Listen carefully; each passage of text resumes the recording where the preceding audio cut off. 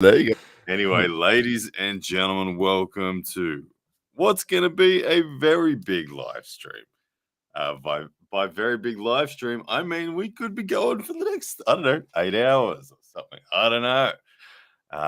But good morning, good evening, good afternoon to everyone. Good morning to Georgie. Good morning to not my monkeys, not my circus. Is this on the wrong channel? Yep. It is. I made a last minute decision to do this live on my original channel. Anyway, so welcome. which means we should have more people. We should have more people because even though I advertised it to be on the other one, I flipped it over to this one at the last moment, and we should have a lot of fun. Fox 8 Ball, good to see you here, brother. He says circus, maybe, I don't know. Feeds good. Feeds good audio good. I don't know what Fox is on, but he's feeding the good audio. How are you, man? What's going on? Yeah, good, man. Yeah, good. I'm going to purchase the event. I'm just going to do that. Just give me one Yeah, second. okay. You purchased it. You get that done. Alex Moy on Facebook joins us. Well done, Alex Moy. Hey guys, I wanted to just thank you very much for all your support. I can happily announce I am monetized on Facebook once again, and business is back and rolling. You know what? It's even better. I can say I'm monetized now on the Pound for Pound Arm Wrestling page. That's back, and on the new Ryan Blue Mountain page as well. So we are cracking everywhere. So if you're on Facebook, good to see you. Greg Davis, good to see you as well. Fox is high on life, says, not my monkeys, not my circus. Yeah, Fox 8 Ball, huge supporter of all things arm wrestling. And never. Oh, you can always count on Fox. He'll never miss a thing. So, guys, we are here for East versus West. Matt Connolly and I, as Matt is just heading to Core Sports right now. CoreSports.world, ladies and gentlemen, is where you want to go. Their countdown timer says 56 minutes and 42 seconds until the event kicks off. I'm hearing reports that might not be the exact start point. It might be an hour later. If that's the case, who cares? We're here. We'll talk about every single match. We're going to hit polls on every single match tonight. And we are going to have an absolute blast. So, Matt Connolly, have you head to Core Sports yet? You got it all signed up? I have the countdown. It is, I've got the 1 hour, 56 minute countdown on the screen. It should be a big night. Looking forward to any time that John Brzezinski is arm wrestling. I want to see it. So that's going to be my favorite moment, regardless as to how it goes. But I do actually think he'll win this match. Oh yeah, look, John Brzezinski will be the final, I guess, moment of the card, isn't it? And I think he's going to win so easily. I saw the photo of him next to Zurab Tambaridze, and I just looked at it. I was like, I don't know where Zurab's getting it from, but anyway. There's a few more people in the chat. Adam Hasty, good to see you here as well. Hey there, Ryan and Matt. Going to be bloody awesome. Isn't it ever? Isn't it ever? 2 hours until the start point. John David Dunn headed to the kids' lacrosse game across the state. Don't want to miss the thing. Good stuff, John. We will be here when you get back from the lacrosse game. How good's lacrosse? I've never played that, but I reckon that would be an awesome game. We are going to be here, ladies and gentlemen. Like I said, we're going to go through every match in detail. Matt Connolly and I, we do a show, the deep end. So we're going to hear our commentary the whole night. Of course, guys, you do need to buy the pay-per-view. Let me reiterate this: that we will not be showing any footage. Okay, so I know that a few people in here will be arriving expecting. Oh, hang on a second. Look at this. We got Paul Lynn in the house. Hey, Paul Lynn. Wow. One of the guys on the cards representing the USA, the elite Paul Lynn. He says, "Sup, fellas." He will take on David Samusuya. That is going to be a cracking match that we'll see later on tonight. Well wishes, Paul. I can't wait to see you perform, man. Really, really proud of everything you've done up to this point. So well done, and good best of luck against David. I'm sure you'll crush it. Good stuff. Fox 8 Ball wants a flex off. All right, come on. Let's do it. What are we gonna do? Right? I'm changing angles. I'm going to change angles for my flex off. Hang on a second. There we go. I'm gonna do that. I'm gonna do that. I don't know what's going on. I'm gonna move my computer screen's in the way. Oh no, hang on, let me come back to this angle. No, get smoked Ah, by Matt Connolly in a flex off. Tobias hooray! flex off. Good stuff. Good stuff. All right, sorry guys, as we get all this sorted. So as I was saying, ladies and gentlemen, most importantly, if you want to see this footage, I need to stress for you because, like I said, we're here early, and everyone, there's going to be a lot of people on here expecting to see the footage right here on this screen. Okay, guys, you're not going to see the footage here. This is going to be a almost a fight companion style from like Joe Rogan used to do, fight companion style. We will be watching. We've bought the pay-per-view ourselves. We're going to be watching it. We need you to do that too.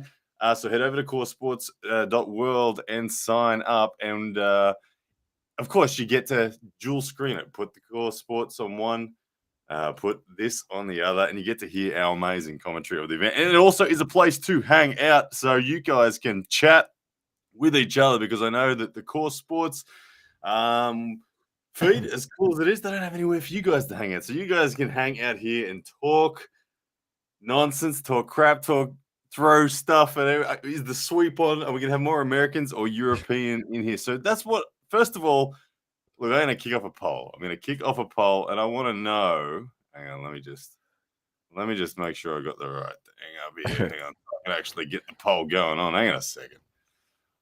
Hang on, I gotta change this over here. But I want to know. I want to know who's on Team East and who's on Team West in tonight's one. Matt Connolly, you let us know about what your favorite match is going to be, whilst I try to sort some things out and get my brain into gear. Yeah, well, there's so many matches on tonight that are just going to be absolutely incredible. As I said before, anytime John Brzezinski is on a card, I will watch it. I'll watch an entire tournament just to see him pull. The guy's an absolute legend, greatest of all time. And so looking forward to seeing his match tonight. Dave Chafee, Paul Lynn, who's in the chat there. He said he's stuffing his face with some food before the event. So yeah, looking forward to seeing how it goes. Matt Mask, I mean, everybody who's anybody is on this card. They've put together some of the biggest names in the sport, and yeah, they've grabbed everyone that people would recognize and say, let's put it all together, and we'll have it an East versus West card, and that's what's happening in about 2 hours' time. Nice, guys. And I've just put the poll out there now. Are you flying flag with Team East or Team West? Let us know in the poll. Fox 8-Ball wants to know, Ryan, if you were a Mortal Kombat character, what would your fatality be? We know what it'd be. It'd be a connective tissue fatality. It'd be loading someone's arm up like this, just looking at him in the eye, and then just cracking a little bit further sideways, ripping their arm out from the shoulder, blood going everywhere. Oh man, it'd be awesome. That'd be my fatality for sure. A big connective tissue side pressure, savage rip off at the shoulder. Something like that. I don't know. Does that kill them though? I need to kill them as well. I need to not just rip their arm off for a fatality. But anyway, how good is that? What would your fatality be, man? Ooh, a tickle, a double bicep flex. Yeah, get them to win with their head here, and then Adam, look at that. Fox with the important issues. There it is. Absolutely. Yeah, that's right. We cover the groundbreaking news here. Yeah. Vectinated, says Fox 8-Ball. Yeah, absolutely, man. So looking at the poll so far, let's have a look what we got. We got 78% of you guys in here in the vote so far are on Team West, with 24% of the flags being flown for Team East. It's going to be interesting to see if that levels up over the next bit. Keep voting. If you're coming into the chat, keep voting, because I do want to know who's cheering for who in here. We got a super chat come in from Jay Farrell. He says, does Matt Mask really have at least a chance? Oh, man. What are you? Does Matt Mask have a chance against Evgeny Prudnik? He always has a chance. Everyone has a chance they step up on the table, but I think his chance is a lot less than Prudnik. Prudnik's got the advantage everywhere on the table apart from a strap top roll. Matt Mask is, when I look through this card, and we're going to go through this card in depth because we got 2 hours to fill. When I look at this card, it's very easy to say that the Prudnik Matt Mask is one of the easiest ones to pick. You just say, no, Prudnik's the favorite. But it's also the match that I would be least surprised at if I got entirely wrong. Wow. That if there's any of the ones that any of my picks go wrong, that's the one that will go wrong, and I'll just have to say, well, look at that, yeah, fair enough. Because Matt Mask, he possesses, he's a glass cannon. He's a pure glass cannon. I mean, he's got, and what I mean by that is he's got a massive weapon. It's got to be perfectly placed. If it goes wrong, it shatters. It's over. But Matt Mask, if he gets things right, he described. I don't know if you watched the press conference. He said to Evgeny Prudnik, he's going to make his knuckles touch his elbow. He said, "I'm going to make your knuckles touch your elbow." I love the Europeans' taunts lately. They've been extremely 100% aggressive. It's like, I'm going to destroy you 6-0. I'm going to break your arm. I'm going to bend your knuckles back to your wrist. It's like, wow, ramp it up. Hey, Shoot Straight wants a shout out. Hey, Ryan, if you can give my wife words of encouragement for her name is Debbie. Having a bad morning. She'd really like to hear from you. Can you give her a shout out? Of course we can, Shoot Straight. Hope your morning gets on the upwards, Debbie. If you're sitting here watching East vs. West, it surely is going to. So, Debbie and Shoot Straight, hope you guys are well. And thank you for joining us on the live stream here with Matt Connolly and myself. It's going to be a good afternoon. So, yeah, awesome. Good stuff. All right, who else we got? Someone says Irakli for the upset. T thinks Irakli for the upset. That's another one, interesting one. People think that Todd Hutchins is a heavy favorite. Yep, Irakli for the upset. We'll get into that one a bit later. $6.99. Kevin Tamkai with a super chat comes in. Enjoyed the last two vids on Devon and Larry Blue. Keep up the great work, but please do some breakdowns later on of some of today's matches. Thank you, Kevin Tamkai. Almost said Tevin Kamkai. Yeah. Early. It's 1 a.m. here. If you're wondering, in Brisbane, Australia, it's 1 a.m. It's what, you're half an hour behind me, Matt Connolly, are you? Yep. Yep. Yeah, So we're here all night. We are here all night. Thank you. Yeah, the last two vids, the Devon vid, the Larry vid, that's the new standard that you guys can expect in terms of video releases on this channel. It's not going to be nothing less than that standard moving forward. But please do some breakdowns of the matches. All of my smaller content will be on the other channel. It will be on the other channel. This just the big badass content will be on this one. Now, I know this live stream, for instance, it's going to be one of the big badass ones at the end of the day because I don't know, we might get a big crowd in here by the end of the night because this is a popular event. What Engen Terzi's done is pretty damn special. I can't wait to see it. But yeah, I will definitely do some analysis on all these matches and all that sort of stuff once Engen has released them for the world to see.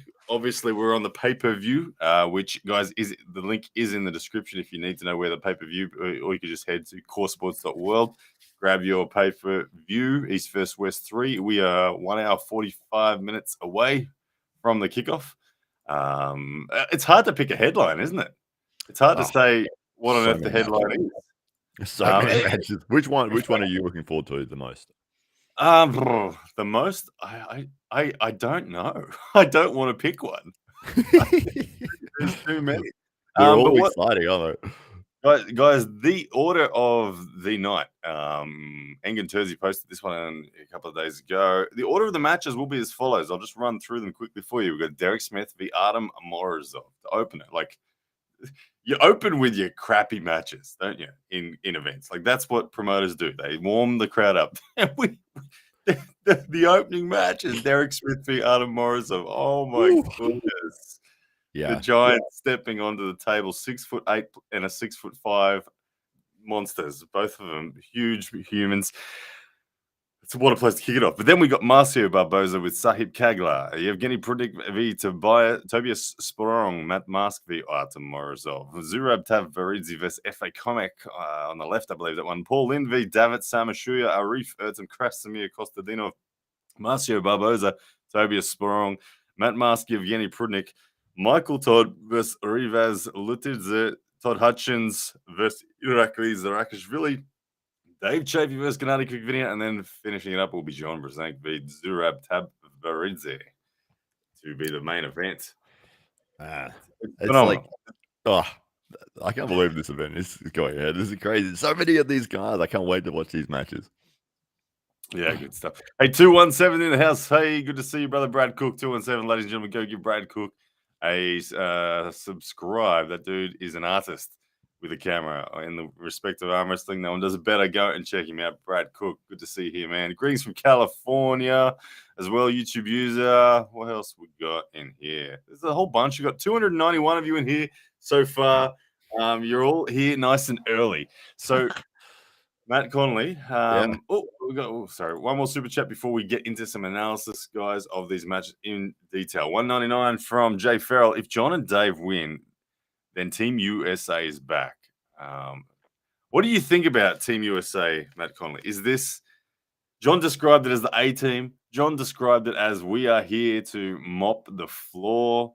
There's been a few taunts thrown from John saying that like he's adamant. He's very, very optimistic. The Team USA is going to crush at this event. Are you on that? Are you on that side? You think it's going to happen? Well, I don't think you could have pulled any more of the top names in the country together, really. I mean, apart from Devin and Michael Todd that are missing from the list in terms of top 10. But the rest of the guys, I mean, Paul Lynn, Derek Smith, Matt Mask, these are the names. These are the guys. Like, if you're going to say who's the top in North America, like that's your group, and they've assembled all of them, and they've all been able to get over there and compete on this card. I think it's going to be an incredible event, and it really will help to build both sides of the audience in terms of the people that watch the European style of pulling, getting exposure towards the North Americans, and then the opposite as well. So the North American audience and the Western audience that maybe haven't seen these guys before, but they've heard of, the Matt Mars or Marcio Barboza or something like that, and then they get the opportunity to see them pull against a European puller. So I think it's a really clever way to market an event. Not only have you got the patriotism of people that are seeing themselves being represented by somebody on their side, and then they've got somebody to cheer for, but it does help to give exposure to both audiences and from both sides of the world. Because if somebody does a fantastic job, like, I don't care where they're from, like if they're from Georgia, or if they're from America, it's like, I just want to see a fantastic match, and this is an opportunity for a fantastic match to happen. Absolutely, it is a very special event, and Engen he's come out of nowhere in this sense as a promoter. He's gone from, and he keeps on saying he's not a promoter, but he's literally putting on the most significant super match events that have ever existed in the history of the sport. I mean, we've had a lot of good organizations put on good super matches, but Engen has just nailed it. It shows you how much everyone in the arm wrestling world, as athletes, respects Engen, that they're all there. There is no hesitation for many of them. So well done to Engen. Hats off. And yeah, I love the East versus West branding in itself. It's huge. It creates the battle lines for the passionate fans to do what they do, for the athletes to know that they're representing that region as well. So it's solid. I like it. Hey, John McEwen, he comes in with a $10 super chat asking, hi, can you give us a rough estimate of when these matches will occur? Yeah, we could. We can definitely do that for you, John. So if you head to coresports.world at the moment and you sign up, you'll see that the event now kicks off in 1 hour and 39 minutes and 50 seconds from this moment. Is when we're expecting the coverage to begin. Now, we have a whole big lineup. Now, if you're trying to time it perfectly that you want to come back in to see the Brzenk match, for instance. So how many matches we got? 1, 2, 3, 4, 5, 6, 7, 8, 9, 10, 11, 12, 13 matches. I think I count there at least. I expect this to take maybe 5 hours minimum. 5 hours minimum to get through. I don't know. Maybe it'll be quick. I hope it. Look, there's a part of me that hope it goes slow, because I just want to savor every moment. But it will be a big event, John. Obviously, you hopefully you can get there and see the whole lot if you're at work or you're stuck or something like that. I get it, but just chuck this audio on, and you will keep you informed. But of course, the ideal situation is that he's sitting there watching the Core Sports pay-per-view. You've got us open on another screen, and we're hitting it for you. Good stuff. All right. So Matt, let's now break. We're gonna slow things down because we've got an hour and how long? An hour and 38 to go. We're gonna slow things down and we're gonna talk in detail. Let's talk in detail about every match.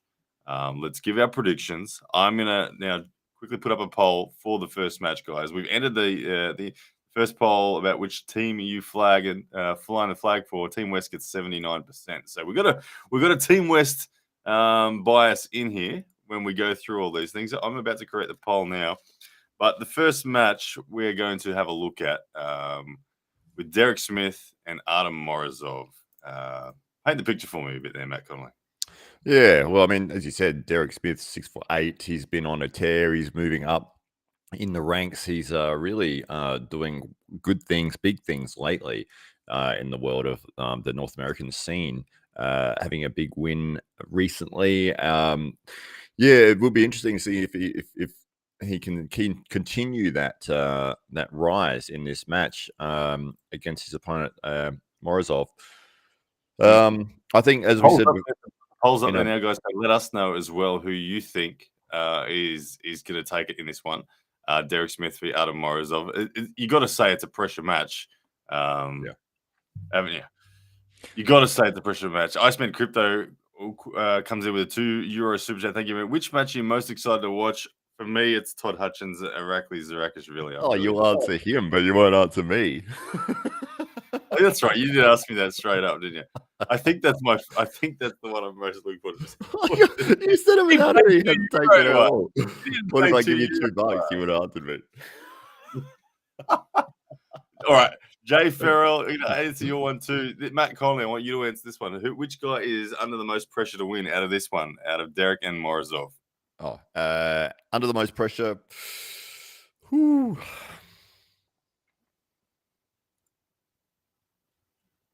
Just got to think for a second. I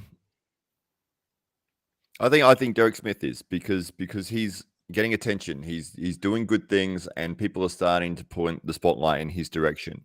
And it's sort of like, this is your opportunity. We're giving you this spotlight.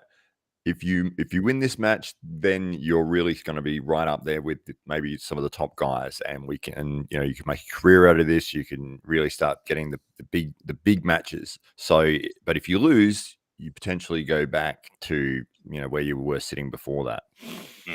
There is, I agree. The pressures, I have it all on Derek. Now, interestingly, just looking at the poll so far, we have 88% believe that Derek Smith will take it. Now, given there is a West bias in here, remember there's 79% of people in the room so far are flying the Team West flag. That shows you that some of the East guys are actually acknowledging that Derek is the favorite to win this one, which is a very interesting thing. The fact that he's the favorite adds more pressure to him.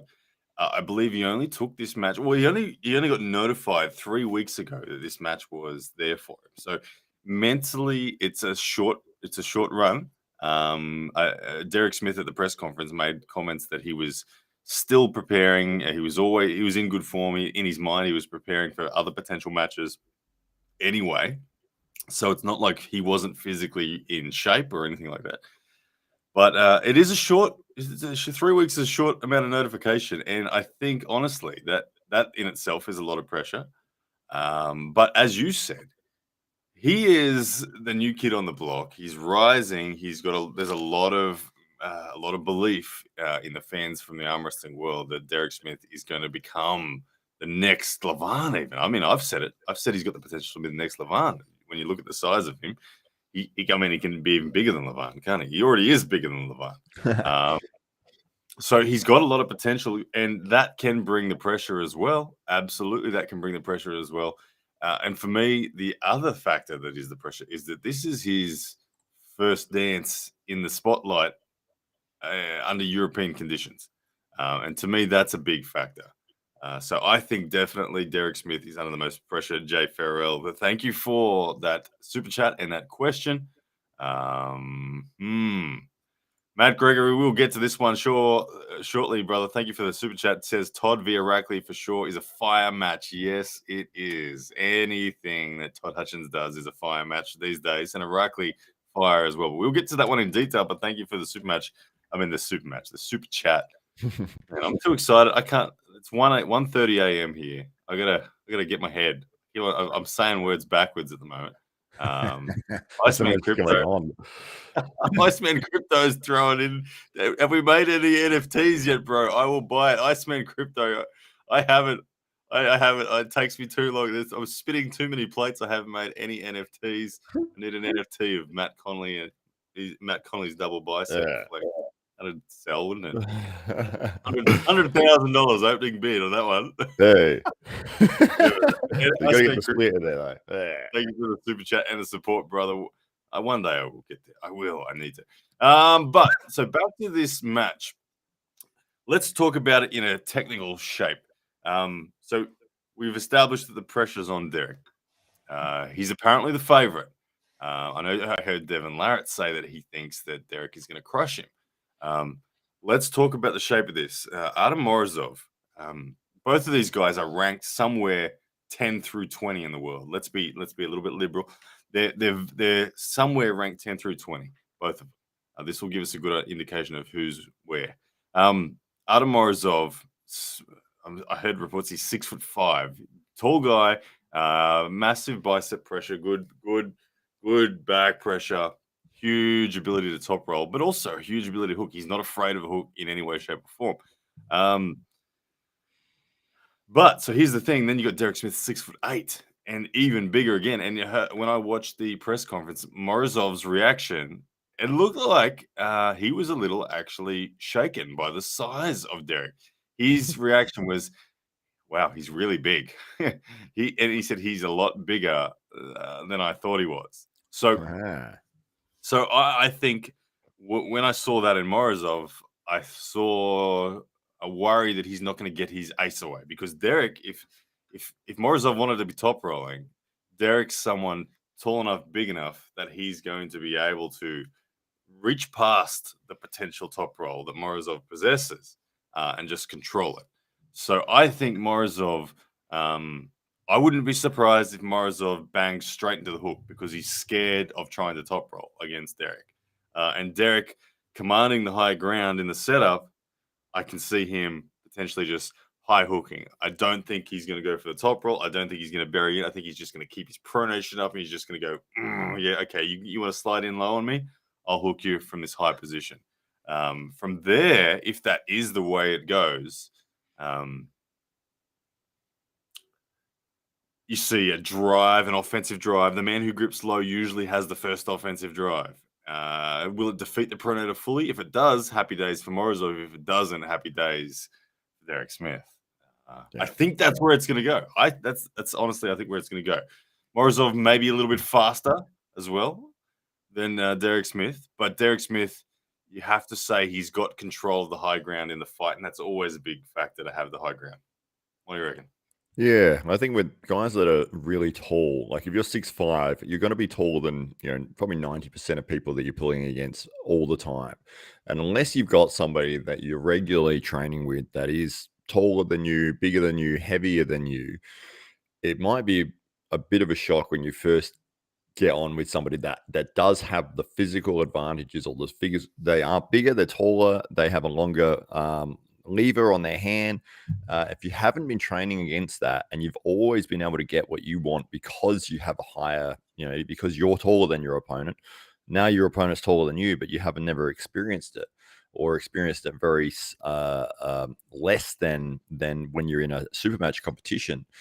It can be confronting, because the thing that you're always relying on, the thing you're always going back to the well, is your physicality. And if somebody has a physicality advantage over you, it means, oh no, I need to rely on my technique, my experience, my strategy. It all has to change and adjust to that, because now you can't just win on physicality. Yeah, it's going to come down to execution, isn't it? It's going to come down to the decisions that they make. And as you say, when you've always been used to being the tallest guy at the table, against 99% of your opponents, it throws a spanner in the works. That's why left-handers do well in tennis, because they're the anomaly. So I think Derek Smith, he's comfortable in that respect. Obviously, he is the tallest guy. He usually is the tallest guy, and tonight he will once again be the tallest guy. So he's going to be happy. He's going to be in his lane and get to control things. Morrisov has to be clever. He has to have genuine threat still in the back pressure. He still needs to be in a position where he can top roll. And Derek is feeling that genuine threat. Because if he just says, I'm coming forward, it'll be very easy for Derek to then put a block on counterattack and tee off. So Morrisov under the pressure to make, I think, or to create the deception in the match. And Derek Smith, the pressure is on him to read that deception correctly. But that's the thing, that European flavor often comes with one thing European arm wrestling brings is speed off the go and deception off the go. So Morrisov, more experienced in that regard. He's a Kazakh. So if you think of Kazakh style arm wrestling, they are very sharp from center. I mean, Morrisov's not lightning. He's not a lightweight. He is a big dude. But coming from that pedigree of Kazakhstan arm wrestling, you can be certain that he's going to be snappy at center. Is it with the European style, with the setups, with the refereeing, that it's a lot less loading? Like you're not allowed to load as much as you can with the Western style? Yeah, well, you aren't allowed to load like in the setups for European arm wrestling. The first premise that you've got to get used to, that you've got to adjust from, particularly for an American arm wrestler, you're used to the Wild West of loading and just looseness, let's call it, is the fact that you will be fouled if you move. If it goes to a ref grip, and we've seen people like Matt Mask struggle with this in the past. Matt Mask, I've seen lose rounds because he's just alive during the ref's grip. Yeah, you got to be still. You got to be dead still in a ref's grip. Otherwise, they will foul you, and there's no warning. There is zero warning for the foul in the ref's grip. You move, foul, and you think, "Oh shit, okay." And you'll see the surprised look on American arm wrestlers' faces when they cop one of these fouls. They're not used to it, and subsequently, that puts them in a mindset when they're like, "Okay, I'm going to keep really still." Then they keep so still because they're scared of the foul that they forget how to arm wrestle. Like, because it's all of a sudden it doesn't feel the way it always feels. Where the European guys, in my experience, and the guys that are familiar and just feel at home under these circumstances, they have very rigid setups.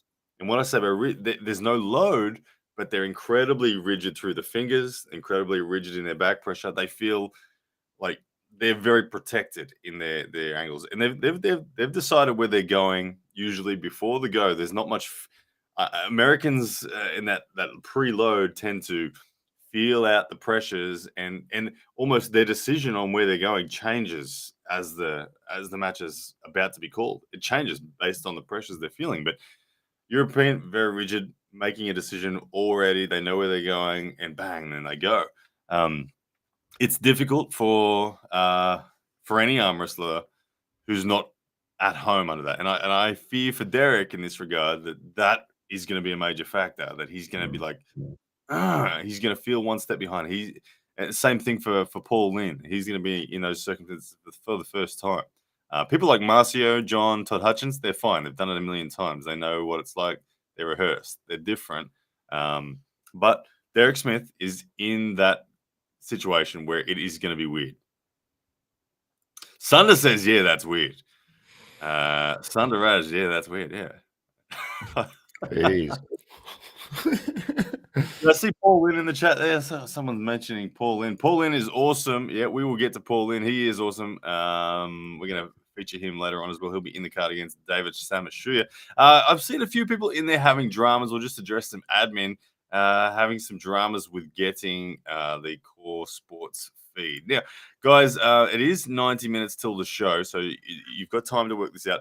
From my experience, guys, watching via a browser is better than via the app. I've had when I've tried to watch it on my phone in the past, I've had a lot of refreshing going along, a lot of struggle. With the browser, it's been perfect for every event. So hopefully that will be the way again. I So do you spent have crypto. time to go out, buy a new computer and replace the one that's not working? Hey, anything for arm wrestling. Anything. I spent crypto with a €2 super chat. Thank you, brother. He says big potential arm wrestler that no one knows yet. Question mark. He's asking for our thoughts on any big potential arm wrestlers. Well, isn't it interesting? And this opens up a whole spectrum of thoughts because arm wrestling is growing right now. Arm wrestling, we've gotten through the last 2.5 years of travel restrictions really well on social media. Pay-per-view events have really kicked on, and you know we're starting to see money in the sport that is legitimately going to lure out these guys that I Spent Crypto is talking about. Because let's face it, if someone with the frame, like if you saw my latest video with Devin Larry, he talked about the super monsters. He said there's always been super monsters that would float in and out of the sport, but they were always bodybuilders that just arm wrestled. They weren't a super monster that dedicated themselves to arm wrestling. So I think over the next few years, we're going to see an increase in the amount of super monsters that genuinely do just dedicate themselves fully to arm wrestling. And that will be a game changer when we start seeing people the size of Hafthor Bjornsson, of Brian Shaw, that kind of sized human, when they truly obsess about arm wrestling and care about it more than anything else. They're going to go straight to the well, not go straight to the top, but they're going to become a new standard of arm wrestler. So in terms of who, look, that no one knows about yet. Ooh, look, I, I met I met a guy named Samson. He was 180 kilos, 6'8". That's an example of someone that could. Yeah, look, there's a few people. Someone just reminded me. Scratched the first, said, "Ryan Blue, yeah, how about that giant named Samson? How's he doing?" He lives about an hour and a half from me, so I haven't gripped up with him again since. But he'll be back. But that is the kind of guy, absolutely. Yeah. 6'8" Samson. I think having money in the sport as well. I was talking to somebody at work the other day and about the arm wrestling tournament that was in the Gold Coast, the over the top tournament. And they said, "Oh, arm wrestling tournament." And I'm like, "Yeah, yeah, yeah." And I said it was a $25,000 prize pool. And he goes, $25,000. I'm like, "Yeah." And I says $10,000 for the winner. And he's like, 10,000. He's like, that's more than all of bodybuilding. If you won every show in bodybuilding in the country, you wouldn't get $10,000. There you go. I was like, there you go. Wrestling's doing well. I mean, everyone on this card today is paid. Their travel's paid. They've got an appearance fee and they've got prize money as well. So the sport's in a good place. So we've got enough people supporting the pay-per-view events. And guys, head to coresports.world to sign up for the pay-per-view. It's good times. It's good times. The fact that Engen's been able to put on 3 of these and he's already scheduled a 4th shows you that financially the sport's doing well, which is great. Yeah. Sol Aaron wants to know, Ryan, is that Samson is Polynesian too? I guess yes, he was from Tonga. Samson, I think it was that his name's Samson Fikaria, Fox 8 Ball. Thank you for the research there. He even knows the names of my buddies that I should know the names of. But well done. Yeah, he is a big boy. And there's plenty more of them out there. And as Matt Connolly says, once the money's rolling in, those giants will roll in as well. Guys, we got 426 of you in the chat. I just wanted to say warm welcome to you all. The numbers are just steadily growing, Matt Connolly, as we get closer. It's steadily growing. We are 1 hour and 19 minutes away. We're still here slowly talking about the first match. Let's wrap this first match up. Artem Morrisov v. our big man, Derek. Who you backing? Give us a score, Matt Connolly.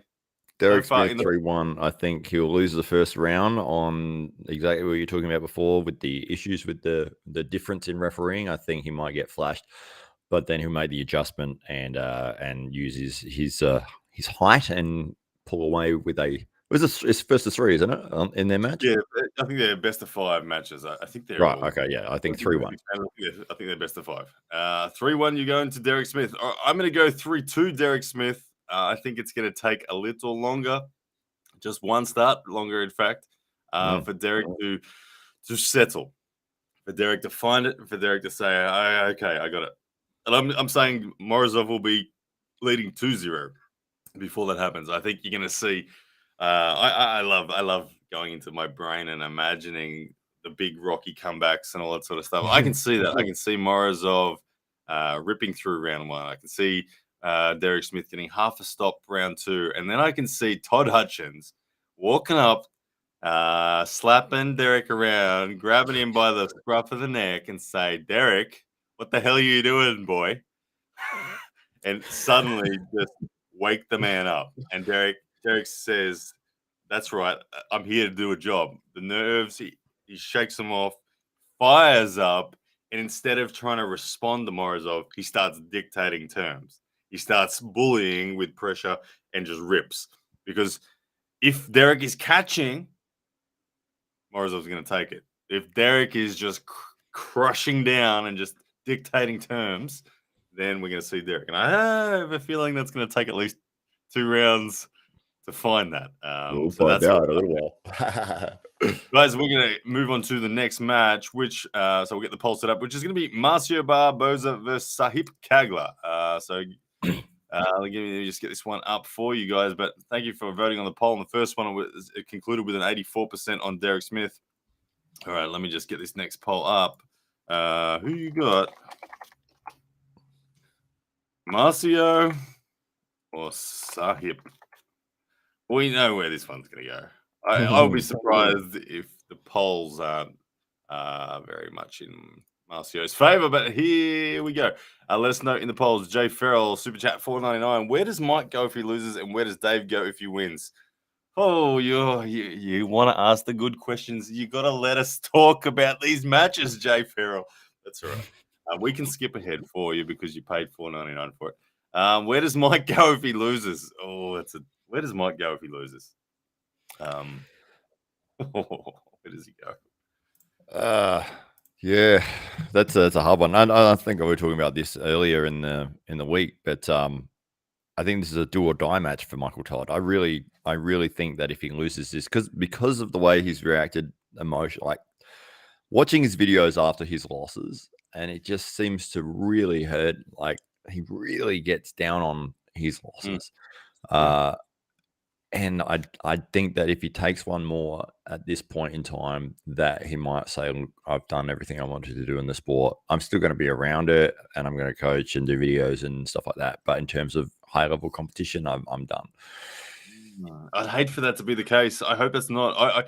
I understand why a lot of people think that might happen, and it's been this weird slide of Michael's results lately that have confused his fans, have confused all fans of arm wrestling, and have even confused Michael and Rebecca themselves. You can see after they lost to Gennady, they were distraught, and look, back to the drawing board. He's gone back to the drawing board. He's gone back to what he used to do, and declared that to be his. All right, I'm focusing on pure Kings moving, and this is just what it's going to be. But if he gets crushed, I don't think he goes anywhere. I think he just takes another kick in the guts. He slides down at ranks. He slides out of the top 10. He's certainly, to me, he's still holding onto the top 10 world ranks. But if he loses today, he's out of the top 10. And we just have to to see what he does. I think he'll still try to find a way back in the top 10, but it'll be hard. It'll be very hard for him, and he might just have to be in the wilderness for a while. He might just have to go out there and just do his thing and just grind and try to get strong again in the areas that are going to give him the wins. But man, I hope he keeps going. I don't think he'll stop because he loves it so much, and he is a career wrestler now. It's what pays the bills for him. His YouTube channel, his Facebook channel, they pay the bills for him. So he's not going to go anywhere. He's still going to be active, but will he be good enough? We don't know. Part 2 of the question from Jay Farrell. He very cleverly hit us up with a double question. That 499 Super Chat, you're the man. Thank you, Jay Farrell. He says, where does Dave go if he wins? Dave Chafee, I'm assuming he's talking about. Not David Samusuya. And Gennady.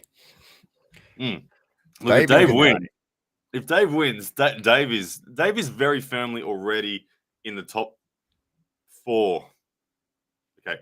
He's in the top 4 the world ranks. You can't put him anywhere outside of that. You've got Levan, you've got Devin, you've got Vitaly, and you've got Dave.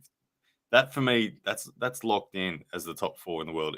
Whatever order you want to say it, Dave is in there. If Dave wins, and Dave is expected to win in most people's opinions, I believe he will. He beat Gennady last time he faced him 4-2 with a donation round at the end, and he only lost on elbow fouls on the other round in that match. Dave should win, despite Gennady having incredible confidence. If Dave does crush him today, I don't think much changes. He's still in the top 4. He's then looking for a match. Look, it's going to be against one of those top 4. Depending on what happens with Devin Levan, there's that. But easily, there's a Vitaly Laletin match out there. Who wouldn't want to see Dave Chafee v. Vitaly Laletin? It's hard to go from being crushed by the number 1 to, if you win your matches beneath that, because it's like, well, yeah, but where do you go from there? You can't. It's like, are you going to face Levan again? It's like we saw that, and you got absolutely destroyed. Yeah. So I have heard Dave express that he wants another crack at Levan. And that's what you want to hear. You want to hear that people want another crack. He's felt that. Look under different circumstances. I don't know if he can lure Levan to the USA or something like that. A little bit of home ground advantage might help him. A little bit of load in the setups might help him. But Dave Chafee, yeah, he did get crushed by Levan. So it's hard for him to really make a claim for that. He's got to get in. He's got to take a ticket, hasn't he? Devin's going to have a go. Vitaly's probably going to have another go, and then Dave would be lined up for a go as well. But in the same sense, I don't think Vitaly wants a match with Dave. Vitaly's done enough that his next match is for the top rank. I think Vitaly is deserved of that. So when we next see Vitaly, I expect it to be against probably Devin or Levan. So again, Dave might have to arm wrestle down on the ranks once again. So he might have to face someone like Hermes Gasparini, who's on the rise. Dave might have to defend his spot there at number 4. He crushed Kadecha, so he's already done that. Hermes would be the next name, I imagine, that's below Dave that gets a crack at Dave. But Dave's solid. I think Dave's firmly in that top 4. I don't think he goes anywhere. Good question, Jay Farrell. But now back to the one that we were actually talking about. Let's get an update from the poll. So far, 90% of you think that Marcio will beat Sahib. Sahib, Engen describes Sahib to me as someone who's been arm wrestling 20 years. He's finished, I think he's finished on the podium at WAF Worlds a couple of times. He's always been in that 3 through to 6 bracket on finishes at Worlds. So conditioned, well-rounded, all that sort of stuff. But Marcio's done all that for 20 years and more. He's been the guy finishing 1 through to 3 on the podiums. He very, very rarely misses the podium in events as Marcio Barboza. I think Marcio Barboza on the left arm is rock solid. I think Marcio Barboza should control this match in all respects and win it. Yeah? You agree? Yeah, sounds good. Yeah. I think so. That's a fairly simple one. This is one of those ones that people are pretty convinced of. So, yeah, I think it should be pretty clean. And hey, Iceman Crypto comes in with a €5 super chat. I think Danny Tesh have massive potential. I'm a bit surprised he isn't going balls out and earning some good money. Is he injured? It's a good question. Daddy has built a reputation so big without ever saying a word. It's a marketing marvel. And yes, Danny could step in and get a massive pay-per-view result. He couldn't he? I don't know who you'd pick for his opponent, but if Danny Tesh stepped back into the arena, me, no, I don't know. Would the world want me? I don't know. I don't know they would. Yes, they do. Two I big would names in Australia, absolutely. I would, that would go all right. I'd happily do it. But $10,000. Let's make it Danny happen. Tesh would get a cracking level of interest, regardless of people. I'd like to see him pull. Um, I'd like to see him pull an international if he just came back. Like I think I don't know. He would toy with someone. Like Larry Wheels likes to have marquee matches. Danny Tesh at a Wow. retirement against Larry Wheels would be a good match, in my opinion. Wow. And, I think, and Danny would just hold him until Larry gives up. But anyway, that's another subject. Iceman Crypto, thank you for the reminder of the almighty Danny Tesh. And hopefully one day we do see him back. Yeah, I am surprised, but he's a very patient man, Danny.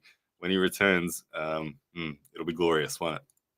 All right. So I think we're all in agreement on this one. Let's end that poll with Marcio rounding it out at 92% there. So thank you very much for voting in that poll. Guys, the next match that we'll focus on is Evgeny Prudnik and Tobias Sprong on the left. That is the third match that is going to take place at the event. Who you got is the question. Evgeny Prudnik or Tobias Sprong? Who you got, Matt? I think we went through this during the week, and Prudnik was what we were leaning towards. Tobias, yeah, I think we were getting more flamed on how we were pronouncing his name. But I think Prudnik has it in the areas that he needs to. Yeah, for sure. Now, interesting, as the polls come in so far, the first impression of the poll is 82% of you guys believe that Prudnik will take it. Prudnik seemed confident at the press conference. Tobias, at the same time, you can see the excitement in Tobias. He is definitely not taking a backward step. He knows he's got a very steep upward trajectory at the moment, and every event that comes by, yeah.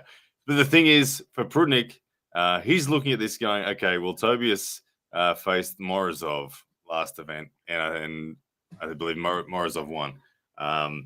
Prudnik faced Morrisov last event on the other arm and toyed with Morrisov. So Prudnik just looks at that and says, okay, yeah, whatever, I'm going to be fine. I think he called him a boy. He said, Tobias, you're a boy. We'll teach you how to arm wrestle or something like that. But I think this one is heavily skewed in the favor of Evgeny Prudnik. He's been around that much longer. Technically, one of the most well-rounded arm wrestlers on earth. Strong everywhere. Very calculated in his execution. Very trusting of his defense. Very trusting of his center table strength. I think it is absolutely Prudnik's to win. But at the same time, Tobias has such an upward trajectory that he has the potential to hit it and catch him and surprise him. If it goes into a hook, it's all Prudnik. But that big back pressure top roll from Tobias has to be considered a very dangerous weapon. Yeah. Sol Aaron says Prudnik has a sense of humor that transcends language barriers, races, etc. He does. Prudnik is a very talented man. He's an entertainer in every respect, as an athlete, as a singer, and as his wit and dry sense of humor is perfect. The press conference was fantastic. Watching him and Matt Mask throw down was great. Yeah. Sol Aaron comes in with a super chat $4.99. He says if Devin beats Levin on the right and becomes world number one, how hard would it be for him to reclaim world number one like he did years ago? Hang on. If Devin beats Levin on the right and becomes world number one, how hard would it be for him to reclaim world number one? Well, okay, look, if Devin beats Levin, I think everyone considers Devin world number one. Because, I mean, it's pretty unanimous right now that everyone considers Levin world number one. I heard Devin on the Neil Pickup Supernatural channel the other day in his interview was asked the question, what next if you beat Levin? And he said rematch. He said straight away he'd like to offer Levin a rematch. And I like that too. It happens a lot in combat sports. I like that Devin said, look, straight away if I beat him, I'll give him another crack. he can come back and have another go. And Jeez. you know that Levan would want that, wouldn't he? Oh, I actually hate instant rematches. I think I think you should be punished for losing. Like if you lose, you lost. You lost your title, you lost the championship. You got to work your way back up. You go and beat a couple other people, then you'll get another shot. But instant matches, oh man, in boxing it is like ruin the sport because you just get the same two guys fighting for years. It would frustrate Vitaly Laletin, wouldn't it? Seeing that, you'd be like, hey, Yeah. let me at it. Levan, you get the back of the line now. You're the loser, buddy. Hey, but Jay Farrell's added some clarification. He says on the left, could Devin get number one back on the left? Devin is all in on the giant pumpkin theory. He's declared that he's done it 2.5 years. He's right. He's far better, and he's really excited to see how far he can take that. He wants to do it for another 3 to 5 years at least.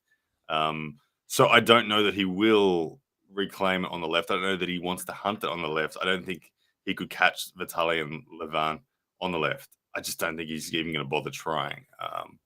I think Devin is satisfied in the sport. This is I think using his words again in that interview that I did with him, he said, once I'm satiated on this crazy nonsense, he described it as getting this big and becoming a super monster himself.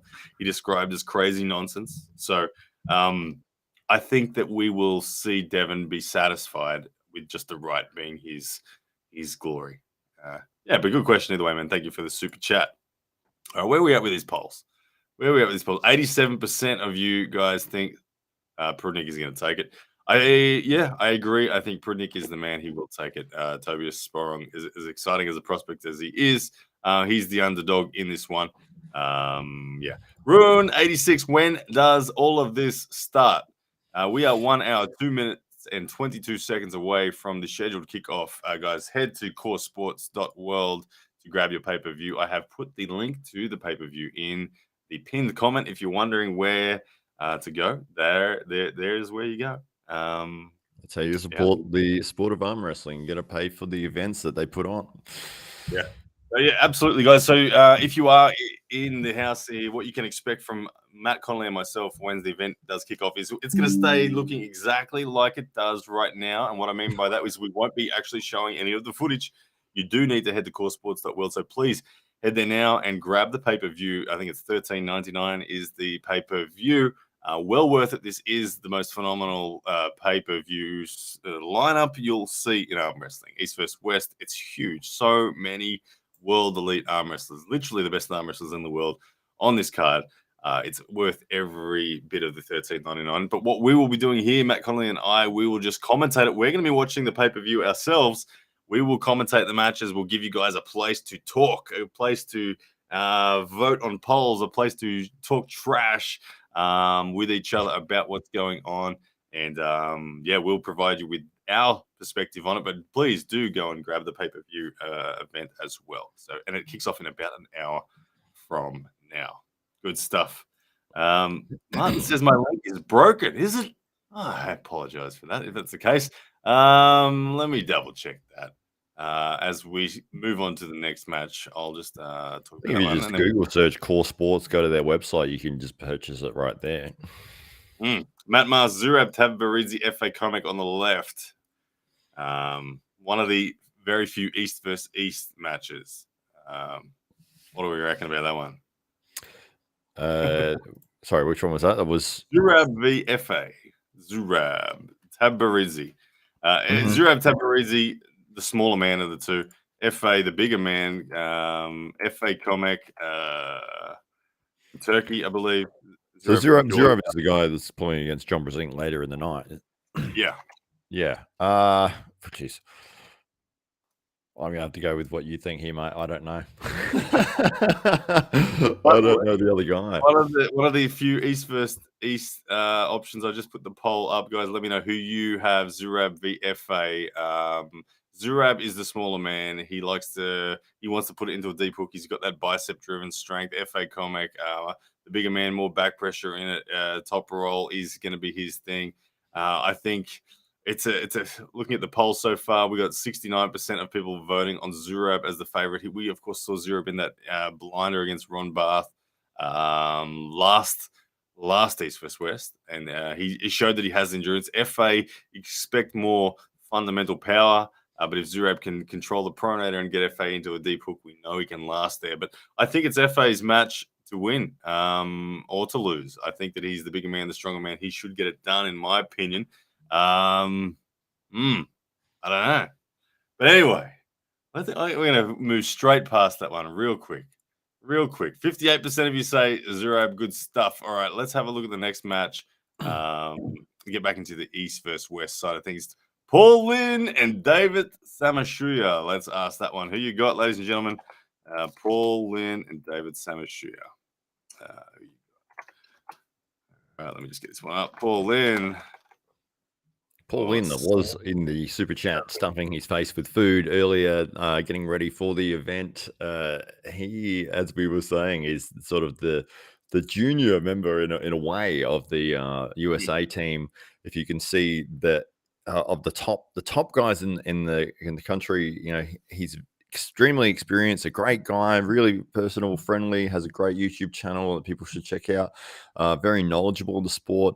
Has performed very well. I think this is one of his first times he's competing internationally in the European scene. So it'd be interesting to see how he adjusts to the European style of refereeing. And I think we were sort of thinking, well, this is like an opportunity for him to decide or to showcase his skill as to have you learned how to this style of match. Like, can you adjust from always pulling with the North American style to the European style? And if he can, then yeah, I think it'll actually boost him up quite significantly. Absolutely. Leia with a super chat asked, do you think John is right? Is there a sweep potential? There's definitely a sweep potential, but this match here is one of those matches that it is not by any means that the West is the heavy favorite or anything like that. Samusuya, as Kevin Tamkai puts it here, tough match. Samusuya is a multiple European, world, and Zloty champion. Paul Lin does have 25 pounds of weight advantage on him, though. That is a consideration. So these gentlemen aren't meeting at the same weight. That will help Paul Lin for sure. The fact that he hasn't had to do a massive cut or anything like that. Paul Lin's a phenomenal shaped human. He holds his strength very well, very lean. As we saw against Ron Barth, he definitely has the power inside. When the match went into a hook against Ron, he looked comfortable. He had far too much just bicep strength and control in the center of the table, and just waited it out. Samusuya, if you look at his, so he won his first world title, I believe, at the 65 kilos or something like that. So he's been an evolution of a guy. But most notable is his Zloty performance of 2018, I think it is, I believe, where he finished third on the overalls. After winning the 85 kilo class, he then went through and made it all the way to the podium of the overalls, which is a huge, huge deal for an 85 kilo guy to do that. I remember watching it. I remember being excited by it and thinking, wow, look at this guy. This lightweight guy is ripping through super heavyweights. And not just anyone, but the guys to qualify for the overalls at this lot, you've got to finish in the top 5 or something of your weight category. So they were all the killers. And Samusuya, very, very snappy, very, very aggressive from center, very, very strong in the hook. Speed is going to be a big factor here. As you've mentioned, Matt Connolly, the center table awareness, the center table familiarity with the starts is heavily, heavily, heavily in the favorite of David Samusuya. It really is. Paul Lin, if this was a slow hook, yeah, I'd say, look, Paul Lin. But Paul Lin, I am genuinely concerned for Paul Lin in that lack of familiarity. Paul has never set his foot in European arm wrestling before. I know exactly what that feels like to go there for the first time. Your first couple ready goes, you're just getting used to what the tournament feels like and how the referees do it. I'm genuinely concerned for Paul that he is going to take it. Just naturally, it takes a while to understand and appreciate what it is the hell that's going on. So I think that David Samusuya there's a good chance he gets a flash pin on Paul round 1, bang, done. And it's just like, and Paul's like, what the hell was that? So it's tricky, isn't it? It's tricky. Yeah. What does Paul do if his flash pin in a hook just gets turned into a hook faster than he knew was even possible? Round 1, flash pin done. Yeah, you hope Where he's does getting he some go? advice from the other USA guys on those setups, especially the guys with extreme experience like Brezink and all the rest of it. Hopefully, they've been working on a table and saying, and that maybe if they got a referee that was like, this is the style of the Europeans, like let's just practice and practice and practice and practice it, so you're not going to just get blown out of the water with being like, oh, this is so completely different to what I mean, if you were training for this, that's what you'd be doing. It's like, what are the rule sets? That's what I need to be training under.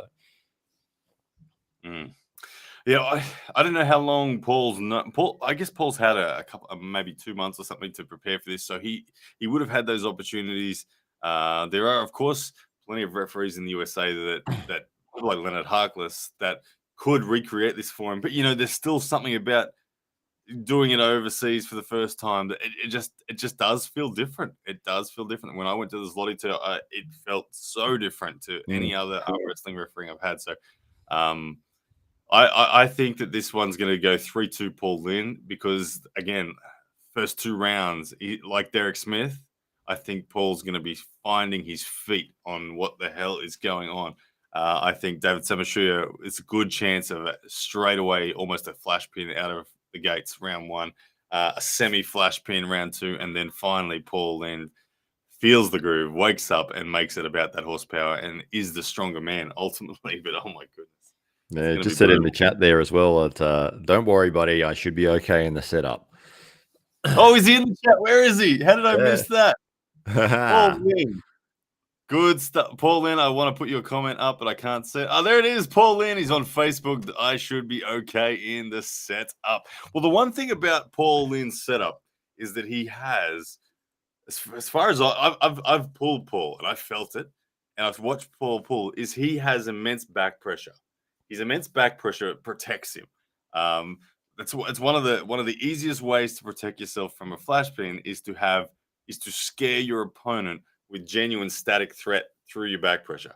Paul has mega back pressure threat, and so straight away for someone who's looking to flash hook, that can scare them because if they're thinking if they dive in against that and that back pressure is still there, they lose their hand, they lose control.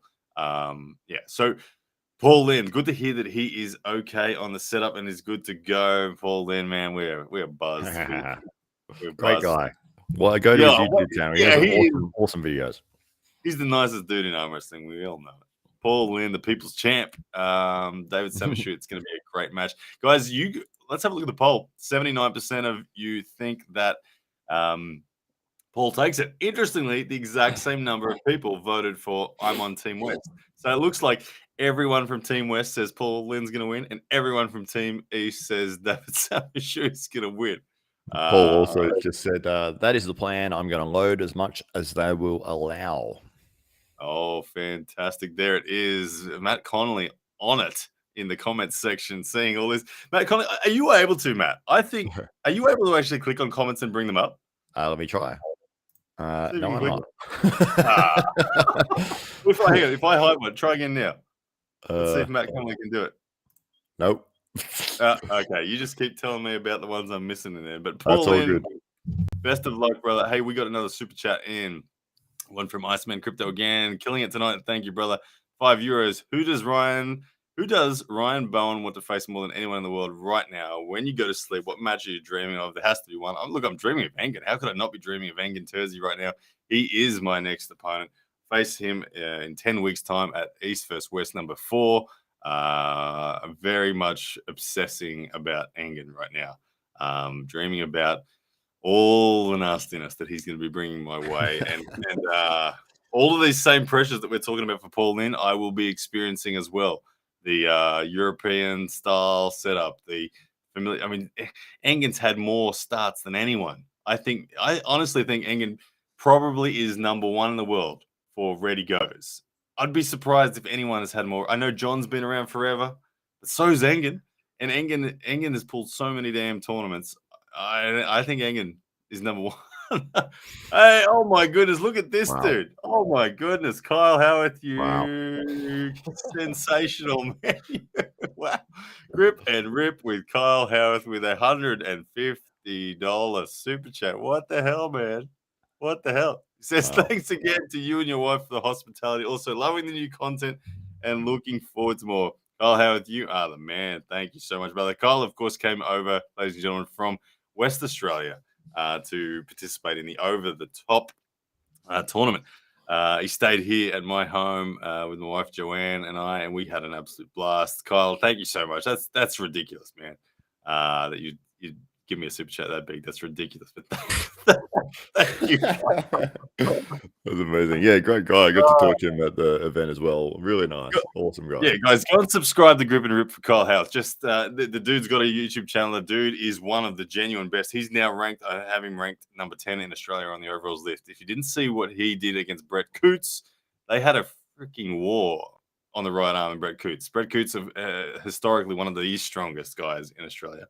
Kyle Howard got into the hook there and then got genuine stops on Brett, and the crowd all of a sudden went, hang on a second, what is going on here? Kyle Howard, ladies and gentlemen, from Grip and Rip, please go and give him a subscribe. Thank you, Kyle. Seriously, man, thank you. I'm going to kick your ass now for playing that super chat. But thank you, man. Was he one of the only guys that came over from WA? Oh, no, Ryan Scott was there, wasn't he? The Milkman was there as well. Yeah, good stuff. I didn't see Ryan Scott. I didn't see his any of his matches at all. I don't know how he went. You didn't see how Ryan Scott went? No, because it was like there was 4 tables going at the same time. All I know is I crushed him. Oh, did you go against him?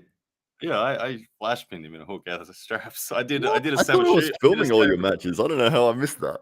You did film it. I did a Samusuya on him. What? I don't remember YouTube that. Matt Connolly says you better get Kyle Howarth in the next super match for that super chat. Yeah, I agree. Kyle Howarth was actually we're working together. Me and Kyle, we'll feature Kyle for sure in one upcoming event, no doubt. Kyle Howarth, the man. Once again, thank you, brother. All right, so guys, let's have a look now at the poll. We're going to conclude this poll. 80% of you guys thinking that Paul Lim will take it over David Samusuya. It's going to be one hell of a match, that's for sure.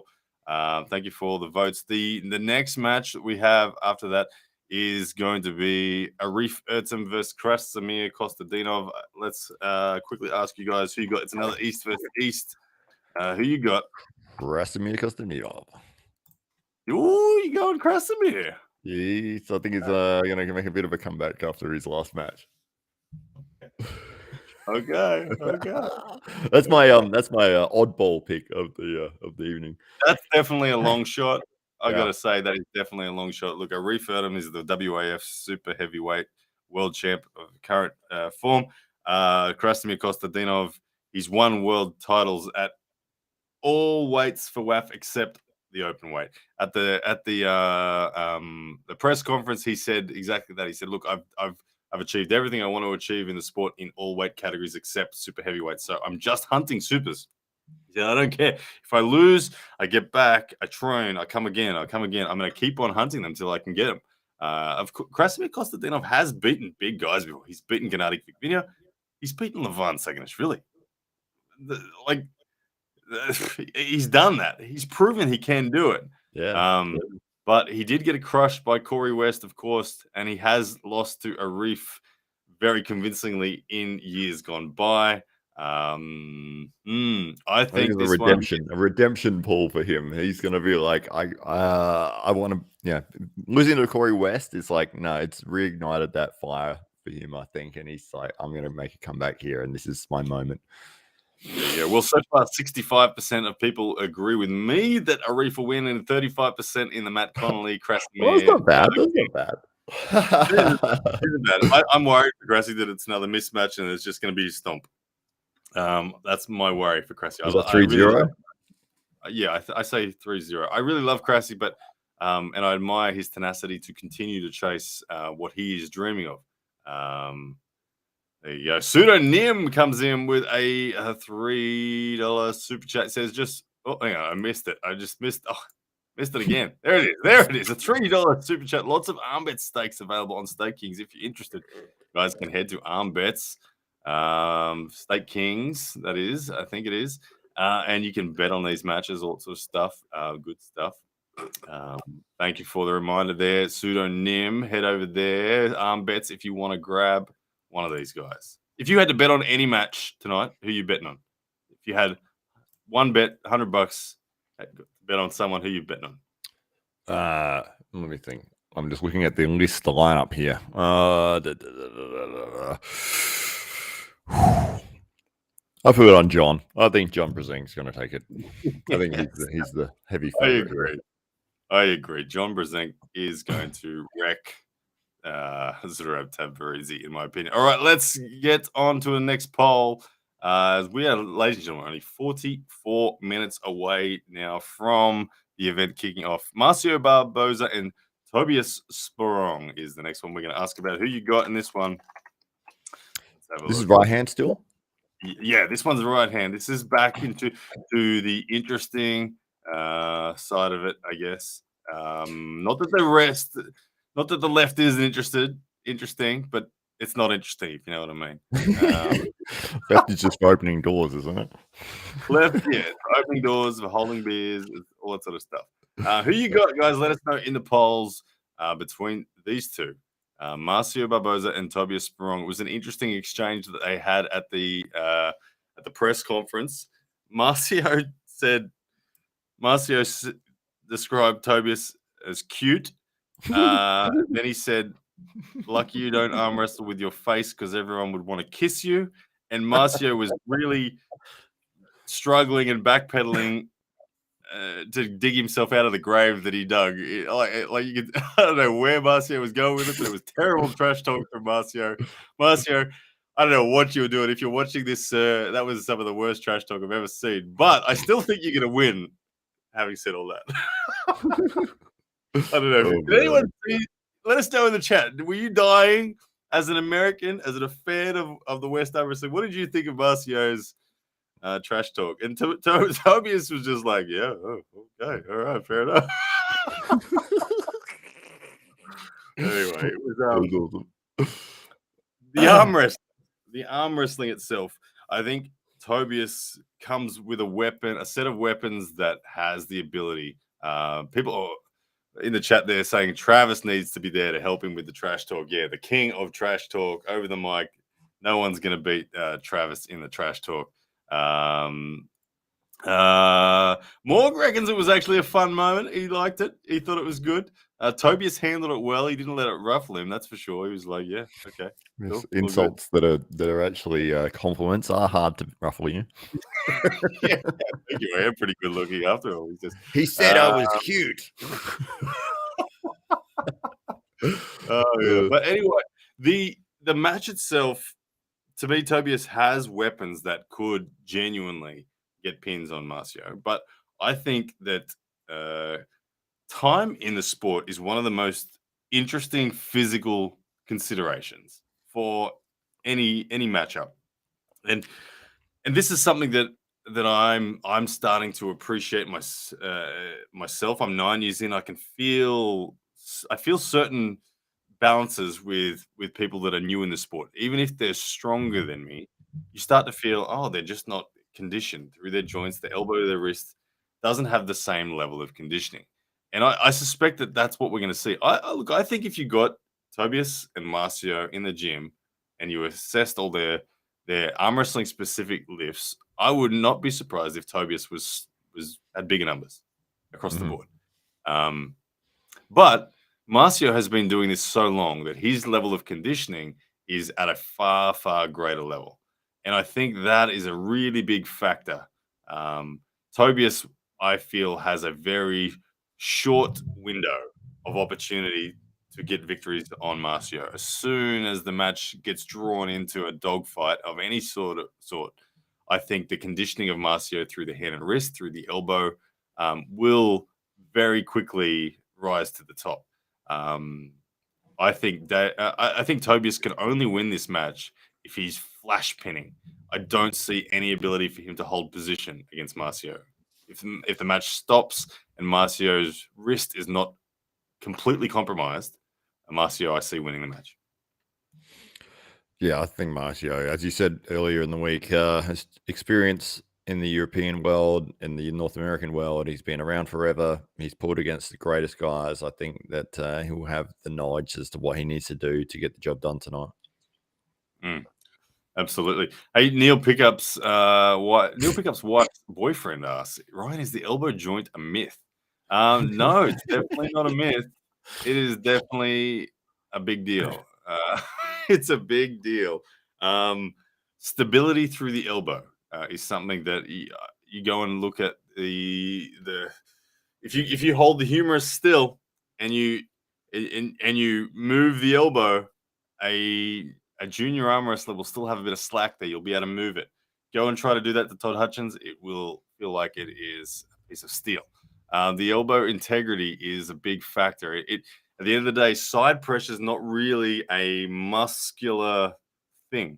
Although you need significant muscle and strength to impart the side pressure, the limiting factor for side pressure is, oh my goodness, my elbow is going to blow up. That's what your brain tells you. It's injury prevention. The reason you back off side pressure is not because you're not strong enough. It's because your brain sends you signals that an injury is about to occur if you continue down this path.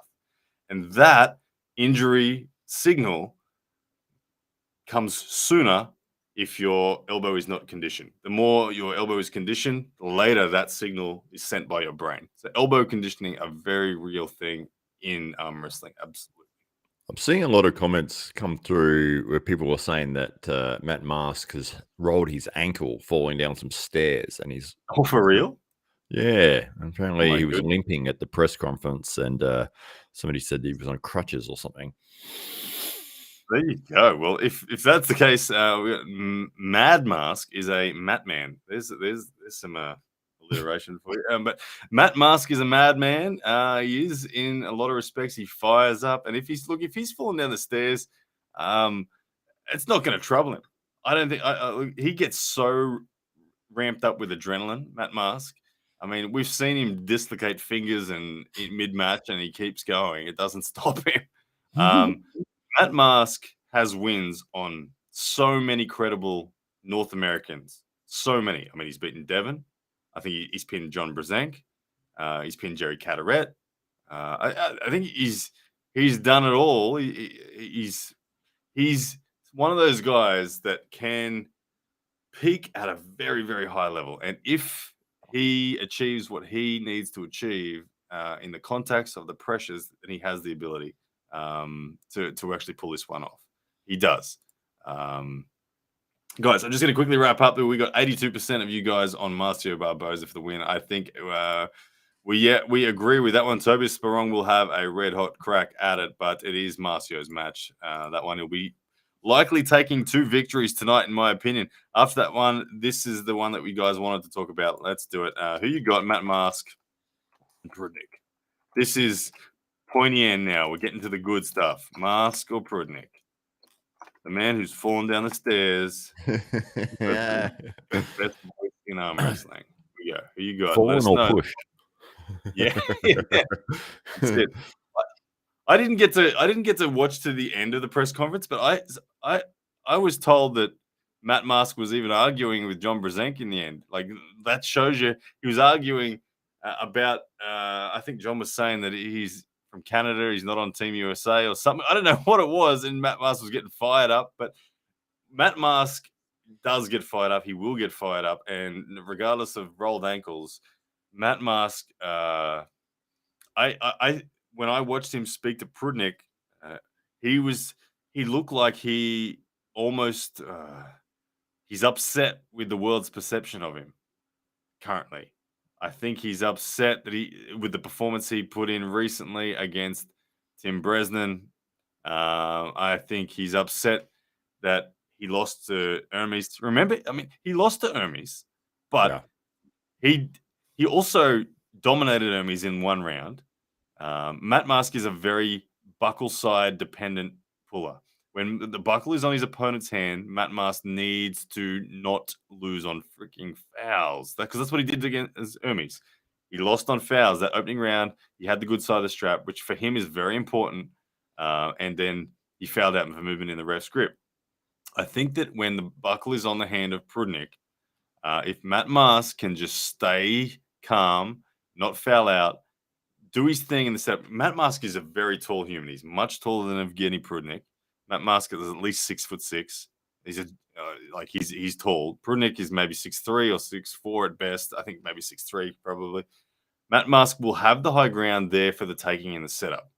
As long as he doesn't foul out, he can tee off. He can swing for the fences. There's a good chance that he does crack the wrist of Prudnik, in my opinion. He's just got to he's got to manage that wild horse rage enough. He's got to keep that horse in the damn stalls and open the gate at the right time. If he opens it too early, it's over. Can he do it? Can he do it? Oh, it's tricky. I mean, yeah, like you said, he's got such a wild style, and boosting himself up with adrenaline and getting out and jumping around and firing up, and his face is all red, and you can see the rage is in him when he's setting up. But that might work against him in these style of setups, because it's like you have to be still, like you said earlier. And if your whole career has been built around you firing yourself up and being, trembling, we're ready to go, and then it's like, no, you can't move. You must stay exactly perfectly still. I don't think it plays into his game at all. I think it really affects the style that he pulls with. I'm with you. Steve M says only Matt Mask can show up with a cigarette in one hand and a crutch in the other hand and talking major shit. Yeah, he does. He like Matt Mask is a badass. He's a genuine badass. He is.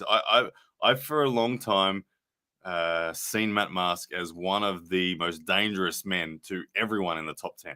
I've always thought Matt Mask, if he could just like we were talking about, if he could just control his rage and his energy a little better, and just harness it and direct it a little more consistently in the perfect direction, then he cracks into the top 10 overalls. He does. He's that good. He is that strong.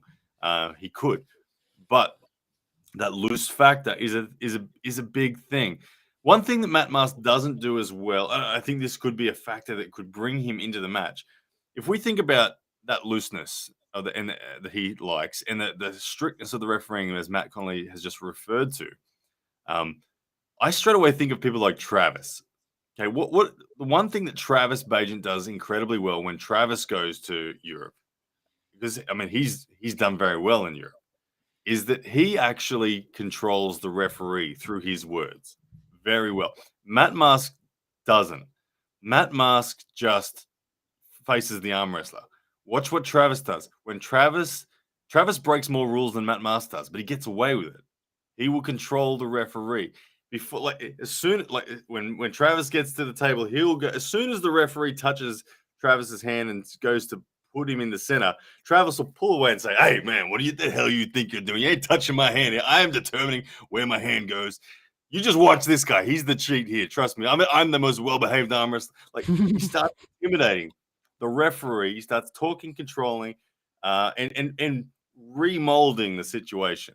I want to see more of that from Matt Mask. I want to see him realize that he is up against not just the opponent, but he's up against the referee as well. I'd like to see some more talk to the referee, some more Travis Bagent injected into Matt Mask. I think that could make a difference. I just don't want to see him get fouled out in the ref script.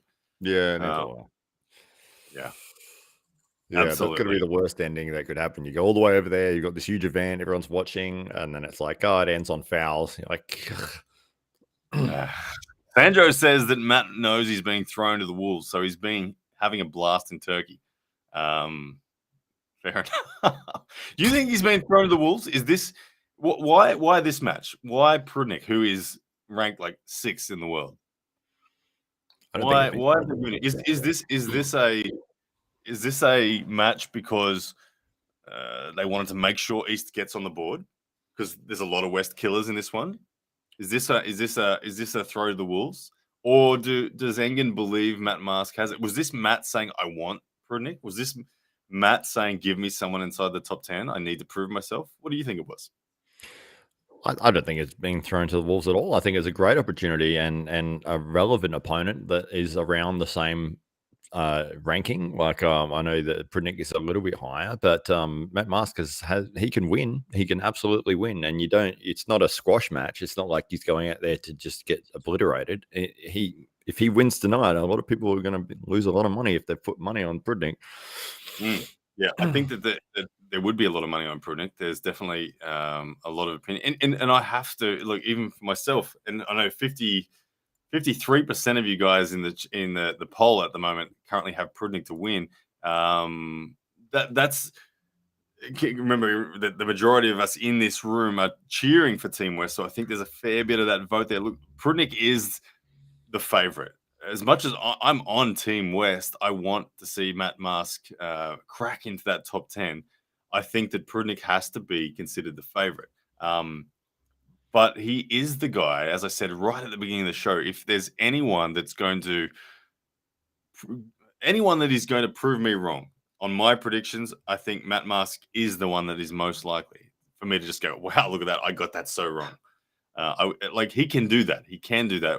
Well, I remember back to matches with Devin Larratt for Matt Mask. Devin Larratt, Matt Mask has always been so knife edge. He's never had a problem cracking Devin's wrist. He's never had a problem. You think about the length of Devin's arm. You go, okay, Matt Mask has never had a problem cracking that. It's like Devin's a long arm, a great hand control based puller, and Matt can crack it. I don't know. So like Prudnick's like a surgeon though. That's the one thing about Prudnick. I see very deliberate movements from Prudnick, very calculated, very strong. He trusts all his positions. When I started as an arm wrestler, Prudnick was one of the three guys that I studied intently, and the reason that was because I saw such just high level table IQ and high level articulations of beautiful little movements that mattered most. It was John Brzenk, Devin Larratt, and Evgeny Prudnick that I studied more. So I think that Evgeny is. I understand why he's the favorite. I think he should be confident, but it's scary it is scary for a calculated guy when you're coming up against a tornado style guy like Matt. I don't know. It's funny. Sorry, one of the comments have popped up there by Murgok. I don't know if you can see that one. That third comment down at the moment. It's one Murgok. I don't know, maybe so a little bit higher.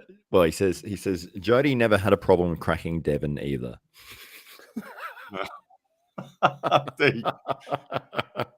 True, Jody never hesitates to get in there and get involved with those WL matches. Soul Aaron.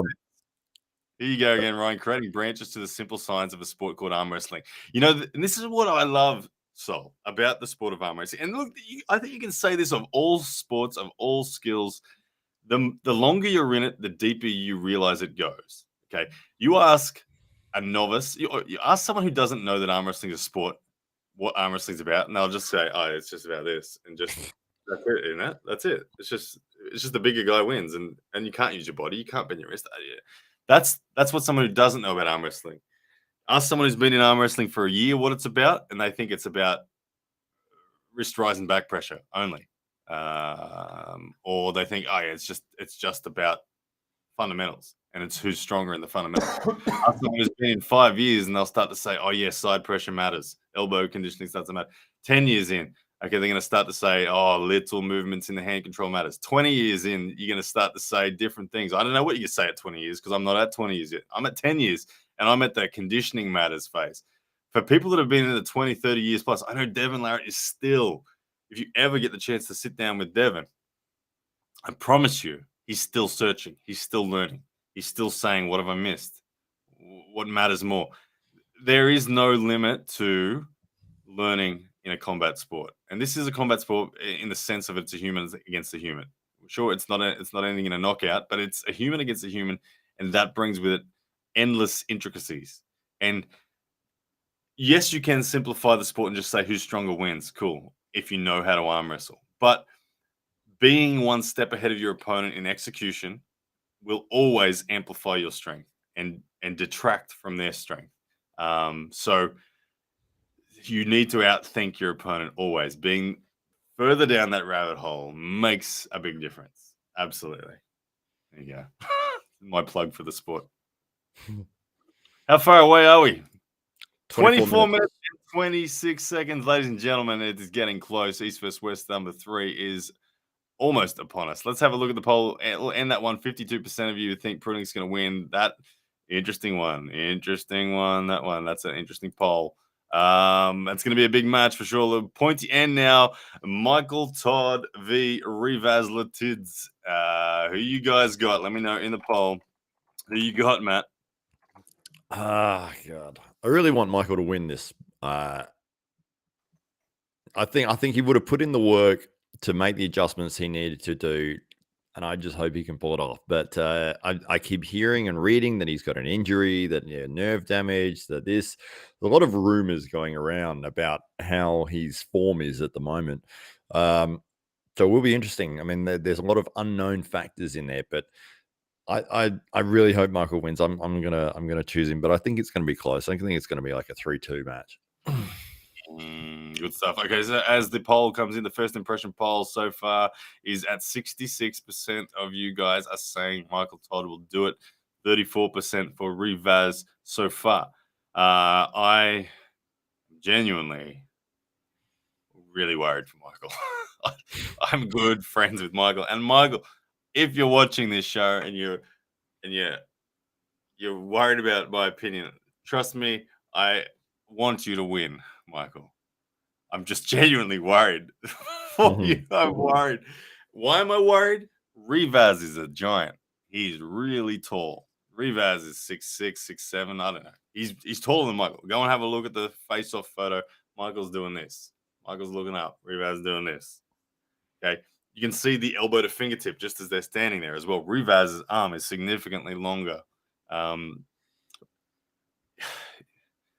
match for Michael. Rivaz is one of those guys. He's like he's never been noticed as the Georgian guy, but he's always been right there. I got to watch him pull Andrei Pushka. I filmed the match from a meter away in Moldova, and Rivaz outside of straps was balanced in the hand to wrist back pressure. So if you balance with Pushka out of straps and you're that tall, I can't see Michael's wrist staying where it needs to be. I can see Michael getting palm up stops and delays like he did against Gennady, but I am really genuinely worried. I don't see Michael Todd with his current form on back pressure and pronation. I don't see him taking control of the hand and wrist. I think Rivaz wins at 3-0. Sorry, Michael. Please. He's lost a subscriber. Michael, like I said, Michael rides the emotions of arm wrestling so much, as you mentioned before. He wears his heart on his sleeve. This means a lot to him. This sport, I really genuinely like Michael, and I want him to win. But I have to call it how I see it. I have to. I don't know what's happened to Michael's pronation and back pressure. I think I have a guess, as we discussed last week, Matt. My guess is that Michael's shape has fundamentally changed. People have said, is there nerve damage or anything? I don't know. There might be nerve damage. I don't think Michael declares that nerve damage is the reason. I think his shape has changed. If we look at the years where he was hanging with Saplenkov and hanging with Pushka and hanging and at his peak, let's call it, Michael Todd was more open and he was lower. Michael Todd, in the last few years, he's been very above the table, and his King's move is become just an open top roll. People don't even call it a King's move anymore. It's just an open top roll. And the reason that's happening, I think, is his elbow has stiffened up more. I think it's gone, and I subsequently, like, if you put his tricep flat on a table, I don't think it barely goes past 90 degrees, his arm. And as a result of that, it's changed the fundamental shape. He can't get below the table like he used to. He can't. He just can't do it. And subsequently, I think he's gone past the sweet spot in regard to that sticking point, and it's subsequently making it harder for him to keep his pronation on and to win the riser and pronation. I think he was better at rising when he could go lower. I don't think he can do it anymore. Is there anything you could do about that in terms of flexibility to get that spot back again, you think? Maybe. And that might be the answer for Michael. That might be go to a physical therapist and say, I need 20 degrees back in my arm more than I've got now. I need it. I need My this. arm is And stuck like this. yeah, and have you seen it? It's amazing. It's the shortest range of movement in an arm I've ever seen. Wow. And not only this way, but also like it's just this is it. This is it. That's Wow. all he does. Yeah, it's very limited.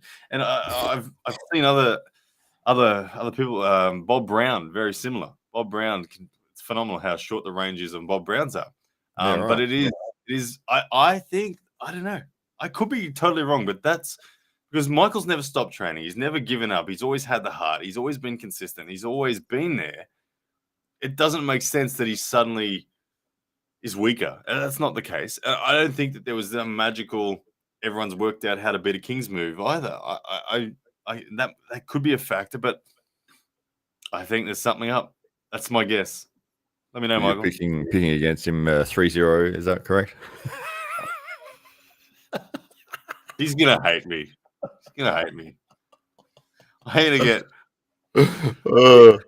waiting. I'm waiting for a message from Just remember, Michael, right I now picked you 3-2. for Rebecca. I love you, Michael. I love you, Rebecca. Michael sorry. is awesome, though. He's done a really good job with his self-promotion and YouTube channel over the last couple of years. And I think that was one of the key things. A lot of people really didn't know who he was. They didn't understand his personality, his motivation. They only ever saw him on the table, and then his style of pulling. They didn't like it. But then when he started doing videos and started creating the channel and talking to his fans, it was like, oh, this guy's really quite personable and really friendly, and he really loves the sport and really cares about doing the absolute best that he can. I think it helped him enormously in terms of his marketability and his popularity as an arm wrestler. Yeah, he is. Yeah. People hated him for the move, but for the person, he's a lovely guy. Love the guy. So is Rebecca as well. They're a great part of arm wrestling.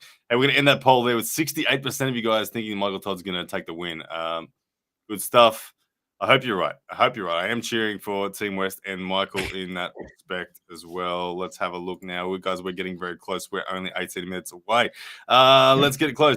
Todd Hutchins v. Irakli. Here we go. Who you got? This is the match right here. Who you got? Todd Hutchings. Todd Hutchings. Tell me why. He's too strong everywhere. And he's just on an absolute warpath at the moment. If he was a bigger guy, he would be Levant. he's doing amazing things. He's a genuine freak. Hey, just a couple of questions in there. This comment's come up a few times from Totato2. He says Engen must consider Ryan in East vs West. Don't worry, Totato2. I am pulling Engen in East vs West 4, so he's definitely considering it. So don't worry about that. Thank you very much for the support, though. Where can we watch for free? PAAT Age. You can watch this for free on Engen Terzi's channel in about 2 weeks' time, I reckon.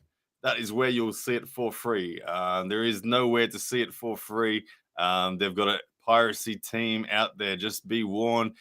Core Sports is in control of this. They have a dedicated full-time piracy team that is constantly scanning all social media and will be issuing copyright strikes for anyone live streaming this. Don't think you can hide it on Twitch. Don't think you can hide it on Twitter. They'll find it. Don't do it. You'll lose your account. That's warning from me there. But what you can do is, look, you can head to coresports.world and grab the pay-per-view. It's only $13.99. It is the best value pay-per-view in arm wrestling this one tonight. And of course, arm wrestling. Of course, just dual screen it. Keep this open here. We've got 645 of you in the chat right now. This is where all the conversation's going down, so don't go anywhere. Keep the commentary from myself, Matt Connolly. We'll be analyzing everything as it unfolds. But please do head to Core Sports. The link is pinned in this comment section as well. Okay, so Todd Hutchins coming in at 72%. Interesting. I find that interesting. I thought the polls would be more towards Todd. More towards Todd is what my expectation would have been. Irakli, for me, unknown factor. for a few reasons. And when I say unknown at this weight, the last super match Irakli had was against Sasha Andreev, and Sasha Andreev won 5-1. If you say that, you go, well, of course Todd's winning, isn't he? Because Todd is way better at the exact same thing that Sasha does. But Irakli's put on 15 kilos. That's the only difference. That's the only factor in Irakli's favor. He's put on 15 kilos and he's been solid in his social media presence with Levan. We've seen him do some amazing back pressure lifts and bicep stuff. He's got so much bicep. Clearly, I saw him curl the 100 kilo strict curl. He did it very, very, very, very easy. Wow. Looks easy, 100 kilo strict curl. So he's got the back pressure. But Todd Hutchins, look, his fingers are sufficient to just limit the back pressure. And as soon as it bumps it into a side pressure lane, Irakli is going to start to fade. I can't see anything Irakli can do in the straps. I can see out of straps speed and execution in that back pressure, but he doesn't have the hand control style top roll. He's very much he'll defend and lean to the side to change the shape and try to outlast Todd. But even if Todd's wrist goes back, that's not the end of Todd. It's not the end of Todd. If Todd's wrist goes back, he says, okay. So, you know what I mean? Irakli will not have the endurance. Irakli can win a round or two, maybe. But if Irakli takes the wrist of Todd, if Irakli is in a great position, he is still on his musculature trying to go sideways. Todd will be sitting on that world-class elbow. And as you said, I think he would beat Levan in an elbow respect. He's more conditioned than anyone. He's the top in the sport when it comes to elbow conditioning. And subsequently, he has the top endurance on side pressure because he can rest on that connective tissue. Irakli's in trouble, in my opinion. Yeah. Big time. Hutchings all the way. All right. We are running out of time, so we're going to end that poll. 74% of you think Hutchins will take it. Good stuff. Good stuff. After that match, where are we up to? The undercard, the co-main event, whatever you want to call it. Dave Chafee, Gennady Kvikvinya. Who you got? Dave Chafee, I think, has enough horsepower to get through this. I see him winning, as you said. I mean, top 4 in the world with a win. He solidifies that. I just think he's got too much grunt. Too much power. He's just got what he needs to have in this match. Yeah. Now, last time these guys faced, 2018, I think it was. Dave Chafee won 4-2. That was a match. The last round was donated. Chafee didn't even pull it. He likes to do that. He gives one to his opponent. And the round that he lost was when he had the buckle on his hand. He elbow failed twice. But the thing is, the people that have voted that think Gennady will win, they see that stop that happened in that round where Dave lost that on those 2 elbow fouls. And there was seemingly a genuine stop happening from Gennady in the strap. There is a little tiny shape somewhere, but I think Dave is just too strong. I don't think Gennady, even if Gennady finds that momentary stop, look, buckle side, when Gennady has the buckle, Dave crushed him every time. I don't think Gennady has any chance of winning when the buckle's on his side. When the buckle is on Dave's side, I see about an 80% likelihood that Dave Chafee wins. And out of straps, Dave was always dominant in the hand of the wrist. He always controlled the high ground. I can't see Gennady winning this one. He'll bring energy. He'll bring a wide range of attacking weapons in terms of technique and style. But Dave is just a juggernaut of strength, and he will be too much. I'm sure of it. Were you surprised when Chafee got beaten 6-0 by Levan? I was. I thought Dave was going to be closer. I thought Dave was going to. I wanted to see it in a hook, and Levan was so strong that Dave ran from the hook. He didn't try to hook. Once he obviously Dave wanted the strap and he couldn't get it. But when Levan gripped low and Levan was offering, like you could see he was offering the hook out of straps. Dave still tried to get out. And I would have loved to have seen Dave just say, okay, I can't slip. Just stay tall at the front and go sideways. But credit to Levan and his power that he was able to make Dave feel that way. I was shocked in that respect. But Levan, I don't know. He's just another level of strength. He just is. He's doing it to everyone. He is the super monster of the sport. He just is the strongest guy, isn't he? Dave Chafee is phenomenal. I know John Brzezinski's described Dave Chafee as having the most awkward side pressure. He doesn't bend his wrist. Dave Chafee is so solid in the wrist, and he just stays there and just drives and just has static pronation, barely bends his wrist. You don't see Dave get into a big, deep defensive technical hook. Not interested. People who try to bend their wrist against Dave get pinned. That's just what happens. Dave forces you to arm wrestle with a flat hand. No one's forcing Dave into a deep hook. And Gennadi's going to try to top roll him. So, Dave. That's all. 87% agree with that sentiment. 13% on Gennadi. It's an opportunity for Gennadi. If Gennadi pulls it off, and I mean he's pumped, isn't he? He's definitely pumped. He thinks he can do it. If he does, he's back in the contention. I mean, he beat Michael, but we don't know where Michael's at now. He got stomped by Hermes, so that's something. Where do you think he is in the top 10? If you had to rate Gennadi in the top 10, Matt, where are you putting him? God, we lost to Hermes, which sort of really made things a bit like, oh God, has he dropped down a lot? I'd say 9 or 10. I think he's right at the edge there, and a loss will obviously drop him way out of it. But a win would really move him back up. Absolutely. Guys, we're going to ask now the question for the main event. Here it is. Who you got? Will this one be 100%? Is anyone on Team East brave enough to say that Zurab's going to win this? Zurab himself declared he's going to smash the goat 3-0. I want to see. Let's see. There's people out there. They're voting. 6% people think Zurab. What on earth are you doing, those 6%? Please, if you're one of the 6%, comment now and let us know in the comments that you are part of the 6%. I will feature give us the proper reason. I want to hear it. Tell me it. How on earth is this happening? Let me know in the comments. I'm part of the 6%, and here's why. Everyone says, G-Design says they're trolling. Got to be trolling. They got to be, haven't they? I mean, how can he win? Like where? Like, what's he going to do? There's nothing he can do.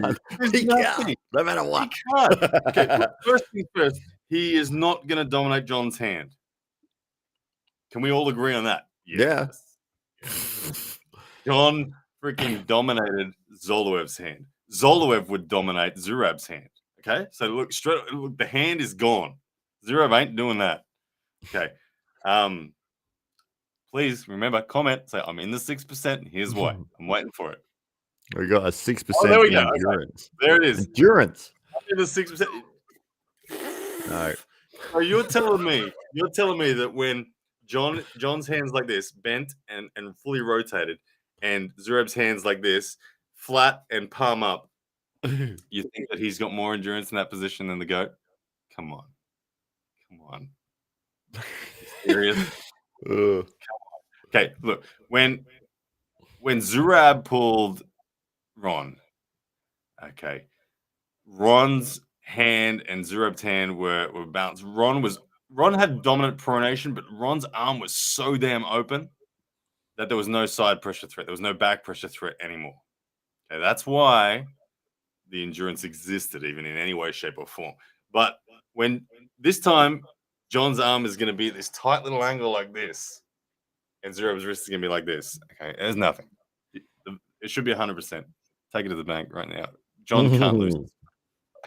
Were there even betting lines open on Brzezinski for this match? I don't know. You'd have to to try to make this an even money situation, you would have to come up with the most obscure thing.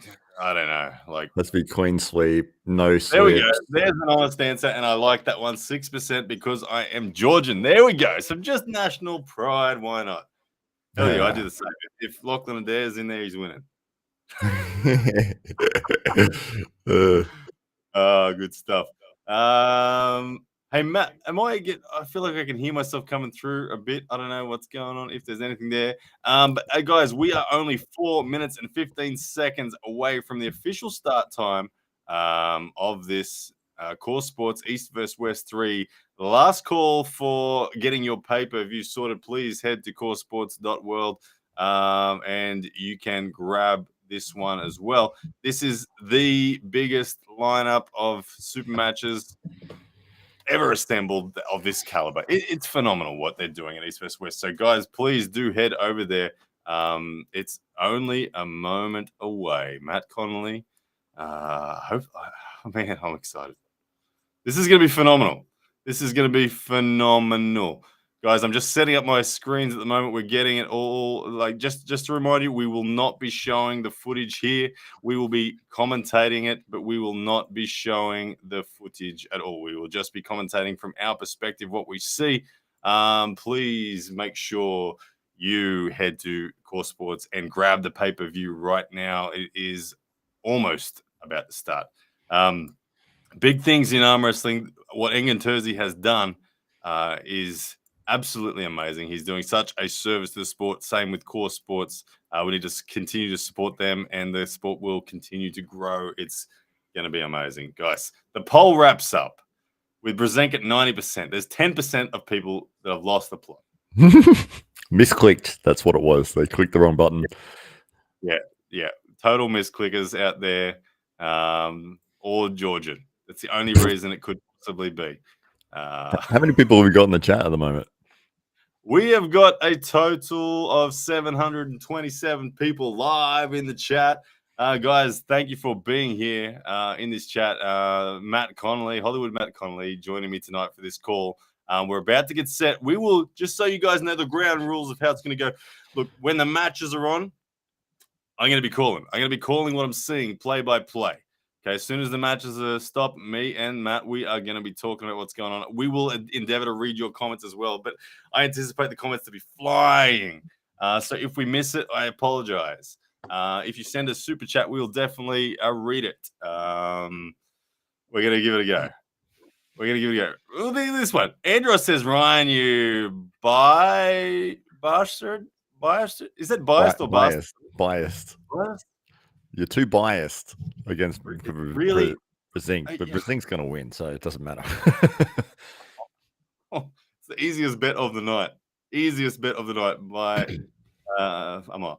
Lynn asked me a couple of quick questions before we get started. Ryan, how long did it take you to make the Devon video? It's about 5 days of work, and maybe 14 hours a day on that one. So a lot.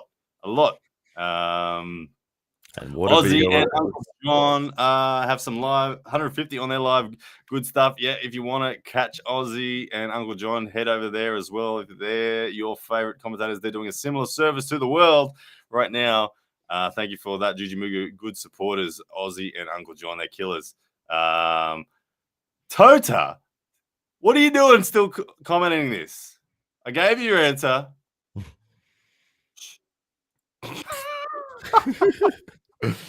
We're close. We're really close. What have we got? We got 44 seconds left until the live stream is up. I'm going to keep you guys informed. Hopefully the live stream works straight off the bat for us. If it doesn't, we'll be refreshing. Guys, I'd love you to let me know as well when the stream is up for you, because it is important. I don't want to miss it. We all want to be on the same page. Matt Connolly, make sure you've got yours muted when it does come up as well. We don't want to have any of the sound coming through. But East vs West 3, only 13 seconds away, ladies and gentlemen.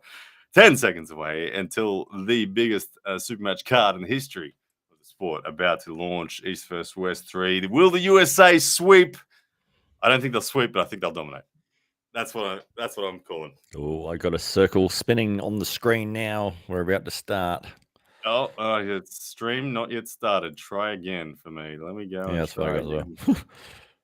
Trying again in 60 seconds, it says. Oh, goodness me. It puts you in a room. I'm going to hit the refresh button. That's a way to get around that. Let me know, guys. Oh, there we go. Stream starting soon. There we go. I've got the poster up now. It says stream starting soon. Okay, that's a good sign.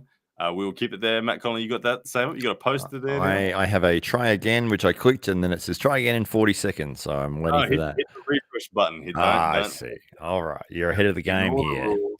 Just Ignore ignore what the the rules. bouncer said at the Just like the nightclub. referee. Just walk around, come back in and say, hey, and the bouncer won't recognize you. Here That's the way to do we it. are. And stream starting soon. I have the same page. Very good. We're all set to go, guys. Coresports.world. The link is pinned in the comment section. If you would like to go and see this live, that is where we're going to be watching it. It is time for this event to kick off. A lot of people asking you to wear shinier, Shinier more glasses, reflective glasses. Doing that in itself will get you a copyright strike. It will. They're that clever. I've seen it happen before. I ain't taking any chances, guys. You will, of course, hear my play-by-play call, so you will get to see it in that respect, or you'll get to hear the results live. If you're here and you're not supporting the pay-per-view, which I think you're crazy for, look, next time, one thing I think that I want to do, I want to improve for you guys. Is I want to next time, I'll do this for East vs West 4. I will personally hand out a number of codes to some people in the chat or whatever. So people that are in the chat next time, I promise you, I'll have some codes for some pay-per-views that if you weren't able to get a hold of it for whatever reason, I'll flick a few. It's only $16, says JTS or JSNTE. Yeah, it's worth it. It's well and truly worth it. People ask me, am I considered East or West when I'm on it for 4? What do you reckon, Matt? What am I? We're South, aren't we? We're South. We're Oceania. We are. But South. yeah. We're gonna have to petition England to put an East vs West vs South in. No, we're West. We're on Team West. Regardless of geographic positioning. I think it goes by like historical military alliances, maybe even. And look, Engen is on the screen. On we the have screen. Engen on the screen. I just want to quickly. And today we will have 13 super matches. There you go. You can hear that Engen is on the screen. The matches let me just turn it right down. I just want to hear what Engen is saying to begin this one. Let's see, and then we'll be muting him entirely. Let's have a quick listen. And Olex Kantemuros. Okay, going through the matches. There is those 13 matches as we have confirmed for you. Look at the quality. Ladies and gentlemen, the quality. Crystal clear. Engen is looking 135 years old, as Neil Pickett would say. You can see with that quality of coverage, Core Sports doing a fantastic job. This is a beautiful looking stream straight away. Very much HD. I think Derek Smith will be, or we can expect Coach Ray to be the man emceeing shortly. You'll see him in that shirt and belt combo that has made him famous. And you'll also see Derek Smith, I think, after he's had his match, doing some form of commentary as well. But ladies and gentlemen, you can see there, the stream is up. We're good. There's still time now. If you haven't yet done it, there is still time to go and grab the pay-per-view. It's going to be special. It is the biggest card in the history of cards. So go grab it. Coresports.world. Do it right now. Do it right now. I'm going to ask that in a poll. I want to know, are you watching or have you bought the pay-per-view? That's the question. Referee shirt looks painted on there. I want to know what percentage of you guys in the chat have bought the pay-per-view. Let me know. I'm curious to see how many people are watching it and how many people are just listening to myself and Matt. Hopefully it's a big percentage watching it. Let's have a look. So far, we got opening opinions. We got 32% of people have bought the pay-per-view. Good stuff. 68% just listed to us, Matt. 68. Wow, 68%. Jeez. You better paint a good picture of the match as it's going on. Oh, look at that. There's the banner. The first match up. We've got it there. Derek Smith, Artem Morrisov. Look at those, dude. Look at Derek. Yeah, they look the same height in that photo. Yeah, well, yeah. I saw some creative editing from Coach Ray. He even made himself look the same height as Derek in that photo. It's fantastic. But all right, ladies and gentlemen, we are set to get underway for the first match very shortly. I believe that match looks like it's not far. Here we go. Derek Smith now making his way to the stage. Wow, You can look see at that Derek monster. Smith, the 156 kilos. They've said he's 6'7", 343 pounds, 53 centimeter or 21-inch bicep, forearm 46 with 18-inch forearm. Derek Smith, ladies and gentlemen, one of the most promising people in arm wrestling. He has the potential to be a future Levan. He's a genuine giant. He's been about 10 years in the sport now. He's just entering that realm of time where his conditioning is at the peak levels that required to be at the pointy end. Morrisov, the next man to make his way to the stage as the camera pans over to him. Here you come see here. Let's see his stats. Hopefully they bring him up for us. Morrisov, 6'4" tall, 130 kilos, biceps 20.4 inches. Forearm 18.5. So similar size in the arm, similar size, but the height and weight difference, it is in the favor of the man from the USA, Derek Smith. Here we go, ladies and gentlemen. We are set and ready to go. 798 of you guys in here. Thank you for joining us here, myself and Matt Connolly. Hope you enjoy it. Buckle up. We are in for a hell of a night. The referee's now just about to call them to the table. Each of these guys just doing their final preparations, pinning on microphones, all sorts of stuff. But Derek Smith there in the orange T-shirt, looking stout. If I had to talk about the way he's holding himself, I can see the nervous energy in Derek.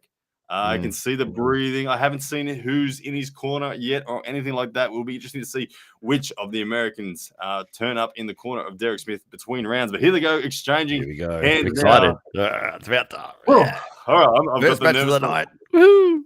All right, ladies and gentlemen, Derek Smith, Adam Morrisov, round number 1 about to commence. Referee getting them set. Okay, straight away you can see the high ground is being attempted by Adam Morrisov. He's on the tricep side of his elbow. He's getting knuckles high. Derek staying on the point of his elbow. More energy coming forward, showing that Derek trusts his hand. You can see Derek crowding over.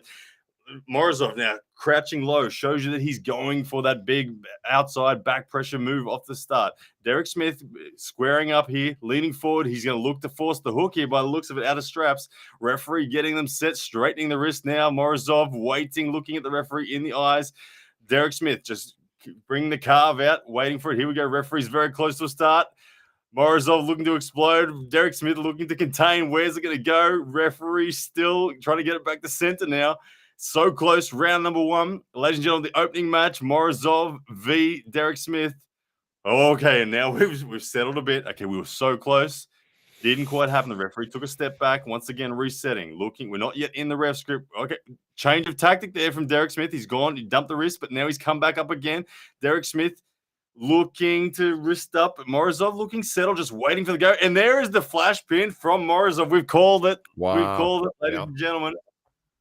Someone needs to get in there and slap Derek around. Tell him to wake up and fight, because that was Morrisov doing what Morrisov does. He was confident. He was just waiting for the go. That European familiarity of this system, it felt good. He did that easy. Took hand control off Derek Smith and just comfortably took the wrist. Derek Smith needs to fight for center. Matt, how'd you see it? Yeah, absolutely. Yeah, you're completely right. This is what we were talking about in the pre-match, was that Derek might struggle with the setups. We thought it might be a flash pin. You thought there might be 2 flash pins in a row before Derek starts to switch on and come back for a 3-2 victory in the end. But he's obviously got all the tools. He just needs to be quicker and be smarter in that setup. Yeah, absolutely. The setup was an interesting one there. Like it changed a few times. Morrisov straight away, tricep side. He got really low. He sat down in the chair, which allowed him to get heavier back pressure. Right now, Derek Smith, he was on the point of his elbow. He was leaning forward, and he was somewhat caught sleeping. As we can see here, comment comes in there. It's caught sleeping. Yeah, absolutely. And so there was a lack of, I guess, familiarity and comfortableness there. You can see Todd Hutchins there, the man in the corner of. That's what we said. I said it as well. I said Todd Hutchins. Yep. Come out, slap Derek around. You did say that, actually. Okay, round number 2. Let's see what the setup is here. We are 1-0 to Adam Morrisov at the moment. Now, Morrisov, of course, taking a very similar strategy. straight away, he is tricep side of his elbow. He's sitting low, giving him access to tremendous back pressure. Derek Smith, once again, looking for knuckles high. He's trying to dig forward a bit. He's not leaning as far forward as he was in round number 1. So expect Derek to potentially look for the slip in this one. I think Derek might just stay high with his pressure, hit a top roll. Oh, we've got a flash pin from Morrisov as Derek another one. As Derek attempts back pressure and pronation, he is flash pinned. Derek Smith, come on, son. This needs to wake up. So you can see here Todd Hutchins in the corner. Morrisov looking very efficient, calculated, easy money so far for him. Nomadic Flair. Here we go. Here's the sort of trash talk I expected. The West is weak. Just showboat and whine nonstop, as arm wrestling doesn't have a huge worldwide following. The WWE kind of antics by the West help to some extent, but they're obnoxious. What do you reckon, man? The purity of the sport is what he likes, but the purity will only get you so far. The theatrics will take you to the mainstream. Yeah, that's true. Who's making more money in arm wrestling? The West, I think. I think the West is. I think the West is nomadic flair. I start to see these Eastern European arm wrestlers starting to learn to flare these things up. I love it. But anyway, nomadic flair, good stuff. I love to see a bit of passion in the comments section. Right now is where Derek has to turn around. The match is on the line. He has no more second chances. Okay, right now, I don't know where Derek is. He's behind the scenes with Todd Hutchins. I think he's just disappeared. He's come out. We need to see Derek fire. At the moment, we're seeing Derek quiet. We're seeing Derek not firing. Okay, let's have a look. Morrisov, same setup. Derek, he's coming forward. You can see the shoulder is way forward. He's leaning. Yeah, Derek is going in on this one. Morrisov is just going to slam sideways, though. Derek Smith just wants his wrist to get bent. He wants to get into this match. Derek Smith, he's not running. He's not looking for the strap. He's leaning forward, intending on coming in. This is an all-or-nothing move from Derek. Derek needs to talk to the ref and get it back to center. At the moment, it's way on Morrisov's side. But Morrisov looking good, and Derek closing in. That shoulder. There's the start. We're into the hook. We are into a match, and it's Morrisov just peeling Derek Smith open. Wow. Morrisov back pressure, way too good. Morrisov, ladies and gentlemen, 3-0 over this one and taking that very dominant win. Derek Smith. Goodness me. Matt Connolly. Ouch. 3-0. Yeah, well, I mean, we did think that the first couple of rounds might have been a struggle for Derek with the setups and everything like that. But even when he did get it into a hook, he was still outgunned, which is a surprise. I mean, yeah. Incredible job. What I see there, it wasn't that he was, to me, again, it wasn't that he was outgunned so much. It was that he was giving away things in the setup. Derek, I saw there in that last round, he was so fearful of getting flash pin that he's like, I have to get into the match. It looked like Morrisov dominated the high ground with knuckles, and it meant that Derek had to come so far forward. He had to reach so far forward and around to get into that hook. And so when he was in the hook, Morrisov's all tight and close, and Derek is open. So Morrisov far too good from there. Look, Morrisov, well executed. I think Derek Smith, he's going to be upset with that performance. He's going to be shaken by that performance. But look, sometimes this is what it takes, isn't it? It takes an ass kicking under the certain rules. I didn't see any fire from Derek then at all. Morrisov, clinical. Job done. Yeah, big win for Morrisov. That's going to move him up in the rankings for sure, and put a end to the bit of the hype train or the momentum that Derek had built. So a big setback for Derek there, especially losing 3-0 and not getting into the match at all. Yeah. We got a comment there. Where'd it go? Oh my goodness, how? Oh, wrong one. Didn't say that one. How toxic is this community? This is the one I wanted. Let's see if we got it. How strong is Prudnik then? Given that Prudnik did dominate Morrisov last time they faced. And Michael Hathaway saying, Derek who? Derek who? Ooh, what a tank. Matthew Drake. Look, Morrisov has just dominated that one. Yeah, you got to give him credit. He did everything right. Morrisov did everything right. As Engen interviews Morrisov now, you can be certain that Morrisov is very happy with that. But honestly, look, Derek Smith, he will learn from that. He will grow from that. But it is disappointing. I never saw adrenaline. I never saw fire. I never saw anything. As we got Marcio Barboza v Sahib Kagla, the next match up, ladies and gentlemen, in this epic 13-match card. you think he was trying to slip in that second round? The second round, he was definitely trying to slip.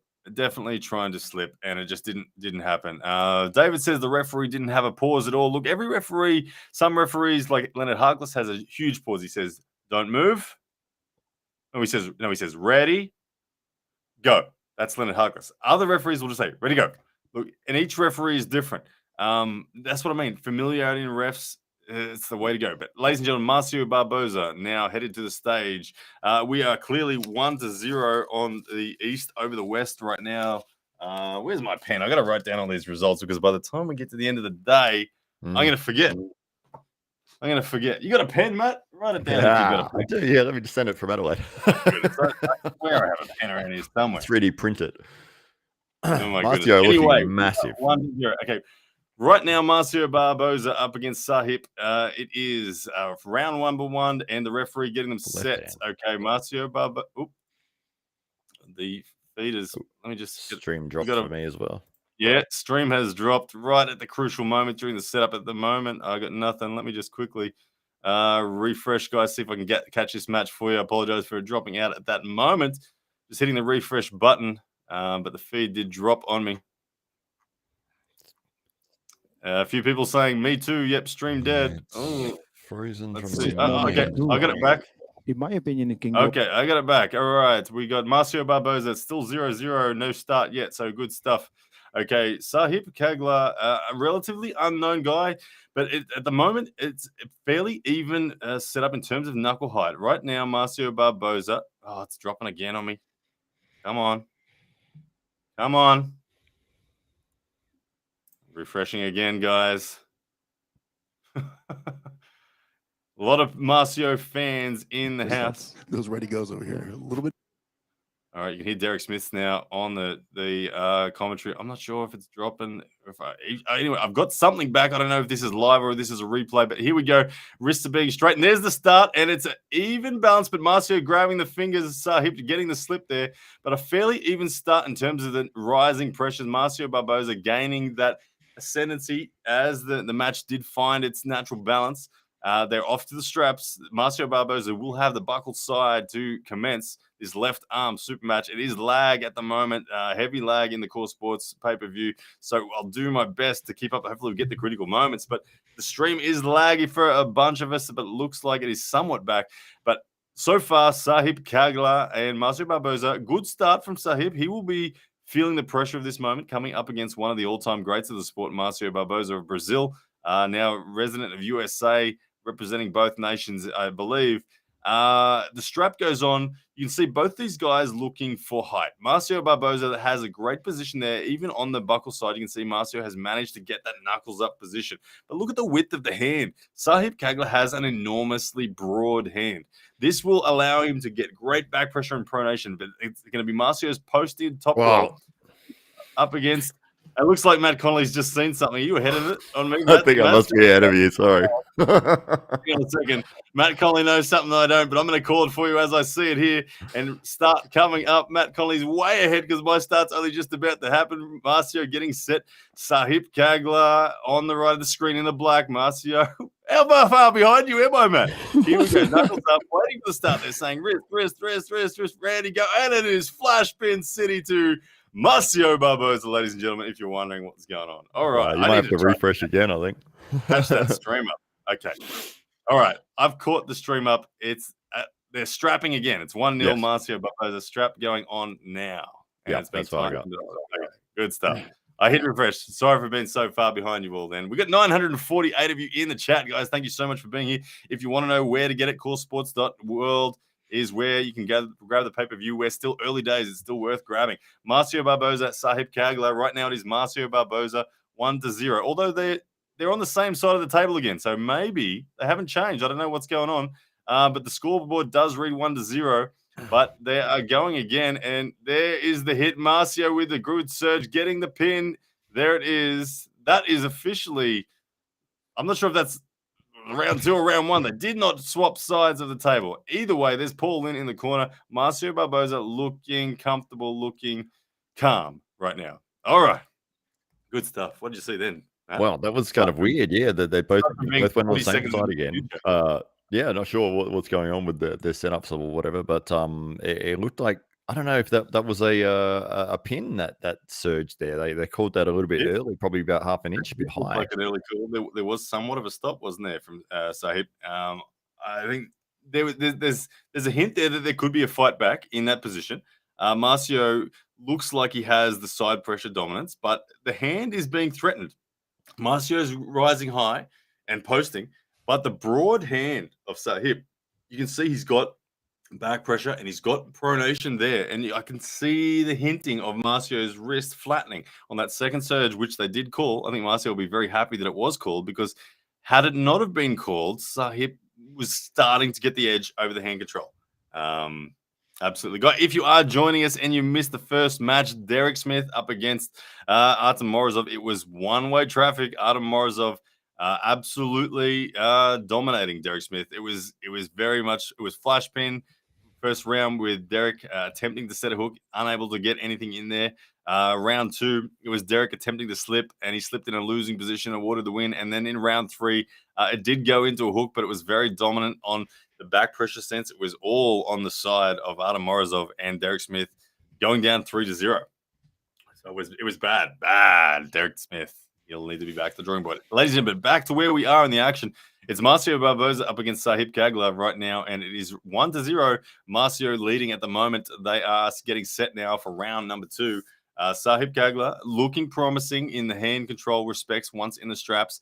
But point of note is now that if they go to straps, it will be on the better side for Marcio. So this should help him gain that ascendancy. Outside the straps, there's the start, and it's Sahib actually looking good in hand control again. Once again, Marcio put the hit on their side pressure. He moved it from center, but it was the hand control of Sahib actually took control, and Marcio having to dump his wrist and slip underneath.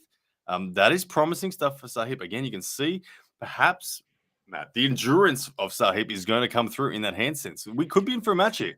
Well, if he gets a stop on this round, then sure, he really needs that stop to be able to burn into Marcio's power because Marcio's just flying through him at the moment. But yeah, I'm a bit lucky with that early pin call in that second.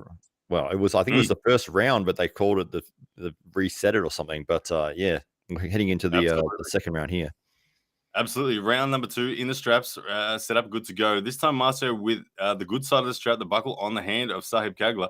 We'll see here that Marcio, once again, looking for that knuckles up position. But look at, again, the broad hand of Sahib looks so threatening. And see Marcio struggling to settle. The referee trying to get them back to center. Sahib doesn't want to have to load. He wants to just get in that control. But you watch here for the start. Marcio's going to look for the early pin. And there it is. Bam. Marcio Barboza, dominant performance in that one. Big posted top roll, flash pin, no stop this time, no even semblance of a stop. Can Sahib come back from here? I still think maybe because the good side of the strap is now going to be his. What do you reckon, Matt? Yeah, well, he's looking absolutely phenomenal at the moment, Marcio. I mean, that was a classic, just smash right through, off the go, no threat whatsoever, no threat of a stop. Dominated that round. He's dominated the majority of the starts, so I don't see, unless he can do something majorly different. I think it's just going to go exactly the same. It's going to end up in a slip, and they're going to get strapped, and the same result's going to happen again. There you go. I'm seeing a bunch of people in the chat that are having dramas with the feed. Guys, it's working for me at the moment via a browser. I'm using Google Chrome on my PC. It's working pretty well. I've had to refresh a couple of times, but guys, keep at it. Hopefully it works for you. I apologize if it doesn't on behalf of Core Sports. But ladies and gentlemen, round number 3 will be shortly with us.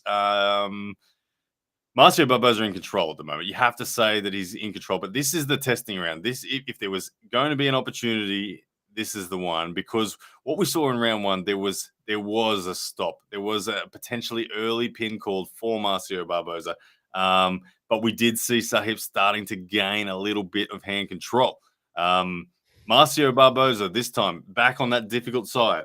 It did show outside of straps as well that Sahib has the hand control edge. It doesn't look like Marcio can hold on and pin Sahib out of straps. Left arm right now, it is 2-0 as they approach the table and are setting up once again. Here we go. Marcio Barboza, same setup as we've seen from rounds 1 and 2. It's Sahib with that high knuckles. Marcio returning the favor, high knuckles as well. Marcio will post and go sideways. Sahib will look to control the hand and wrist. Sahib gripping a lower grip this time. You can see Sahib's potentially going to look for a hook. Let's see what happens here. Or will he run to the top roll as well? Either way, Sahib looking for control. This will give Marcio an opportunity. There is the control. But the stop is on wow. going to the flop press. The fingers, he's got the fingers and off to the straps. Interesting stuff. Sahib took a lower grip to try to get some more purchase on Marcio. He felt that he had the hand control, so he trusted it. He went low. It resulted in Marcio actually climbing and having the opportunity to transition through to a flop press, and Marcio did that. And then it was Sahib realizing he needed to get out of there, and he did exactly that, off to the straps. Here we go. This is the round that will be the comeback if it's going to happen. Well, it has to be, doesn't it? It's 2-0. He's got no other choice, but it could happen. From what I've seen, I feel like this is about a 60% likelihood that Barboza wins this round. I got 40% likelihood that Sahib takes it. Yeah, absolutely. I think this is going to be a repeat of the first 2 rounds. That Marcio's just going to smash right through. You go on the smash right through call right there. I don't think it's so simple. I'm seeing dangerous signs for Marcio. I'm seeing a hand from Sahib that's looking strong. Let's see what the Marcio can do. Can he finish it? The referee getting them set here. Marcio just composed, wanting the start. He says, just say go. He's ready to explode. That same style. There it is. And Matt Connolly calls it. Sahib has no answer to the legend that is Marcio Barboza. Taking the win 3-0. Matt Connolly, write that one down as 1 apiece now for West and East. There we go. I am recording it for you so that we can go back to it. You're doing the recap. You're doing the recap, all right? Yeah, sure. I can't see a pen anywhere. That's what I got it. All right, ladies and gentlemen, the first 2 matches are done, and the next one up will be Evgeny Prudnik and Tobias Sprong, which will be a East versus East. So we won't be tallying that one officially, but we'll still write it down anyway. There it is. If you want to refresh your browser now, because I think I'm still ahead of you by about 5 seconds. Or do you want me to refresh? Oh, no, I won't wait that way. I'm hesitant to do it. I don't want a stream that's working. I like it. I'll try pausing mine. Pause for 5 seconds. Yeah, pause for 5 seconds. That's a better answer. That's all good. All right, guys. We are into match number 3 coming up. We got 1,178 people in the chat. You guys are legends. Thank you so much. Please make sure you subscribe if you're on YouTube. Also, make sure you subscribe to Matt Connolly's channel. We're live on Matt Connolly's channel as well. We're live on Facebook, Twitch, Twitter, everywhere. Hope you are enjoying it. East versus West. We are 2 matches down out of an epic 13-match card. It's not too late. The big stuff is still to come. Grab the pay-per-view at coresports.world. Up next is Evgeny Prudnik up against Tobias Sprong. Old guard versus new guard. Do we call Prudnik old guard yet? Is he old guard? He's been around for a while. Yeah, he could be. Absolutely. He has been around, but he's still young enough that he's still going up, isn't he? He's not going down by any means. He's going up.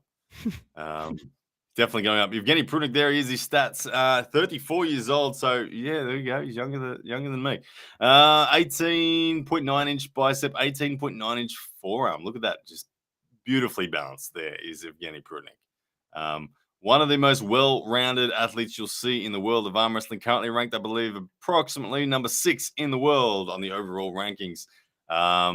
He is a absolute surgeon when it comes to arm wrestling. This guy has all of the perfect techniques of arm wrestling. If you wanted to see a masterclass, Evgeny Prudnik's the man. But here he is, Tobias Sprong, standing at 6'3" tall, 130 kilos, 19.6-inch bicep, 18.1-inch forearm. You can see he's a big guy. This guy is approaching world record levels on the grip strength. Round number 1, here we go. Evgeny Prudnik and Tobias Sprong approaching the table. Who you got, Matt?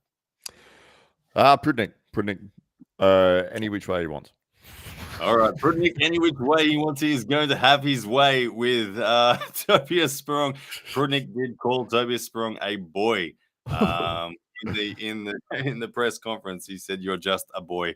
I will show you."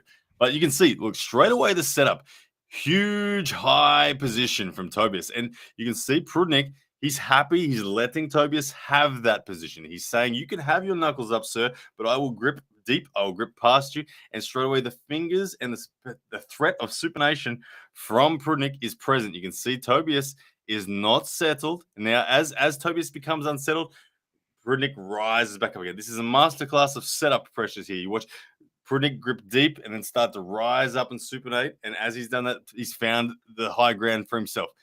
Prudnik now with the knuckles in the high ground and Tobias now dumping his wrist. This is a masterclass at work. Once again, set up prowess here from Prudnik. Looking great.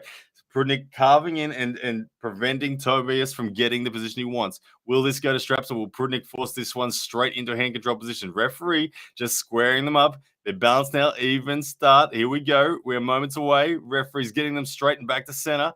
Tobias Sprong into the hook. There it is. And this is big time one-way traffic from here. But an elbow foul called on Prudnik. Look, Prudnik looks so calm then, didn't he? Yeah, absolutely. Oh, wow. He was sitting right there. Man, damn elbow foul. It's like, that was Prudnik. Let it go. Prudnik is good, man. Prudnik is good. He had zero fear then. Look at him. He is so calm. And Tobias came out and had the high ground. And through beautiful execution of what I would call technical setup prowess, he didn't panic. He came forward. He came deep. He rose up. He took it all back without having to put any effort in. He just beautifully, masterfully took control of the setup and forced it into a hook where he was going to win comfortably, but an elbow foul causing the restart. So Tobias will get another crack at it. Let's see how he adjusts. Will they go the same shape? They approach now. Prudnik, it looks like they're running 3 fouls in the system tonight. So Prudnik still with 2 fouls up his sleeve, but it's currently 0-0 and 1 foul on Prudnik. Let's see what setup. It looks like a similar setup. Again, Prudnik using similar tactics. This time, Tobias now experimenting, trying to come forward to then go back. He's trying to open up the top roll, but the high ground, the knuckles up pressure from Prudnik is intimidating Tobias, and Tobias looking like he is going to be dominated right now. Tobias unsettled, Prudnik very calm, very controlled, very clinical so far. Both guys, knuckles are high, and the ref script this time, Tobias not settling.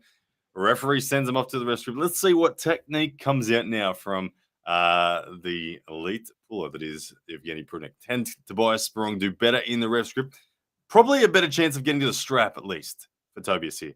But from what I can see, there's no chance for Tobias to win this match. From what I've seen, there's no chance. Prudnik looks amazing. But let's see. Ref script, I could be wrong. I've never been wrong in arm wrestling predictions, ever. Ever. Derek Smith, 3-2.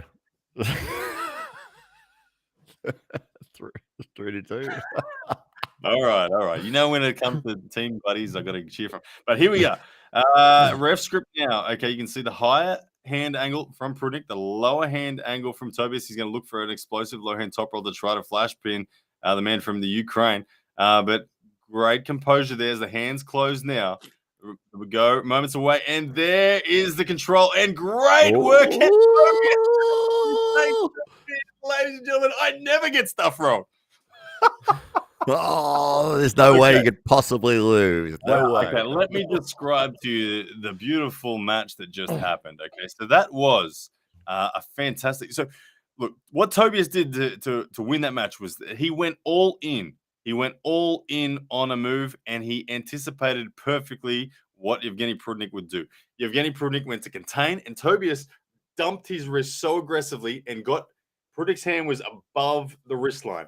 With Prudnik's hand above the wrist line, he was unable to affect the pronation of Tobias. Tobias stayed high and waited till Prudnik's hand started to become a stress. Prudnik then retreated, looking for control. And as soon as that retreat was sensed, side pressure from Tobias Sprong, getting the victory. Right now, very impressive execution on that. That was, look, honestly, this is still Prudnik's match. Honestly, that was like walking a tightrope then for Tobias. He did it. He just successfully got across the tightrope. He still has to do it twice more. Right now, I still see Evgeny Prudnik as the stronger man with more options. Tobias, well done. If that goes to straps, I still see Prudnik. Look, outside of straps, I still see Prudnik as the favorite. But right now, perfect execution for Tobias Sprong gets him on the board 1-0. Crazy. Yeah. crazy turnaround in that. It looked like Prudnik almost went for a press, and then he lost his hand, his fingers. It went to his fingers, and then as soon as it went to that, that's when Tobias was able to roll straight through. But it was a strange sort of position that Prudnik ended up sort of getting into. Yeah, it was like you said. Prudnik just wanted to control him, wanted to purely control him outside of straps. He wanted to dominate him, and so he tried to hold on hard. And Tobias banked on that, and he executed perfectly. This time, let's see, the setup's happening now. Prudnik is really focusing on carving in. He's really squaring his shoulder up that allows him to get really strong supination in. He is threatening side pressure off the go really hard. Tobias will have the same opportunity to execute again, but right now you'll see Prudnik is bullying at center. He's bullying at center. He's not giving Tobias any signs of being able to get through. Goga, there is no free link, brother. There is no free link. Grab the pay-per-view or just enjoy it here. Any free links will be taken down and reported. They've got an entire piracy team on it, so don't bother looking. Good stuff. Okay.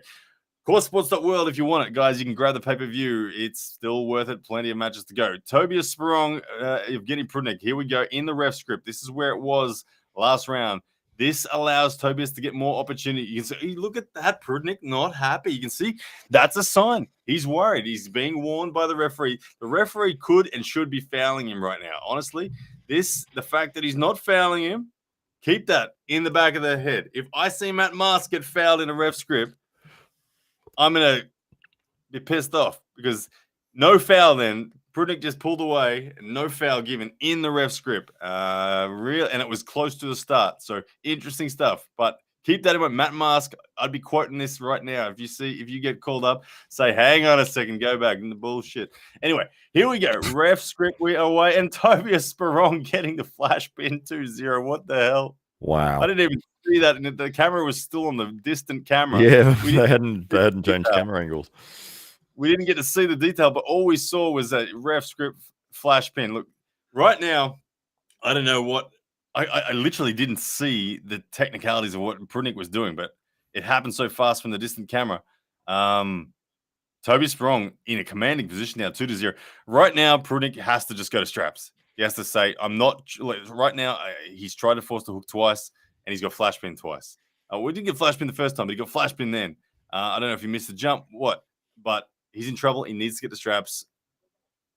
Change this. Yeah, something's going wrong for Prudnik in his setup. He's not getting what he wants, and Tobias is just rolling through him. I think he's got to change something drastically in this third round. Yeah. Look, again, I will still say that outside of the ref script, Prudnik is still looking dominant. Prudnik still looks like he has a better hand out of the ref script. As soon as it goes to ref script, Tobias gets a bit more distance on him. He gets that palms further away. Prudnik wants to be way past him, and he's not getting that in the ref script. That's allowing Tobias to tee off with his top roll. Right now, Prudnik needs to... Tobias is going to take it to a ref script. After he's just felt that, there's no way Tobias is starting outside it. You can see Hermes Gasparini in the corner there with a mystified look on his face, talking to Prudnik, saying, what's going on, man? Come on, sort it out. Prudnik needs to be careful here. He's been flashed in the last round. He's still not looking worried.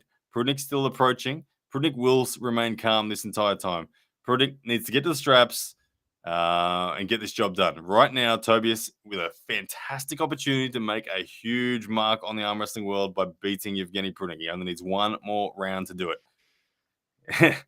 And Ralph, great comment there. He says, "You call me boy." At the moment, yes, it is very much the other way. Prudnik in trouble. Tobias Sprong in control. 2-0. Let's go. Here we go. Irfan says, fast as. Absolutely. Never overrate anyone. Got a good calls from the comment section. Here we go. Round number 3, about to get underway.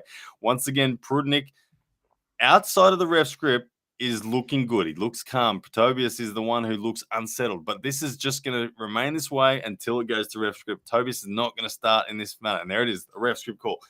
Big moment here, ladies and gentlemen. Tobias Sprong with the opportunity to take a sweep over Evgeny Prudnik. Evgeny Prudnik must slip, must go to straps. Here we go. What's your call, Matt? Who's going to take it? Oh, I think he wants to win. I think he wants to win without slipping. I don't know if he will slip. I don't think he's going to slip. I think he's going to try and do it without slipping. A big risk, man. He has not been able to do it yet. I'm sure he can, because Tobias is not holding on. Tobias is just back pressure pronation and only secondarily holding on. He's not actively saying you can't run from me. If Tobias does hold on, that will give Prudnik the opportunity to then hold on himself. But right now, Tobias Sprong has not held on in any of the rounds. So the opportunity to slip should be there. Let's see what happens. Ref script. Tobias Sprong looking to finish it. Evgeny Prudnik, here we go. And it's he held on. Red line stuff. Tobias in control. Surging. That's a pin. Oh, no, it's an elbow foul. Oh, my goodness, ladies and gentlemen, that looked exactly the same as the round number 1, except this time Prudnik dug in.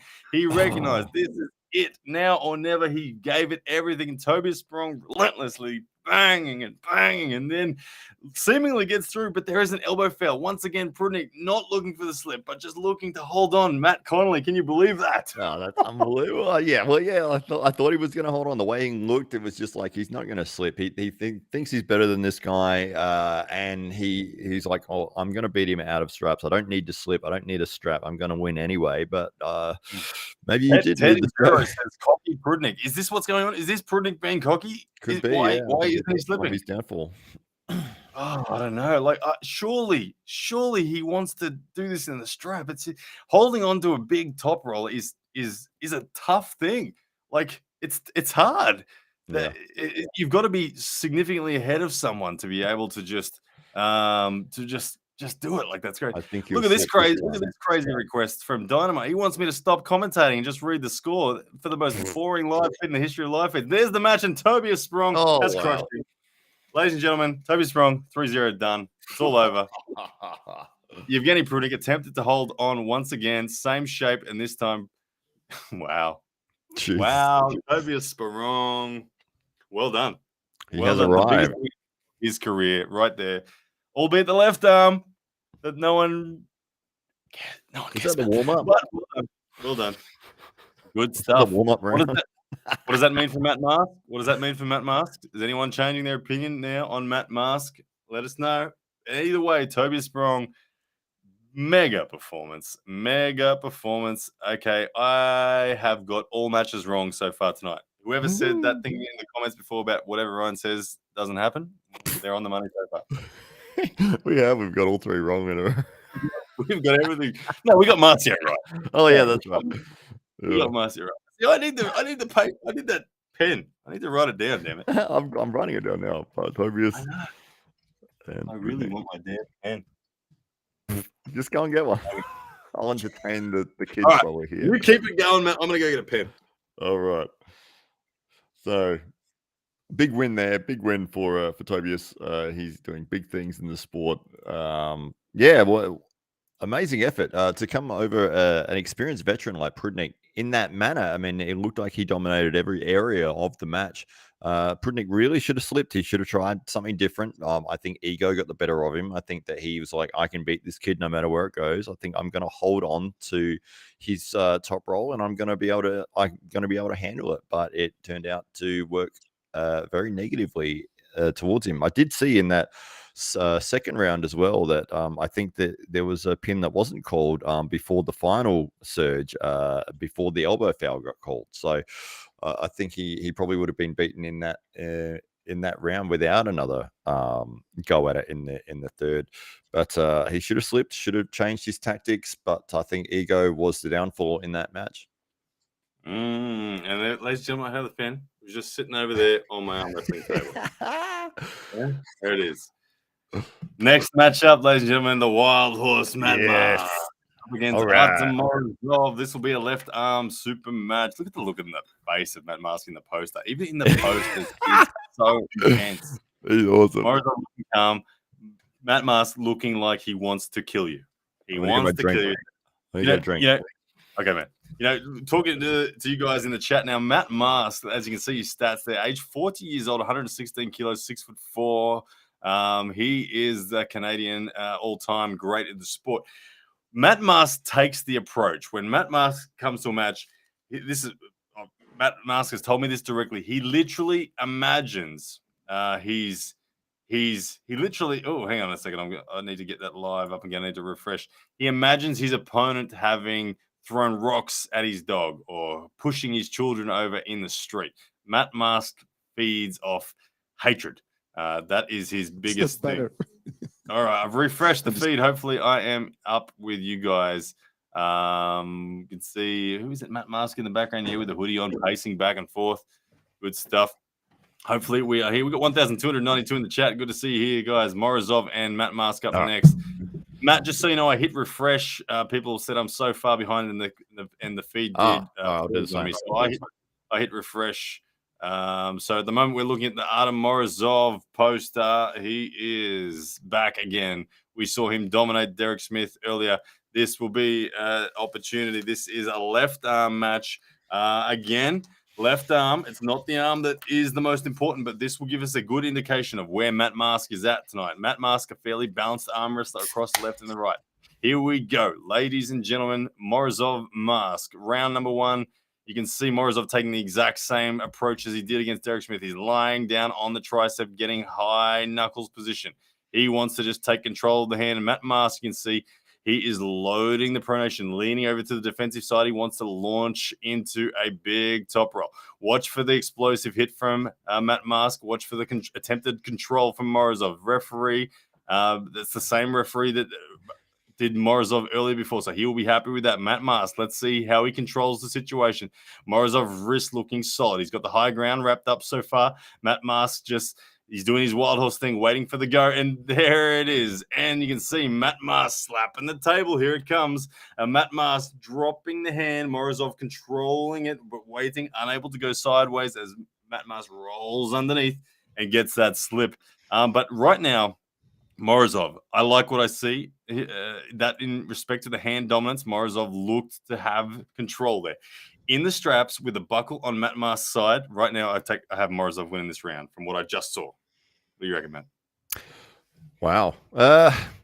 Yeah. Oh, sorry, I was just trying to time my stream up. I think when I refreshed, I was quite ahead of you again, but I paused it to get me again. Yeah. Oh my goodness. Okay, doesn't matter. It's okay. But they're about to start. They've got the strap on. They're about to start the second round. Strap is going down now, so I'm still behind. I don't know why I'm so behind, but sorry, ladies and gentlemen, you're gonna have to deal with it. But okay, Morrisov, Matt Mask now, round number 1, getting them set. The referee, they're in the straps. Matt Mask, you can see looking unsettled. Referee just squaring them up each time. Morrisov, you can see he looks rock solid. I can hear what Matt Connolly's just reacted. It's brutal by the sounds of it. Here we go. Start is moments away, getting them squared up now. And, Morrisov. Morrisov stonewalls, looks at him, and then pins him. Winner. Okay, Matt Mask. Okay, look. Matt Mask laughing this off at the moment. I'm not sure. Enga Terzi looking at him awkwardly in the corner as he walks back. Matt Mask. Morrisov looks like a freaking killer sitting over there in the corner. Jeez. Oh, there's a smile. But Morrisov looking very good. I'm going to try to catch it, the stream. Okay, round number 2 now. We are outside the straps. Let's see what happens. The Matt Mask with a very high grip. This one looking like it will go to the straps again. We've got a super chat come in. We'll do that in a second. Oh, Flash City to Morrisov. Oh, man. He says, I'm pissed the stream stopped working. Oh, just hit that refresh button, Vigilante. It's your friend, that refresh button. Goodness me. Wow, ladies and gentlemen, Morrisov has just flashed Matt Mask. I don't know. Matt Mask is now... I don't know what he's saying, but it looks like he's saying it's left. Who cares? Or something. I don't know. But it looks like Matt Mask has got nothing for Morrisov. Hang on a second. I missed the super chat there. It's gone past so many comments. I can't get back to it. Hang on a second. I can't feature it. Let me just go and see what this says. Wonder if Matt Mask's ankle is playing up in this left-hand match, and he can't be bothered too much by a loss in this. He's more focused on the right potentially. Yeah, okay, gotcha. Matt, call this one for us, as I just need to go back and look. They've just got the start here, and it is another big win for Morrisov there. Contained, Matt Mask had nothing, and Morrisov just says, this is the end of the road and rolls him through. You guys, and the super chat from that kid 710-499. I apologize for missing it. I can't feature it for you, but I can read it via the YouTube. It says it's really unfortunate the stream doesn't work on mobile, at least not in the US. Luckily, I have a computer available. Matt Mask crushes Prudnik. Whoo! Yeah, look. Wow. This is the teething problems of streams working. It's difficult. I don't know. It can't work for everyone. We can't blame Core Sports because we know necessarily what their output is rock solid. A lot of the time, it's what's in between. It's internet service providers. It's a whole heap of things. It's bandwidth. I don't know, but all I do know is Morrisov just crushed Matt Mask on left like real bad. So that is not looking good for Matt Mask v Prudnik, which was the second half of your super chat. But thank you, brother, for that super chat. I'll endeavor not to miss anyone. And then that kid, he super chatted again saying, didn't read my super chat, but we just did. It's all good. Thank you, brother. We got you. All right, let's go back. Win for Morrisov tonight. Takes on the right and the left. Yeah, Morrisov on Both fire. 3-0. Morrisov absolutely crushing it. Dominant performance. He made Derek look like nothing. He made Matt Mask look like nothing. Yeah. Morrisov. All the matches have been 3-0. Haven't had any back and forth. Morrisov v Mask. Okay, let me write this one down. And then let's see, who have we got coming up next? Morrisov v Mask. We've got Zurab Tabaridze and F.A. Komek. Okay. Oh, man. So many comments. Did I just see another super chat that I missed it again? Oh, no, I don't think I did. So many comments. I can't. Trying to click it, it just disappears. And then I can't get it. Anyway, ladies and gentlemen, we have got another match coming up for you. The next one will be F.A. Komek and Zurab Tabaridze. It'll be East versus East match. At the moment, to recap the scores so far, first match of the night was Morrisov 3-0 over Derek Smith. Second match, Marcio Barboza 3-0 over Sahib Kagla, making it 1-1 on the East versus West. Then we had Prudnik versus Sprong and East versus East with Sprong with a massive performance, beating Prudnik 3-0. And then Morrisov back on the East versus West cards versus Matt Mask with a 3-0 win. So currently we are 2-1 on the East over the West. Let me write all that. There we go. East versus West is currently 2-1. And the next match will be an East versus East match with Zurab and FA. So this one won't go towards the tally, but it will be interesting to see it because Zurab, of course, faces John Brzenk later in the night. This will be an interesting indication of Zurab will be losing to John Brzenk later in the night. I think so. I think he will.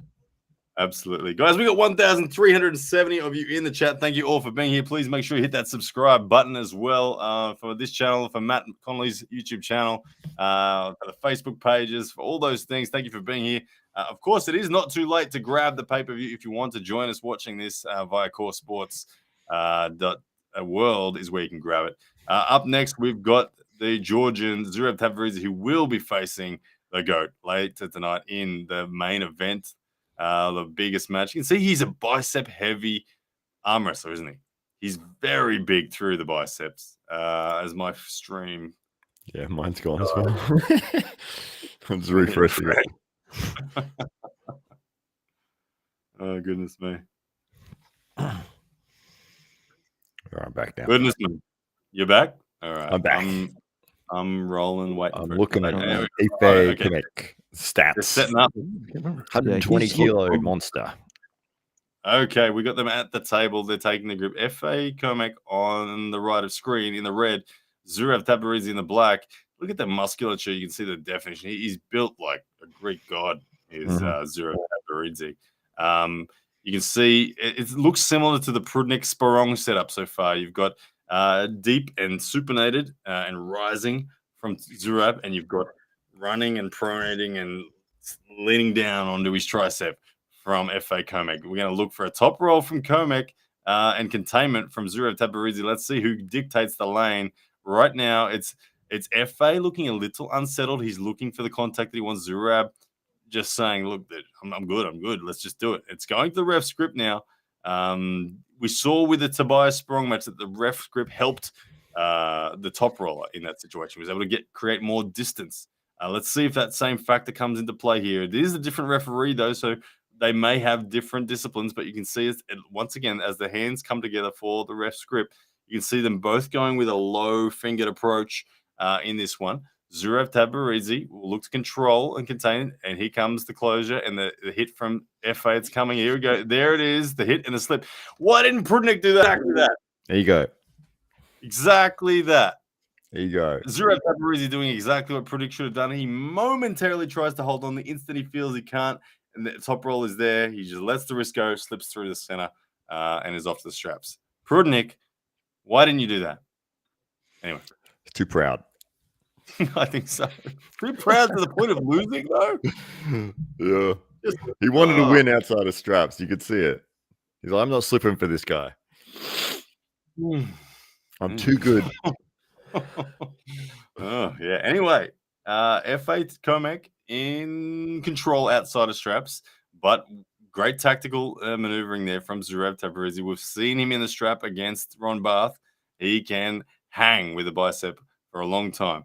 F8 Komek will look to finish this one early. He wants to take control of the hand and wrist of Zurav Tabaridze if he can do so. Zurav Tabaridze will just want to curl that wrist and get it into the hook and take control from there. But you can see a good setup there. Look at that high webbing. F8 Komek has great height in the setup. I think that he's got away with something there in the strap application. And there, as you can see, there goes the wrist, the flat wrist of Zurav Tabaridze. But once again, here we are. We're like Ron Barth. We've got Zurav Tabaridze never saying die. His bicep is holding good, and he starts to go on to the attack. But it's hand control from F8 Komek. And the burn is starting to come through. The side pressure now from Zurav Tabaridze. He's locking it up. He's jamming the shoulder in, and he's sitting now. He's calm. He's collected. F8 Komek bicep gasses. Zurav senses it, and side pressure finishes it. Bam, 1-0. Is that what people crazy think? Sometimes the match can be so tight for so long, and then all of a sudden it's just like doink, and they just get somebody just gives that percent that the other person needs, and then it's just it's done. So you can see there that Zurab, the FA just doesn't have the arm to finish the match. He got the hand control, but he doesn't have the arm. Zurab has enough arm to survive without his wrist, which we just saw. What FA needs to do now is needs to recognize that, acknowledge that, and not try to do it again. What FA needs to do is what John Brzenk will do to Zurab. Turn him palm up, take away his rotation, because Zurab lost his wrist, never lost his rotation. That's the difference. Zurab can't do what he just did if he loses his rotation. So will FA Komek make that adjustment? To make that, he needs to go deeper in his grip. He needs to not run as much. He needs to go deeper, which does, of course, risk just getting turned into a hook. But hey, you don't want to lose doing the same thing 3 times. So hopefully we see an adjustment from FA and forcing Zurab to have to do something different. Here we go, round 2 coming up. It's interesting having Zurab, if he has a long back and forth match here, and then he has to pull John later on. I mean, he's probably going to be pre-gassed in a way. I know he hasn't used his right, but in terms of just the endurance, he would have experienced the match already. Adrenal fatigue and all that sort of stuff. It's something, isn't it? Exactly. Yeah. I mean, this is obviously not the match he cares most about, Zurab. He's got a chance to pull the goat. That would mean so much to him. He doesn't want to lose anything, but at the same time, he should be okay. Here we go, round 2. Oh, and great start from FA. Interesting. They're calling it a foul on Zurab. FA Komek taking great control and closing down the ability for Zurab to slip. He came in and crowded him with the press. The slip happened, but I think they've called it a foul slip, not in a losing position, so there was no win given, but they're calling it a foul with intentionally not holding on Zurab. Interesting stuff. Okay. Is that a restart out of straps?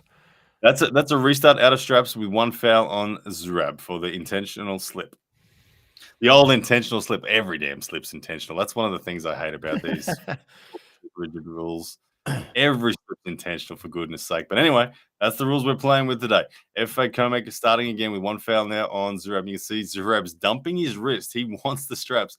And this time they fouled FA. I don't know what for, potentially, but I saw Zurab initiate and dump his own wrist. He's looking to get to the straps at the cost of his hand. He will trash his own hand deliberately to get to the straps. He just says, tie us together so I can use my arm. That's all he cares about doing is Zurab to Tabaridze. F.A. Comic is trying to control him. He doesn't want him to get to the straps for free.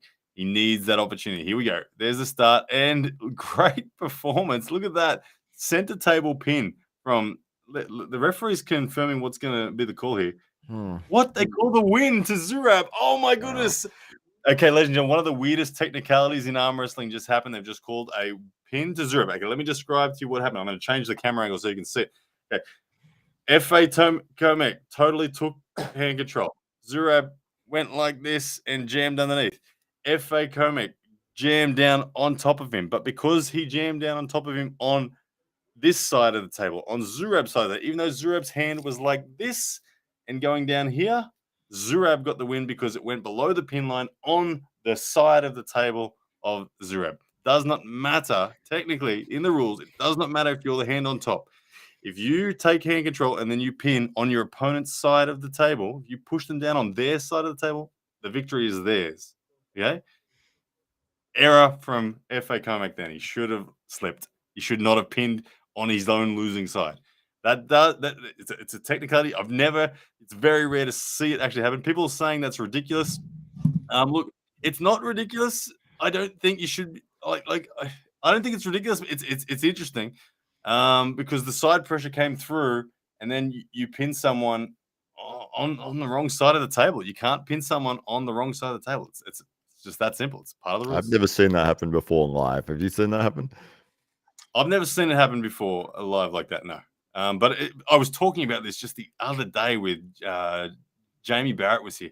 We are talking about exactly that rule, literally 48 hours ago. And here we are. I've seen it for the first time. But anyway, it is 2-0-0. F.A. Comic mystified by how he lost that match after taking such hand control and pressing his opponent down. But he said he pressed his opponent down on the wrong side of the table. He pressed it on his losing side of the table. Giving the win to Zurab Tabaridze. Anyway, round 3, here we go.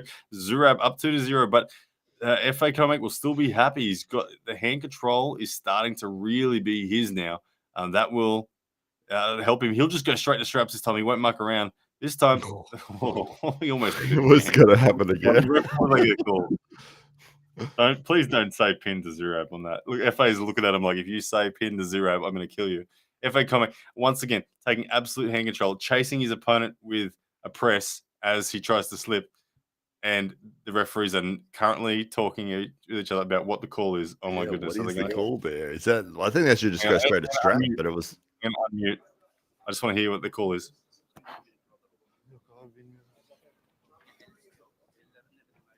Okay, so they're... one elbow foul on Zurab or F. Okay. Either way, they're saying ref script, and I don't even know if they awarded a foul. But Knife said stuff almost 2 rounds in a row with this craziness. My goodness. Yeah. This is a weird match. It is. F.A. Comic, he's got control. Look at the same thing. You can just slip. Just go to straps. There we go. Goodness me, I was nervous for the guy. Oh, yeah. Sorry. Camera angle. There it is. Camera angle. Guys, Hawaii reminds me. I saw him write camera angle about the match, but it reminded me that I'm still over here on the demonstrating camera angle. Good stuff. All right. Can FA win this one from here, you think? This match is going all over the place. This is one of the weirdest ones I've ever seen. They're both flipping underneath, getting pinned on wrong sides of the table. Yeah, I mean, he still has a shot. It's just, can he get into the lane that he needs? But yeah, this is almost like 2 completely different styles, and that are just slipping apart. But they're getting pinned on all sorts of places. Then their hands are just not going where they're expecting them to go.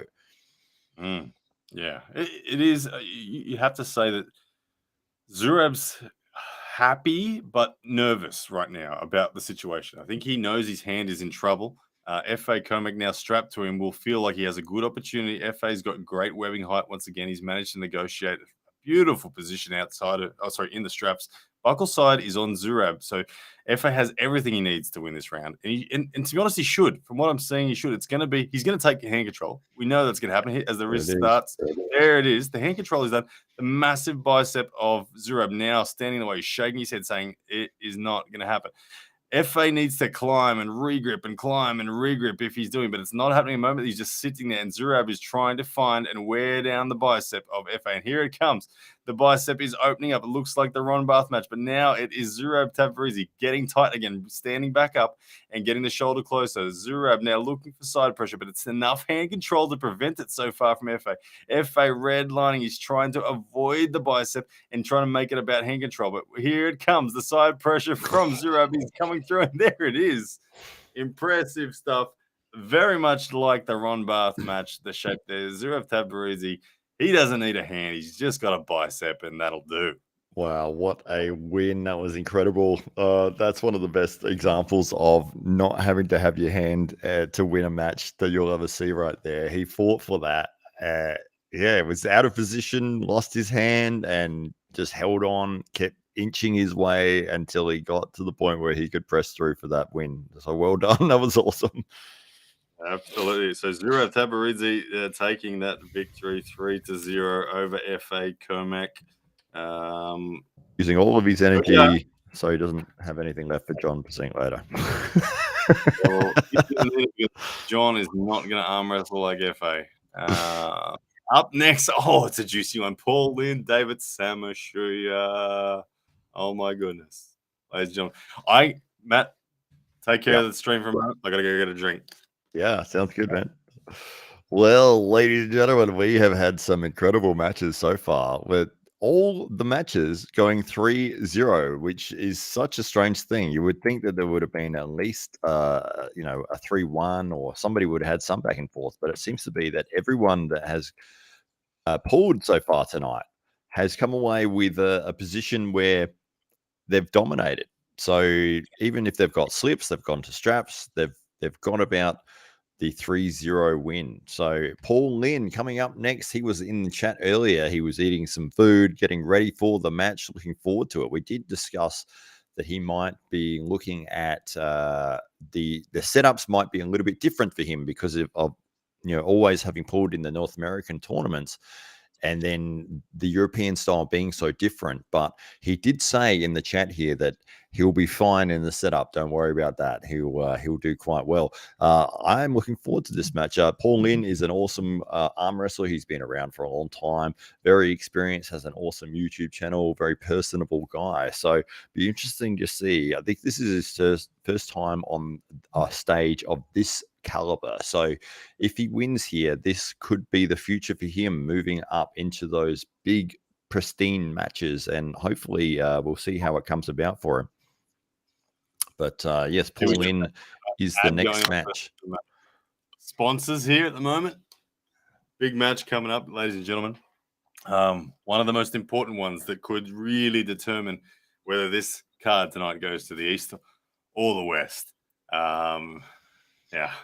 David Samusuya, home ground advantage. Paul Lynn, world at his fingertips. As I heard Matt Connolly say, this could be his coming out party. This could be the moment he arrives and the internationals say, whoa.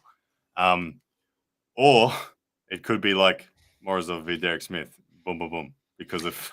I hope it's not. I hope it's not. Come on, Paul. Come on, brother. Yeah, well, he's the underdog in this match for sure. But I don't think a loss hurts him at all. I think that he's got everything to gain and nothing to lose. Depends on the nature of the loss, I guess. Yeah, that's a good point. If it's like the Derek one, like Derek Smith went backwards tonight. He didn't stay where he was. He went backwards. So there is that risk. There is always that risk. But there are losses that you don't go backwards from. Great battles and that. But, yeah. Stream will be back soon, it says. Oh, what's going on here? Oh, yeah, mine's gone too. Jeez. I hit the refresh button again and try to get around the bouncer and get back into the nightclub. Yeah. All right, guys, we got 1,322 people in the chat. How cool is this, Matt Conley? We got so many people from the arm wrestling world Oh, it's here. amazing. It's amazing. Guys, they're taking a break by the sounds of it. I'm going to take a break for my ears too. Man, these headphones, look at these ears. Look how red they are. They look like they fly away. I was going to ask, what do you think with the buckle? Having the buckle on your side, what is the difference and what is the advantage or disadvantage of that? Yeah, look, having the buckle on your side, I know that there are people out there like Todd Hutchins who says it doesn't matter. Okay, but it does. It does for the most part. If you are a pronation based arm wrestler rather than a supinated based arm wrestler, then it has a factor. There is just a degree of connection that is superior when you don't have the buckle.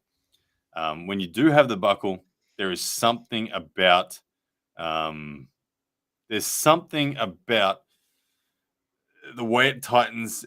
Aside from webbing, it's easier to get your webbing higher in respect to not having the buckle. But when it tightens, there's just a degree of connection. The same balance doesn't exist between the top strap and the bottom strap. It's never as balanced. I have not yet been able to find the same degree of balance. You can get good balance, but you can't get perfect balance. So I think that is a big factor. And that, if you are, like I said, a pronated based arm wrestler, that is a big effect. Yeah. And we see it very critical with people like Matt Mask. Todd Hutchins, who just grips and goes, it doesn't matter for him. He doesn't care. He doesn't care. So I don't know. Yeah. What do you think the biggest surprise has been so far for this evening? Was it the Derek Smith loss or the Marcio win? Prudnik, maybe. Prudnik losing 3-0. No, the surprise is, I don't know if it's I guess it's a surprise, but it's Morrisov's performance across the board. He's utterly crushed Derek Smith and he's utterly crushed Matt Mask. Morrisov did not break a sweat tonight. He just belted everyone. Guys, if you're wondering what's going on with the stream, it says it will be back soon. Let us know in the comments section if it does come back for you. I believe they're taking a 10-minute break or something like that. So it will come back, I'm sure. But Morrisov's performance so far tonight, people are saying it's back. Finish it is 5 back. matches and then. Hang on a second. Let me get right up to the front of the queue. Engen's doing his thing. Good stuff. Thank you, ladies and gentlemen, for letting me know it's back. Good stuff. Okay. If I'm a little bit behind you, I apologize, guys. You can hit pause on your stream just for a couple of seconds. You're probably in line with me, but at the moment, I just got Engen talking about what's going on for the rest of the night. Rest of the night so comfortable talking on camera as well, doesn't he, Engen? I don't know. I haven't been watching Engen closely. Is he doing a good job or not? Is everyone? I don't think he's too comfortable in front of the camera talking, but that's okay. He's doing it. He's out there. Yeah, Engen's a legend. Well, here we go. Paul Lynn. Look at him. 100 kilos. Look at that, dude. Looks like the White Orc. As I take credit for that name, White Orc, and I Neil Pickup helped with it as well. But the White Orc, he looks like one of those orcs. Yeah, that's a good point. He does. Like He genuinely looks like an orc. Pseudonym with a $2 super chat. He says, "What's everyone drinking at the moment?" I just got Coke, mate. It's 4:13 a.m. We got some caffeine going on all around. Thank you for the super chat, man. Pseudonym, you're the man. As David Samusuya stats coming in, he's only 29 years old, still quite young. 87 kilos. So 13 kilo difference between these guys. Here we go. Paul Lynn needs to be sharp. If he's learned anything from what's happened tonight, it's that the European guys are savage from center. Paul Lynn, David Samusuya, here we go. This is a big match, big moment for Paul Lynn, big moment for East vs. West. Let's have a look at the setup styles and strength. Paul Lynn allowing David to take his grip. Paul Lynn opting to be the second man to initiate pressure. He wants to feel what David is looking for. And you can see David is looking for the hook. He's straight away, high knuckles, looking to curl in. You can see the match so far is very much David's side. No loading yet from Paul. And this is scaring me that the flash pins is coming. Paul needs to get that back pressure involved and start to stress the hand of David Samusuya. Referee's grip is probably where we're going to end up. David Samusuya not wanting to match the load. Stepping back. Do you have a watch on or something? I know, he's just chalking. I thought he was taking his watch off for a moment. I was like, hang on a second. Mm-hmm. Oh, I'm genuinely nervous for this one. I really want Paul to do well. Come on, Paul. Okay, let's see. Paul, once again, he's looking for the high, straight-wristed approach. That scares me. If he misses a jump, it's Samusuya flashman. The match is very much on the other guy's side. Needs to come way back, and Paul's not loading, so he's trying to get the referee to bring it back for him. But at the moment, it's all on Samusuya's side of the match. If they start it there, Paul's in trouble. Surely they're not going to start it there. Bring it to center. Come on. It's nowhere near center. Like 3 inches over. He's dead set, reaching into his top pocket, and they were about to start it. Oh, my goodness. Oh, okay, ref script. They were so close to starting that. You could see it was about to happen, and I'm just, it was not going to be good if that started. Paul, bring it back to center, man. Bring it back to center. He's still not in center. I don't understand what's going on here. But anyway, ref script, you can see knuckles up from Samusuya, low hand down from Paul. Paul from there, he's probably going to look to top roll, but he's risking being totally disengaged from a hook. So Paul, can he initiate ref script? Hands are being closed now. Paul being closed first. High knuckles from both of them at the moment. There it is, the slip. Paul gets to the straps. Samusuya slips. Paul not missing the jump. Simultaneous start. Good start from Paul in. That's what he needed to do. Into the straps they go. Now we'll see a different approach from Paul in the straps. The setup will not be a top roll setup. You'll see there, Paul initiated there, looking high, looking pronated. He wanted to get to the straps. He's got it. The buckle side is on Samusuya, so that will help for Paul. Let's see what Paul's setup is now, whether he intends on going into the hook, because it's clear that that's where Samusuya wants to go. All right. Referee's now strapping them up. No clear visual yet on the setup position. Okay. Okay, Paul. Yeah, Paul, interestingly, he's got a high hand, a low fingers, but a pronated thumb. Paul looking here, he's probably just going to lat drag and squeeze just to survive a surge. He's not looking to initiate and dictate a lane. Paul Lynn is taking a defensive posture here. He just wants this match to stop. He recognizes that Samusuya has a lot of rev off the go. You can see high knuckles position from Paul. Samusuya now looking uncomfortable. Paul is great at this. Paul, during the strap application, showed no threat. Now, all of a sudden, as the match gets closer, he rises and he starts showing more threat. Samusuya uncomfortable. Paul Lynn, great height in this strap setup. Paul Lynn, he could top roll or hook from here. Let's see where Samusuya takes it. Samusuya's going to look to lead the charge. Paul Lynn looking good. Samusuya shaking his head. They're getting almost a warning. Paul Lynn just saying, just say go. Great starting in this negotiation so far from Paul Lynn. Good high position. Paul Lynn's going to high hook this one, I think. Here we go, ladies and gentlemen. And it's Paul Lynn in that high hook. Beautiful. There it is. Is that a win? Yes, it is. Ladies and gentlemen, big celebration from the White Orc. Paul Lynn takes the first round in a beautiful high hook. Absolutely beautiful arm wrestling from Paul Lynn as Marcio Barboza in his corner. Matt Connolly, what did you think of that? That was awesome. Wow. Beautiful stuff. Absolutely. Well done to Paul Lynn on his first match on the international stage under the European conditions. He has hit it out of the park with that, got the slip that he needed, and got the perfect setup. Well, you can see the experience and the veteran move that he did there. And as soon as that match started, he just had everything he needed, and he fought hard for that last little 2 inches, but he got it. He had the strength to get there. That was beautiful setup work from Paul. Once again, it's showing his caliber in not only strength, but his execution. Paul Lynn, he set up lower and deeper. And then as the strap came down, he rose up, and you could instantly see that Samusuya's hand was stressed. He was uncomfortable. He knew that he was not going to be forcing the pronation down. All the back pressure pronation from Paul was great. He didn't commit to a top roll. He didn't commit to a hook. He just stayed high and pronated and cupped. In a classic high hook, drive sideways, exposed the rotation of Samusuya, stuck on his bicep, and Paul just waited it out about an inch off the pin for Samusuya to gas. Beautiful arm wrestling from Paul Lynn. It'll be interesting to see where round 2 goes, because we talked about it before, Matt. Paul Lynn's now going to have the buckle side. That will be a factor for Paul Lynn. Paul Lynn's style of arm wrestling, he prefers the non-buckle side. I know he does.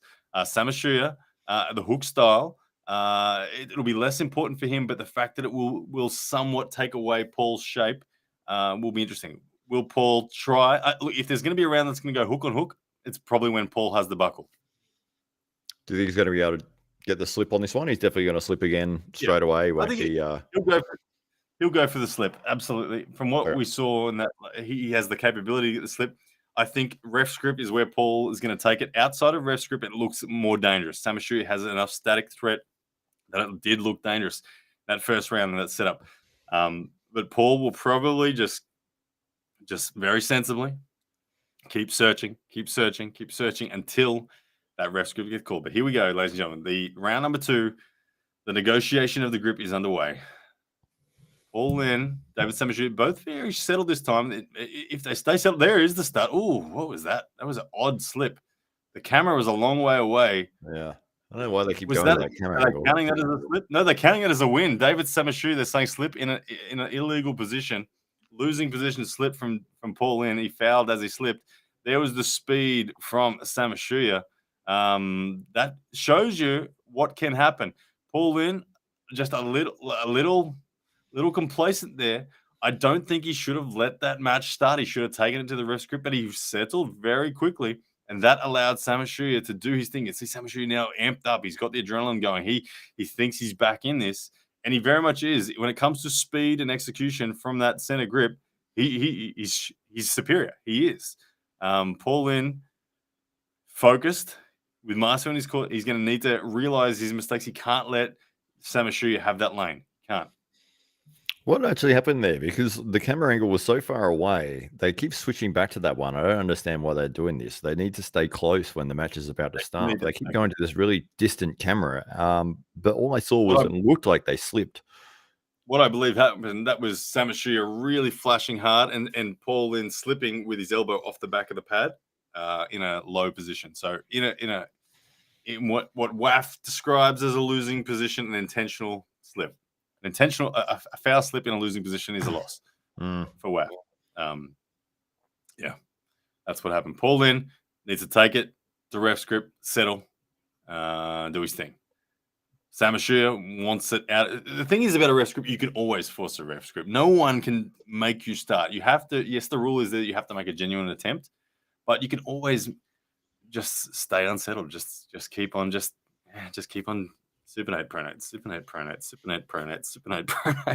until they play ref script.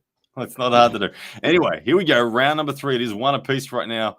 Paul Lynn, again, don't settle, brother. Don't settle. That Samusuya is ready to pounce. It's on his side of the table again. Get it to center. He's nowhere near center. Paul Lynn needs to get this sorted. Don't start, Paul. Go to ref script. But it's going to start. It's going to start. Here we go. And it's into the hook out of the straps. And there's an elbow foul on Paul Lynn. Samusuya initiated. Paul Lynn caught and then drove out of the strap. He wanted to test his hook, but he did. Elbow foul. I did see it myself.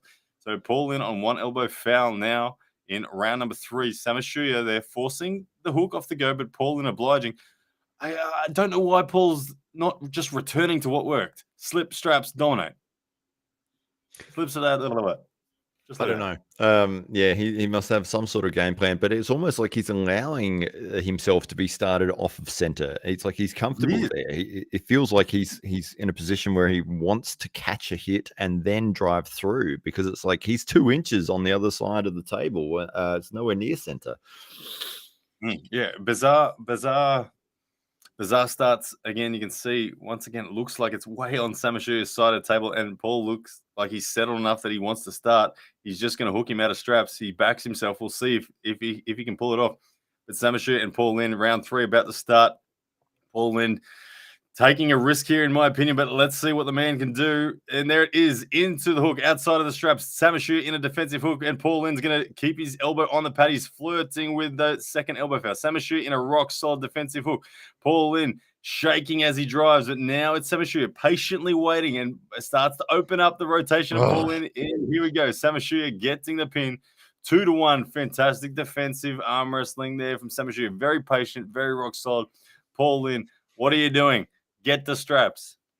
Good match. That was the best match of the night so far. A lot of back and forth. Well done to Shimizu. They able to hold that that hook by Paul Lin, allow him to surge 3-4 times before he felt enough endurance was out of Paul's arm to be able to pull through and get the pin. But yeah, definitely one of the most exciting rounds of the night so far. So here's the thing. Here's why Paul should be going to straps. When you are in a hook outside of straps, it's less about the dragging rotation and more about the elbow blocking rotation. You'll see Samusuya played that card perfectly. As Paul tried to drag and drag and drag, Samusuya just stayed at center and blocked with his shoulder and elbow. And it was just patient, played it well. That same drag and rotation in the straps provides connection, which opens up your opponent. Paul, in all those offensive surges, it was like he was in the strap the way he was hooking. So he needs to hopefully recognize that same hook will not work out of straps. That hook will work in straps that he just did, but not out of straps. So again, errors there from Paul Lin in my eyes. I think the match is still there for him to win, but Samusuya showing now that if it goes to a hook outside the straps, he's going to have it. Do you think he's worried about how he got that round lost with the intentional slip? That maybe he's like, I don't want to get another loss from a slip. Yeah, that is definitely a thought that goes through an arm wrestler's mind. If they've had a slip in a losing position foul, that's the worst way to lose. But again, that happened with Paul when it was outside of the ref's grip. So I feel like if he takes it to ref's grip, he will get the slip as he needs. He's going to lose. I can see it in his face just then. He just asked Samusuya if he wants the strap, and Samusuya said no. All right, so Paul Lin up against the ropes here. It is 2-1. David Samusuya leading after Paul Lin took the opening round. Paul Lin really needs to find a ref's grip, in my opinion, but let's see if he can get there. Once again, the negotiations happening, similar grips so far. Paul Lin taking the higher ground in the arm, but the knuckles of Samusuya are more vertical. Samusuya wants to just flash pin this, get it in control, or force a hook outside of straps. Paul Lin really does need to get that high hook in the straps going once again. Can Paul Lin initiate with high pressure and get to the straps? Ref grip will help him. There is the ref grip. We've achieved objective number 1 for Paul. Get to the ref grip. Let's see what happens here. Will Samusuya still have the goods to go, or will Paul Lin be able to do it? Now, on this side, if he does get the straps, he does have the buckle. We haven't seen that happen yet with Paul Lin on the buckle side. So, all right. I'm just going to, Matt, keep calling this for me for a second. Yeah, sure. Paul Lin's body language to me is showing that he has used everything he had in that last round with that, trying to get that pin in that hook position. I think he hasn't got a lot left, to be honest, the way he sort of approached this last round. But here they are. They're getting the hands closed, about to start. Paul has hit through with a... Oh, there's a pin. That's got to be a pin, surely. Yes. Counter as a pin, or is it another foul? It is a pin. Yes, there's a pin. 2-2. Wow. Ladies and gentlemen, what just happened was Paul Lin attempted to slip. He attempted the top roll, and Samusuya held on. And Paul Lin sensed him holding on and just said, okay, if you're going to hold on, I'm just going to pin you. And he stopped trying to slip, and he basically high hooked him outside of the straps. But that was call that an error from Samusuya right then. He held on for too long, and Paul Lin capitalized on it. 2-2. We're going down to the wire. Paul Lin has the good side of the strap now. Paul Lin, slip, strap, victory for the West. That's what's going to happen. This is match of the night so far. Absolutely. 2-2. Whoever wins this round is going to take home the bacon. It's does Paul have enough left? It seems that Samusuya is doing a lot of holding. He hasn't hit at all. He hasn't been first to hit or engage off these rounds at all. The first round that he won was the slip from Paul. I think Paul, it's all up to him. He is in control here. It's up to him as to what happens in this last round. Well, it showed that Paul has sufficient side pressure to win if he is threatening the hand of Samusuya during the surge. If Samusuya gets his hand in and can make it about defensive hooking and side pressure, then Samusuya has the significant enough position to get the job done. Paul needs to keep a pronated approach to this. So once again, I hope to see Paul, in order to get victory here, really pronate hard off the go. He needs to take it to ref script. That's proven now for him to be his most successful area. Ref script, pronation, slip straps, or just do what he just did then and high hook him. But anyway, Samusuya is going to look for venom. Samusuya, you can see him leaning forward now in this setup in this final round. lot of pronation coming from Paul Lynn. He knows where the victory path is. He's resetting that pronation over and over and over again. He wants it to go to ref script. Keep on doing that, Paul. Samusuya being very well behaved. He's sitting perfectly still, trying to get the match to start outside of the ref script. Paul Lynn, take it to ref script. Do not settle, brother. Here we go. Round number 5. This is the money match. There it is, ref script. Good stuff, Paul Lynn. Paul Lynn knows what he needs to do. It's just going to come down to this moment here. Who can execute? This isn't one of those matches where miss the jump by a quarter of a second, it's done. It's over. For either man, it can come down to hundredths of a second when it comes to initiation and timing. Samusuya is going to look to finish this match right here. He's not even going to want it, Paul, to even slip. Samusuya, watch for just really aggressive venom off the go. Paul Lynn is going to grip high. He's going to look for that pronated slip. Once again, if Samusuya holds on, Paul Lynn will go for the pin. But let's see. Will Samusuya hold on or will Samusuya slip as well? Hands coming down our ref script. Paul Lynn being closed first. He's got that low hand top roll grip set. Samusuya being closed now. Paul Lynn. Here we go, ladies and gentlemen. It's containment from Samusuya. An elbow foul from Paul Lynn. Samusuya, very similar shape to the last round, but this time Samusuya gritted his teeth, curled his wrist harder, and forced it into a position where Paul Lynn, look, he had to elbow foul then. He had to elbow foul because you could see he was going to pull up short on the pin. It was about an inch away from pinning Samusuya. If Paul Lynn didn't elbow foul, then Samusuya would have taken control and won that match. So Paul Lynn, with the elbow foul off the back, only 1 inch away from pinning Samusuya there with that surge. Unbelievable. Samusuya proving that he can hold on to Paul. Paul Lynn is still trying to get to the straps, but Paul Lynn, what now Paul needs to do now? He needs to recognize that he can't slip him. He needs to actually take a deeper grip and pretend he's still trying to slip, but from a deeper grip, and that'll give him the surge pin that he needs. Come on, Paul. You can do this. Samusuya taking high knuckles position. Paul Lynn, will he get the slip? I think he's going to. Here we go. Yes, there's the slip. Here we go, ladies and gentlemen. Interesting difference was the reason Paul got the slip there was Samusuya. I don't know why he changed it. Samushuya's hand must be getting fatigued because Samusuya gripped higher. He gripped above the wrist bone. Samusuya had his pinky above the wrist bone instead of one below like that. One below like that, he would have contained him. But up here, Paul busted the wrist back. You see that in the celebration from Paul. He looked him in the eye, was screaming his face. This is it. This is what he needed. This is 2-2, and he's gone down to the straps. And what he wants is buckles on the outside too. It's going to be high hook from Paul versus defensive hook from Samusuya. Paul Lynn, keep your elbow on the pad, son. Keep your elbow on the pad. He's already on the foul. He doesn't have another one up. We don't want to see it end with a elbow foul. Paul Lynn, as he's pinning, be the reason Samusuya wins. So here we go. Please keep all elbows on the pad because we don't have running fouls in these rules, and it'll be a travesty if it ends that way. But round number 5, ladies and gentlemen, is do or die.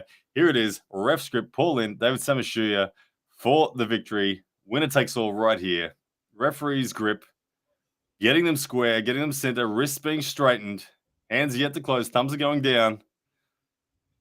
Paul Lynn looking to explode. Samusuya looking to catch. Here we go. And there is the start, and there is the drive. That's got to be a pin from Paul Lynn. They have it. There, they've called it. Yes, ladies and gentlemen. Team West. They got it. Paul Lynn gets the victory, ladies and gentlemen. 3-2. Samusuya is not happy. He was considering. He's looking at referees saying he's sure it was a pin, but yes, it was a pin. Paul Lynn gets the job done. He keeps his elbow on the pad. Samusuya so close to the stop. Like it was the referees were going to call it. They stopped calling it. They're like, do we call it? And then they called it. Oh, amazing stuff. Well done. Amazing effort, Paul Lynn. You are a legend. Congratulations on having the best match of the night so far, the most entertaining, back and forth. You did everything you needed to do. You played the game smart, kept calm under the pressure with the slip loss, and then moving into what you needed to do, making the right adjustments, getting the referee's grip, going to the strap in the final round. Love to hear what he has to say here. Yeah, let's have a listen. Let's bring that audio in, see what Paul says. Because you don't know your opponent well enough. Was it harder or easier than you expected? I mean, it was exactly what I expected. When we talked on the live, I said I would be happy if we had a match, a hard match or a war, one way or another. Whether I win or lost, I'm okay with that outcome, even if it went the other way.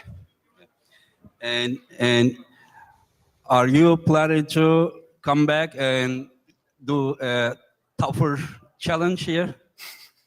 So I purchased a ticket for my wife, and her passport didn't come in time. So we just so happen to have a full credited ticket left. So I'd be honored to come back. Okay. We are honored to have you here, and congratulations, my friend. Congratulations. Good stuff. Paul Lynn there, as you heard.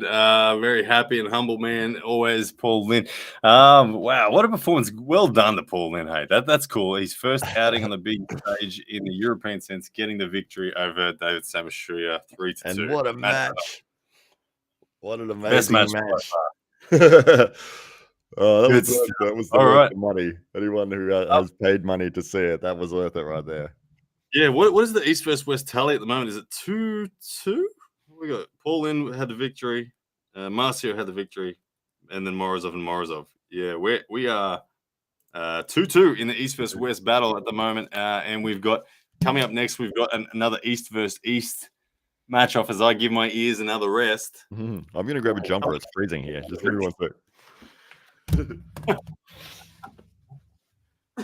All right, after this match, then the big matches start. This is what do we got here? We got Arif Erdem and Krasimir Kostadinov, and then we start to get into the juicy matches, guys. It will be non-stop action from here on in terms of the heavy-duty East versus West matches. But right now we have Krasimir Kostadinov up against what is it? Arif Erdem. Arif Erdem, the heavy favorite in my opinion, and in most people's opinion as well. I think that it surely is the case. He's beaten Krasimir Kostadinov a number of times now. I think 3 times, in fact. 104 kilos versus 150 kilos there. Absolutely. Look, Krasi has to go to straps here, as the Drew 24 says. He needs to know this versus the bigger guys. He hasn't had success outside of the straps against these bigger guys. And Arif Erdem, look at the size difference. Absolute tank. Arif Erdem looks like a monster. Arif looks so thick and strong through the shoulder and the chest. Like, this is a monstrous strong man. He is the WAF super heavyweight world champion. The current WAF super heavyweight world champion is Arif Erdem. He has a 3-0 record over Krasimir Kostadinov, and the negotiation happening right now. You can see Krasimir looking for the high grip. He's looking for the slip in the straps. That's what Krasimir needs to do. He needs to get it into the straps. He'll be hunting the pronation of Arif if he can get there. But right now, it's Arif just holding on and happy to just say go. But the referee's grip is come about. Krasimir Kostadinov is going to need to reach deep into his bag of tricks for this one. Have a look at the Arif, man. How big does he look? Yeah, he looks massive, enormous. It's like a 2 different weight classes between them. Yeah, I've always thought Krasimir Kostadinov looks like Gru from Despicable Me. And Arif looks like a massive version of Pradeep Singh. So we got Pradeep Singh up against Gru here. Let's see what happens. Ref script starting now. Arif, high knuckles position. Will Krasimir get to the straps? Here we go. And no, he won't. Arif is too strong. It's too strong. Man. Wow, he looks humongous. Yeah, it's jacked Pradeep right there. What was his weight? 130 or something? 50. 150. Jesus. Krasimir was 103. So Krasimir Kostadinov being out arm wrestled there in terms of the high knuckles position. Arif just maintain height, just maintain enough side pressure and control to prevent Krasimir from being able to get any form of slip. Krasimir is going to have to be very creative in order to even get to the straps, because Arif is at a different level of fundamental power, and he's going to take advantage of that. Krasimir, like I said, he has to be creative in the way that he gets to the straps. He has to put genuine threat somewhere and then make that threat vanish the instant that Arif goes to contain it, and then he needs to slip, whether it be underhand, overhand, or whatever. He needs to either dump the wrist really quickly and pronate, or attempt to force a hook and then slip under. But You can see he's going for that outside slip. Krasimir on the tricep side of his elbow, looking for that increased back pressure. And Arif just trusting his hand. There we go. Krasimir getting the initiation he needs and off to the straps. And Krasimir on the good side of the buckle. Here we go. This is where Krasimir has his best shot. If he's going to win, it's going to be in this moment like this. All right. Yeah. Oh, man. 50 We saw kilo that- weight difference is enormous. I'm amazed that he's decided to pull in this style of you said he was hunting the super heavyweights, and I guess this is what he needs to face. Yeah, he's hunting them. Absolutely. People in the comments asking, where can I watch for free? Guys, it's only a pay-per-view event. There is no free link. Guys, we won't be sharing anything of that fashion. All right, Arif Ertem now. Being strapped together against Krasimir Kostadinov. This is where the hook of Krasi will return. He won't try to top roll. He will try to hook. Krasi not happy particularly with that setup. You can see there a little bit of pronation. It's quite a high strap. I wouldn't be happy if I was Krasi either with that one. It looks like it's very high in the hand. It's above the wrist line. There's no wrist on wrist that Krasi would look for. You can see now Krasi trying to get closer to his opponent in the negotiation. He's probably going to want that strap tightened once again. But Krasi needs to get it wrist on wrist, needs to control the pronator of Arif. But Arif has managed to negotiate a very high strap for both athletes. It's going to allow him to prevent the wrist on wrist. And there it is. Exactly. Geez. That was vicious. Oh, my goodness. Wow. Boom. Looked like Krasimir got everything he needed then and still got absolutely walloped. Well, Krasimir, he got half the story right. He got to the straps, which is what he needed, but he didn't get the strap connection. As I said, Arif managed to negotiate a strap like this. And what I mean by like this is see how my wrists aren't together. It's just hand on hand. That was a hand on hand arm wrestle. Krasi needs a wrist on wrist strap position. So Krasi unable to get the referees to apply the strap in the manner that he wanted. Missed that opportunity. Looks like it's going to be one-way traffic. There's a glimmer of hope somewhere, but the fact that he couldn't get close to it then in the straps, it's highly unlikely. It's going to be 3-0 Arif Ertem. Look for Arif to just finish this one out of the straps. Here we go. Referee's getting them set. Krasimir gripping high and pronator, looking for the slip again. Arif knuckles up, intending to hold on. Let's see what happens. Referee just finding center now. Waiting for the start. Moments away. Here we go. And there's the start. And Krasimir, same as round one. The win to Arif Ertem. There it is. Krasimir Kostadinov acknowledging too good, too strong. Look, there's just a fundamental power difference there, isn't there? It's big. It's big. Arif 3-0. Yeah, just way too big, too strong. You can't do anything in those sort of situations. It's I mean, you try, you slip, you go, you try your different tactics and moves and heights and slips and everything else. But if you get to where you want to get to and you still get absolutely destroyed, it's pretty difficult. It's not much you can do. Yeah, absolutely. Hey, if you want a recap of the scores so far tonight, here we go. We got Morrisov defeating Derek Smith round one, 3-0. Marcio defeating Sahib Kagler 3-0. Tobias Sprong defeating Evgeny Prudnik, probably the performance of the night so far, 3-0. Morrisov crushing Matt Mask, 3-0. Zurav Tabaridze beating F.A. Komek, 3-0. Paul Lynn, another cracking match, defeating David Samusuya, 3-2. And then Arif Ertem just now defeating Krasi Kostadinov, 3-0. That is what has happened so far. That is the first half of the show. 1, 2, 3, 4, 5, 6. That's 7 matches down. We got 6 to go, and we got 6 of the best possible arm wrestling matches known to man coming up. Everything from here is juicy. Everything from here is East versus West. It is currently 2-2 in the East versus West match lineup with 6 to go. Who's going to take it, East or West, Matt? Yeah, well, I was just thinking because I saw a couple of the comments that popped up here of people wanting to see Arif versus Corey West since he's just won that match. It'd be that would be a good match. Absolutely. Absolutely. That's a great match to happen. I would love to see it. And they both beat Krasi in similar fashion. Now we have Marcio Barboza getting ready to take the stage. This is a big match. Tobias Sprong, his opponent, defeated Evgeny Prudnik earlier in the night, 3-0. we saw what looked like arrogance from Prudnik in refusal to slip, in refusal to try to take another route. He tried to just hold on out of straps, and Tobias Sprong punished him. Marcio Barboza, I don't expect to make the same mistakes. Marcio will happily slip, but what happens in the straps is probably the more interesting question. Tobias Sprong, big, powerful, mega pronation. He's almost like an Alex Cadecha style of size. Young, only 24 years old, 130 kilos.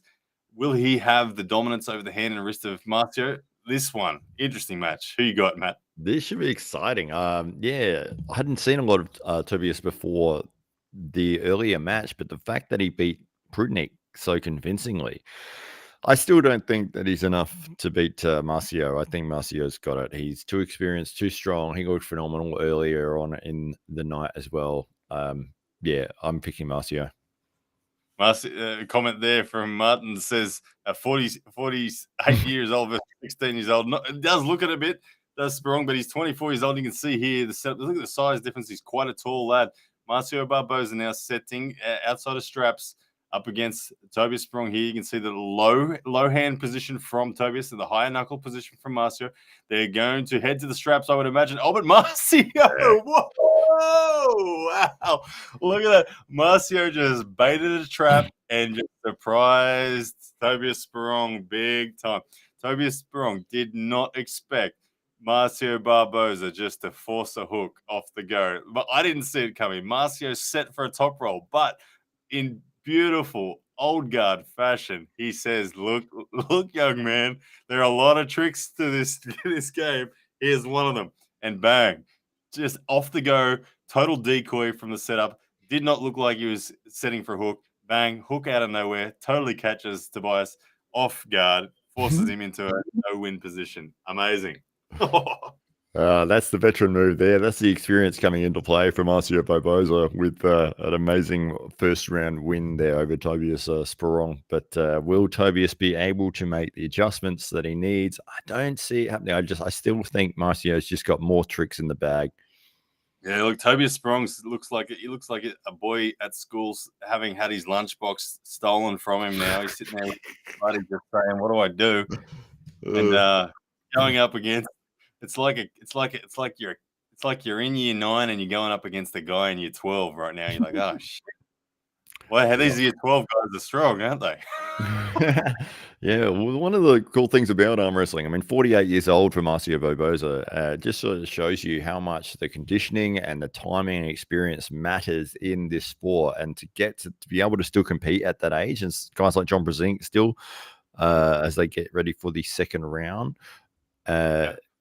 Yeah. Once again, it's you can see Tobias now not settling. He settled in the first round and Marcio caught him. So this time Tobias trying to be more aware of what's going on. He's trying to protect his pronation and height. But it's off to the ref script, and Marcio, he's comfortable and calm. Marcio's been here a million times. He's won WAF World Championships. He's been hot on podium on Nemirovs and Zlotys. He's beaten John Brezink at John Brezink's best. Marcio is an absolute legend of the sport, and Tobias is up against it here. But Tobias in the ref script will have more opportunity to get to the straps at least. Watch for Tobias in that giant top roll to hit high. Marcio Barboza. Oh, there we go. Tobias doing the same thing he did to Prudnik. Wow. Here we go. We are even, ladies and gentlemen, one apiece. That looked exactly like the Prudnik match. Exactly. We got a match. 1-1. Toby in the ref script. He is better in the ref script as he goes back to his corner. Now he looks like a kid who's just kicked sand back in the bully's eye. He's got it back. He's picked up his lunchbox, kicked sand in the eye of the bully, and it's on. Now what will the kid in year 12 return with? Yeah, there is a significant body language difference in Tobias's face between rounds. It looked like his Christmas had been cancelled the last round, and this time it looks like it's Christmas morning. So, yeah, he's definitely emotionally involved in this. Yeah, fascinating stuff there. Like I said, the exact same shape as what we saw earlier with Prudnik. It was Marcio attempting to hold on, and force a hook, but being totally above the wrist line. Again, forcing a hook when you're above the wrist line is a very challenging thing. Marcio held on for too long, and then he could no longer slip. So ref script, I expect Sprong to take it to the ref script once again. He's had great success there. Marcio Barboza just, I think, did they ask if they wanted? It looked like they were going to go to strap, but no strap yet. Marcio Barboza, I expect him to just, he won't hold on again. He won't make the mistakes that predicted and just hold on again in that same position. Expect Marcio, if he feels anything similar to that, he'll just slip and go to straps and change the game again. But here we go, outside of straps, they're getting them set. Marcio, of course, happy to start outside of the ref script. That's where he dominated round one. But here we go into the ref script now. Marcio Barboza, Tobias Sprong. Let's see what shape these guys bring. Oh, and my feed just died. So did mine. Refreshing. Refreshing. So hopefully we get it before the go.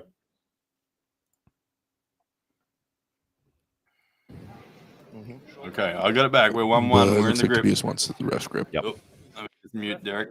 Yeah. There we go. Thanks, Derek. Okay. Ref script now. Oh, died again. Yeah, so did mine. No. I'm going to come back and it's going to say 2-1 to Marcio. Refreshing again, guys. Hopefully we get back. Matt, if you get it back before I do. Yeah. Score is currently 1-1. This is round 3. Yeah. Thank you, Derek. I got it back again, but I got a feeling it's going to lose it. It just keeps going back to the same point when I've refreshed. Mine is still refreshing at the moment as well. If I get it back, I will let you know. Moment we'll see. They're in the ref script. They're closing the hands. Let's see what we got. Hopefully we get the start here for you guys. Tobias Sprong, Marcio Barboza ref script. There it is. And Marcio driving forward. Tobias in control of the hand and wrist. Marcio not giving up. He's trying to force the hook. Tobias trying to press through. Great battle here out of the straps. Marcio trying to force it into the hook. Here it comes. The side pressure of Marcio trying to come through, but Tobias Sprong in hand control and thrashing to the side, getting the victory. 2-1. Tobias Sprong over Marcio Barboza. Very impressive balance of control there from Tobias. He had the match. Marcio fought back. He almost got it in. Marcio full-on attempted defense there, but very, very impressive stuff from Tobias. Not over-pronating and letting the slip happen, but just staying in perfect balance of control. The hand and wrist, the repeated side pressure surges, eventually overwhelming Marcio. We have a 2-1 lead to Tobias Sprong in control, looking for his second upset of the night. Wow. If I could have seen that match, it would have been good. But it's well done to Tobias. But yeah, what does Marcio do from here? I mean, he really needs to. What sort of adjustment does Marcio need to make to stop this from happening? And Marcio needs to just get to the strap. Marcio in that round flirted between a top roll and a hook. He went to top roll and then he dived in for a hook, and then Tobias took the control. He needs to all out just top roll and stay top rolling until a slip happens, and then get into straps, and then just do what he does. I think that Marcio has the edge if he's in a strap, from what I'm seeing. But at the moment, Tobias knows that Marcio wins if the match goes here, and he knows that Marcio wins if the match goes there. Tobias is just keeping Marcio in this lane. He's directing the traffic, and he's not letting Marcio get to either of the extremities, be it deep inside or in the straps and outside. Tobias showing great instincts to keep the match outside of the strap. They're going straight to the ref script now. This is happy days for Tobias. Here we go.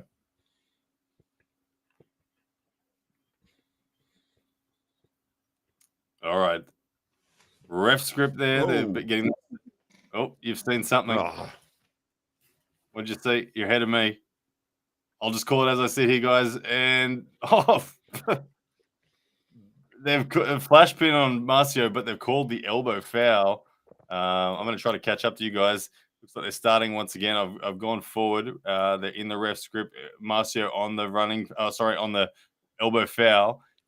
Here we go. The start and off to the straps. Good side pressure attack from Marcio right off the go, but good defensive posture from Tobias, getting the stop in the hand, and then Marcio going to the top roll and getting the slip out. Straps for both these guys will be interesting. The buckle side is on Marcio, so it's not perfect for him, but it should be an indicator of better control. He'll have a greater ability to control the pronation of Tobias Sprong, which is proving monstrous tonight. Let's see for the setup here. You can see Marcio gripping high, Tobias, of course, gripping high. Buckle side is going to be interesting. Marcio looks like he's got the side pressure if it's in that lane, but he needs to find a secure hand position. Tobias Sprong is going to look to bust the wrist back of the legend Marcio Barboza here and finish this one. 2-1. It's all on the line right here. Oh, man, I'm getting laggy stuff here. Laggy stuff. They're moments away from a start. Oh, it's really laggy. Hopefully I can see it and call it for you guys. But Tobias Sprong on the good side of the strap, Marcio Barboza. If I lose it, Matt, you just take over. Sure. But Marcio Barboza's shoulder's getting square at the moment, webbing even. Tobias looks like he's nice and high. You can see that length in his arm. And there is the start. It's gone into hook, but Tobias in a good position for rotation. Marcio trying to drag low. It's in the hook, in the straps. Marcio looking like he's got the defensive position not to allow Tobias through. Tobias trying to chip through. Marcio being patient. Tobias surging. The rotation, too much Marcio. The shoulder, there it is. The win. 2 apiece. Marcio Barboza levels it up. We're going down to the wire. I did say 3-2 Marcio on this one. Yeah. This is good, man. This is a good match. This is a good back and forth. That was an amazing round. Hopefully we'll get another amazing round for the finish here. But yeah, you think critical that Marcio gets to the strap. He must get the strap to get the win. Is that what you're saying? Look, he can get it outside of it, but it's risky. If he goes for it outside, it's a big risk because Tobias has proven that he has the ability to control the hand and wrist outside the straps and prevent him from getting a slip in a legal position. So if I'm Marcio, I'm just committing to outside pressures until I'm in the strap and then doing what he does. Marcio can force the hook in the strap, but outside the strap, it's risky business. Right now, Tobias Sprong has a great opportunity to take this one. It's 2-2. He's going to not want the strap. Let's see where this one goes. This is going to be so critical in the setup. Here we go. Round number 5, ladies and gentlemen. This one will be determining the winner. It's currently 2 apiece in this match. It's also 2 apiece in the East versus West battle. Right now, the winner of this round will send their region of the world ahead on the leaderboard. Marcio Barboza, the legend, up against the new up-and-coming monster that is Tobias Sprong. Here we go. Round number 5. Referee's grip, getting them set. Tobias Sprong closed first. High knuckles position from Tobias. Marcio going high as well. And there it's gone into a hook outside of the straps. Marcio will be happy with this. Tobias Sprong trying to elbow foul almost deliberately. I expect him to look for a restart. But yeah, I've seen a couple of elbow fouls, but they're not calling it on Tobias. Interestingly, Marcio is shaking his head saying, no, no, no. But here we go. It is not over yet. Tobias with a good high pronation there. He might be able to chip through center, and Marcio shaking his head is holding this center position in the hook. Marcio driving, unable to get to the position, starts to put his shoulder behind him. Look for some commitment. And there it is, Matt Connolly. Is Marcio Barboza. Well done, Marcio. 2 wins for the night. He is super happy at 48 years old on the international stage, one of the biggest events that's ever happened. He has come away with 2 solid, amazing, hard-fought victories. Well done to Marcio. Congratulations. Man, hard fought matches, some of the most entertaining back and forth that we've seen tonight. So well done, Matt. Absolutely beautiful match. Probably I think that's the best match. That and the Paul-In match, both amazing matches, both 3-2, good battles. Let's hear what Marcio's got to say. We won both of them, and this one was a war. It came and went and come back again. Were you expecting such a tough match? Did you expect him to be such a strong guy? Well, Tobias is great. After seeing him beating Prudnik, I was like, well, I better be ready. So I just used my experience. That's how I win this match. Yeah, I saw that, you did some adjustments, and that's how I won. And congratulations, my friend. Congratulations, and hope to see you again here. Thank you very much, and awesome event, Ingen. I'm honored to be part of it. It was an honor. Take care, my friend. There we go. You can hear words there from Marcio Barboza, the victor in that one, sending the West team to a score of 3 with the East still sitting on 2. The next match up, ladies and gentlemen, it is Matt Mask v. Evgeny Prudnik. Oh, my goodness. Oh, my goodness. This is going to be intense. I hope Matt brings it. Can he bring it? Oh, yeah. Oh, my God. This is going to be so exciting. He didn't bring it against Morrisov on the left. Hey, we need to see the energy. We need to see the energy from Matt Mask. The wild horse is up next. This is his moment. This is his chance. This is his opportunity to prove that he is worthy of a top 10 rank in the overall ranks of the world. Matt Mask, surely this means a lot to him. Evgeny Prudnik is ranked number 6 in the world on the right arm overalls list. Evgeny Prudnik comes to this match as the firm favorite. Evgeny Prudnik said to Matt Mask in the lead up that he will pin him in a hook and a top roll and a press. He said he will do everything and anything he wants to Matt Mask. Matt Mask returned serve by saying, "I will make your knuckles touch your elbow when I bend your wrist back that far." Matt Mask said he is going to bring the heat on this one. I hope it is the case. Here we are, ladies and gentlemen. We are at the table. Matt Mask, Evgeny Prudnik now gripping up round number 1. It is Matt Mask on the good side of the table. If it is to go to the strap, that's promising for Matt Mask. But right now you can see Evgeny Prudnik very much invested in forcing a hook. Matt Mask, you can see what he's making the referees square them up. He's not giving the pressure to Evgeny that he wants. Evgeny testing there to say, look, if I force this hook, you are gone. Matt Mask wanting to get this one to the strap or to the top roll. Matt Mask being squared up now, bring the pronation out. They're bringing it out, bring the shoulders square. Matt Mask, watch for the explosion. We'll watch for the attempted hook and press from Prudnik. Here we go. Starts moments away. Oh, I lost the feed. You go. Yeah, I lost it as well. Sorry, I'm refreshing. I lost the feed just literally as Yeah, I was starting. about to start. Oh, my goodness. I don't know what's happened, ladies and gentlemen. I'm refreshing right now. Literally, as they're about to say go, the feed died. Let me get it back His up. pronator a little bit too Okay, here we go. low. We still got it.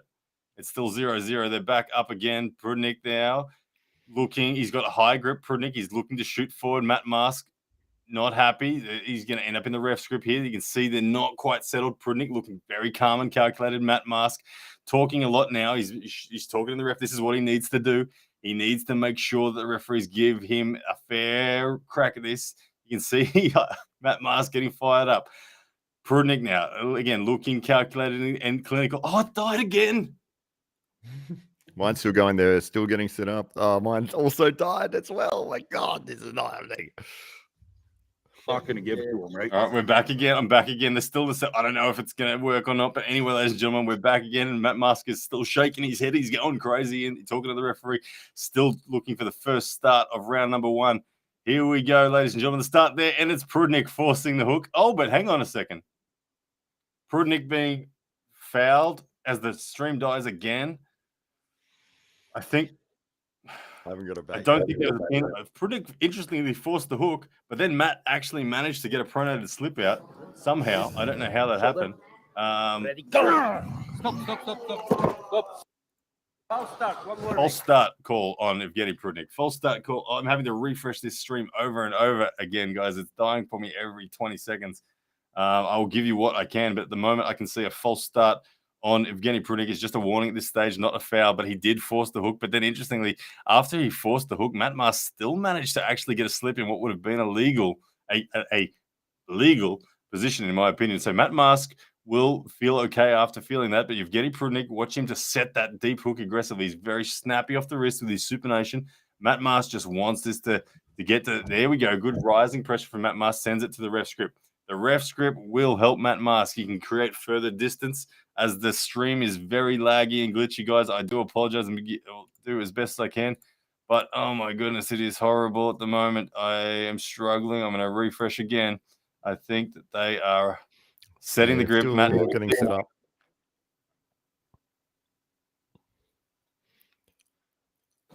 all right, I got it back again. Oh, we got a strap. Well, I good. got back Good. just in time to see. And Matt's happen. style is fantastic for strap pulling. All right, yeah. so we are into straps. This is where we are going to find out what is going on with this match. This is the good side of the strap for Matt Mask. He needs to create distance right now in the setup. I'm not sure if they're in ref script or not. I can't recall, but too many times refreshing the feed. But either way, we're in the straps. Evgeny Prudnik with a buckle on his hand. Matt Mask, very talkative right now. He needs to remain that way. He's looking to bust the wrist back of Evgeny Prudnik. Evgeny Prudnik with a smile on his face. He looks comfortable and calm. But Matt Mask, he knows what he needs. If he gets the lane, watch for it. Matt will go psycho if he does. Evgeny Prudnik there, making sure the webbing is even. He can feel Matt Mask creeping up. Matt Mask shaking his head, looking for every millimeter he can. At the moment, it looks like, to be honest, Prudnik slightly has the higher webbing position. Prudnik there wiggling his way deeper into the grip. You can see him wanting to get to this inside position. He wants to force the hook. Matt Mask will look to swing for the fences with a top roll. We know his main weapon. It is the low hand top roll. Matt Mask will just want this settled. He's just saying, just that we're in the ref script. This is what Matt Mask needs. Here we go, ladies and gentlemen. This is round number 1. Evgeny Prudnik on 1 foul so far. Matt Mask in the straps. Lots of talk going on. The referee getting them set. He's dictating to Evgeny Prudnik, not comfortable, keeps on lifting his elbow. Oh, and I've lost the stream, for goodness sake. Strapped, and I lost it as well. Sorry, man. I have to keep refreshing too. All good, man.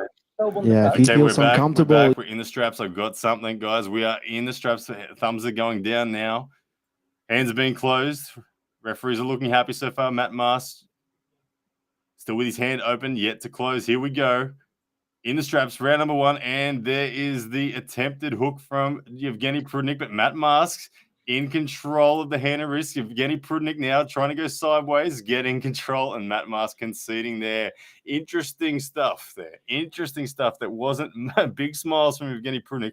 Matt Mask, a lot of talk. Prudnik gives him the thumbs up. I think Prudnik is very confident from here, but Matt Mask, I don't know. He didn't crack the wrist. He looked like he had a bit of ability to defend, but Evgeny Prudnik, very clinical, very patient, just waited it out, knowing that Matt Mask was in a compromised position. And eventually Matt Mask's pronation completely collapsing and conceding the match. But, oh, my goodness. Difficult commentating with this stop-start flag. Because we've got 1,845 people in the chat. Good to see you all here. Is that how you sort of saw this match going? That if Matt couldn't get his pronation, it would have ended up, that was the end of the game. He has to have pronation to be able to win. Oh yeah, Matt Mask has to crack the wrist of Prudnik. There's no hook version of victory for Matt. If Prudnik bends his wrist in a positive direction at all, he'll win, whether it's top roll or hook. And Evgeny Prudnik managed to do that. Then there he controlled Matt Mask.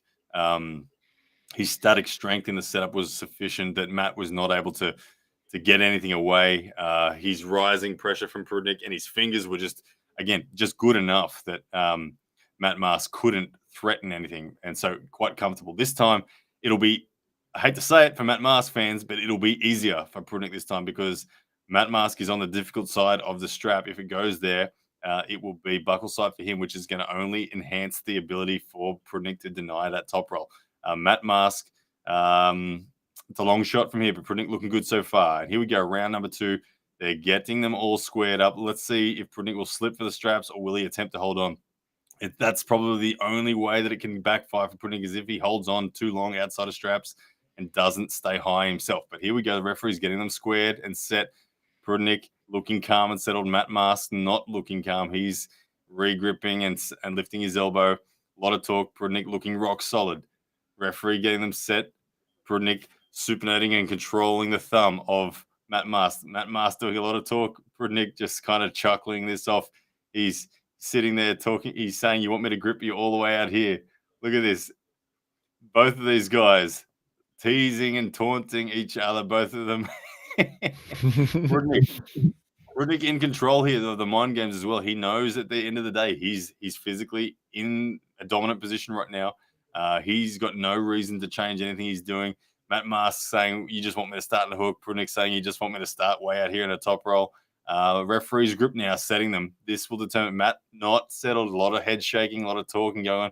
Prudnik, on the other hand, looking calm, cool, collected, rock solid, no emotion in his face at all, just clinical. Here we go. Thumbs going down. Ref's grip. Matt Mask being closed first. Low hand top roll from Matt. Prudnik waiting for the close. Here we go. High knuckles from Prudnik. Forces the hook, and there is the slip from on the Wild Horse as my feed dies, as I see Matt trying to fire himself up. Yeah, I had the same thing. Mine died just before the first. It's like every time they're about to start, that's when it's dying. I don't know what's going on, but I'm back now. They have Matt Mask, a shot of him, and Prudnik has just stepped up to the table. They're going to a strap. Very good. Super chat says Matt Mask needs to get on the roids like the rest of them. Good on you, the kid 17. Thanks for the super chat. Once again, it's gonna be the same fight, but it's just let me mute again, Evgeny, get. All right, so we're strapping up round 2. Buckle side is on Matt's hand. So as I was saying, this one is difficult for Matt Mask from here. Buckle side, it's going to be worse. Prudnik will have Matt Mask's pronation is going to be limited in some respects. I don't expect him to really be happy here. Prudnik will have an opportunity to control him however he chooses. Matt Mask can see very talkative with the referee. Prudnik, however, rock solid again, just calculated, clinical, no fuss arm wrestling so far from him in his setup. I got a very laggy feed. I'll do my best to give you what I can see. Okay, referee's getting them set, getting them centered, but in the ref script, Matt Mask, again, not happy. He's constantly talking, looking over the referee, saying, change the circumstances of this situation. The elbow of Prudnik is creeping forward. He's looking to get as close to Matt Mask as he can. Set. Here we go. Referee's coming at the start. Matt Mask getting jumpy. He wanted to go. The referee giving him a talking to right now. Here we go. Prudnik. It's looking, it's very easy for Prudnik. Very easy. He is toying with Matt Mask. He's totally toying with Matt Mask. He's fully got him control. He was refusing to pin Matt Mask. He's tempting Matt Mask. He's daring Matt Mask to try anything. And Prudnik he's refusing to pin him. He's literally holding him on the offensive side. He's now top rolling Matt Mask. He's literally toying with him. Matt Mask is not trying here, but Prudnik gives him the pat on the head. The Todd Zilla pat on the head just happened to Matt Mask. Wow. Complete and utter domination. Oh, boy. Wow. My goodness.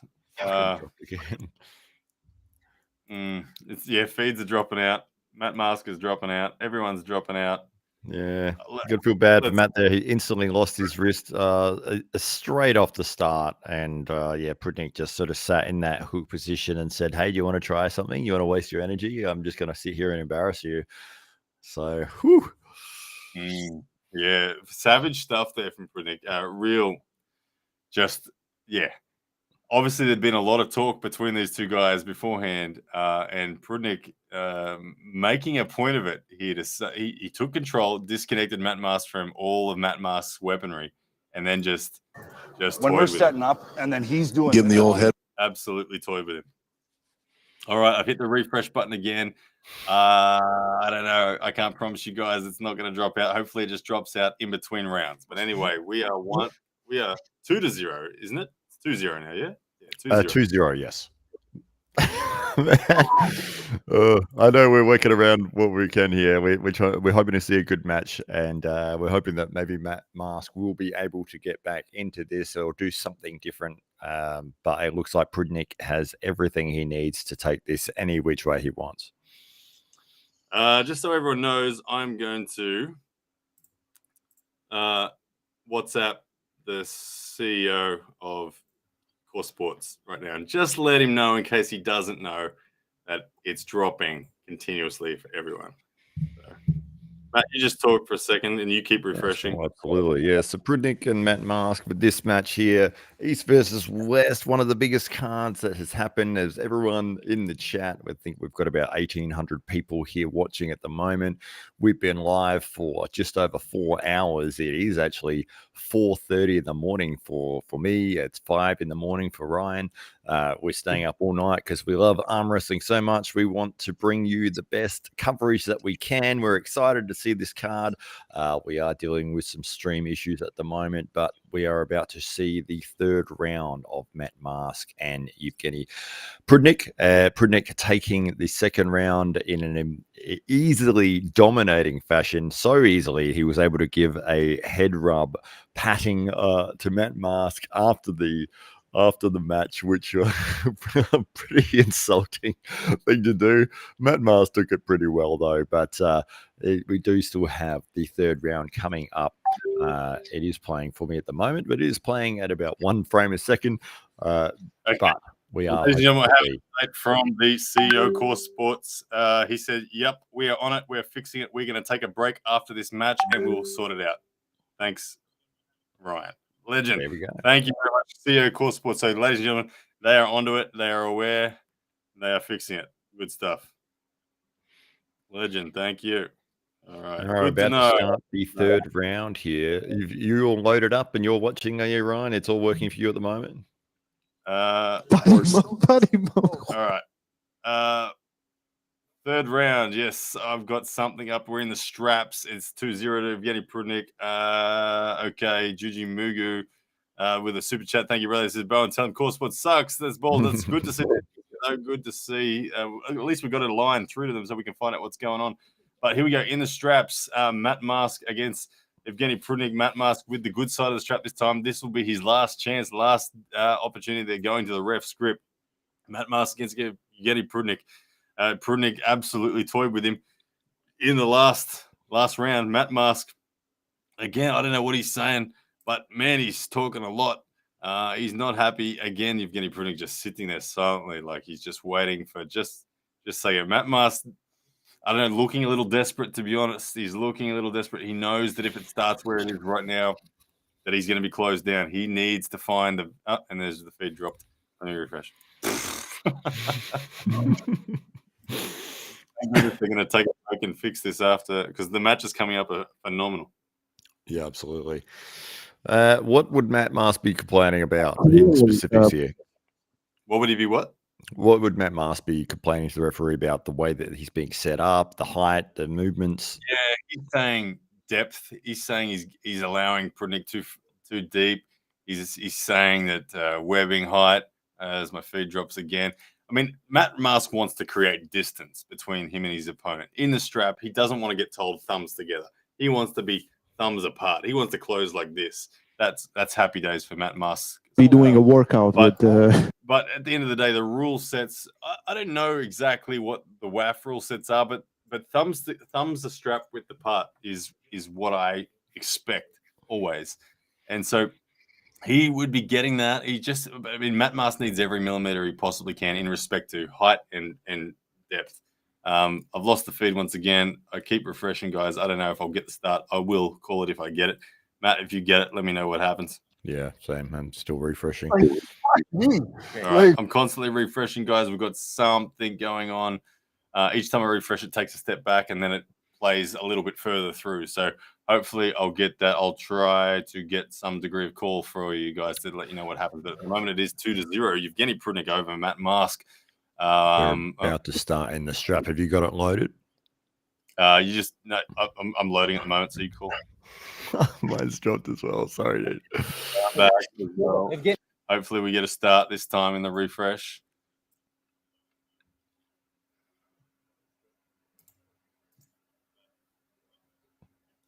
Matt Mask, Evgeny Prudnik. Here the hands have been closed. And we're at moment. Oh, no. Elbow foul on Prudnik. Look at that. They fouled Prudnik. Matt Mask, that's a glimmer of hope. If anything, Matt Mask needs to grab that and start talking to him about it. Why are you lifting your elbow? You're scared of my top roll or something. Like, you can't do that if you keep your elbow down. Like, get old Travis Bajan on him right now. It's the last shot as I refresh my feed again. 1 second.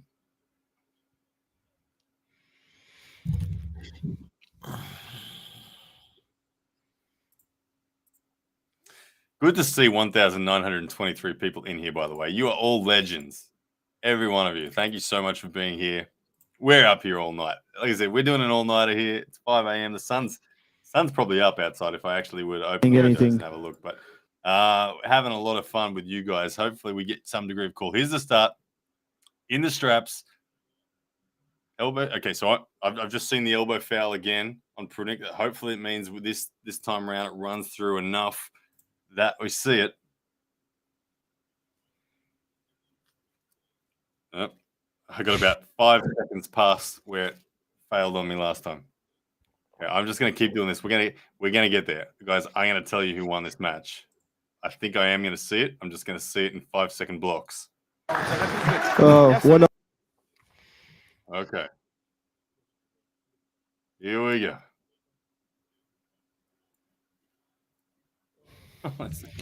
I've got Matt complaining to the referee. They're in straps about to start. And it's dropped. Fucking day long. Did you hear Matt then? Let's have a listen, guys. Let's have a listen. Matt, extremely literate at reading what Prudnik is writing. Jesus Christ. One foul on You hear Prudnik. Matt? He's proper going nuts at the referee. Oh man. Okay. No, mine's dropped again. Again, 5-second bites, guys. I'm gonna keep refreshing and get an extra 5 seconds each time I do it. Somewhere in the next maybe 5 to 10 refreshes, I will get you a result. Don't go anywhere. I'm gonna find out. Can Matt Mask win this round?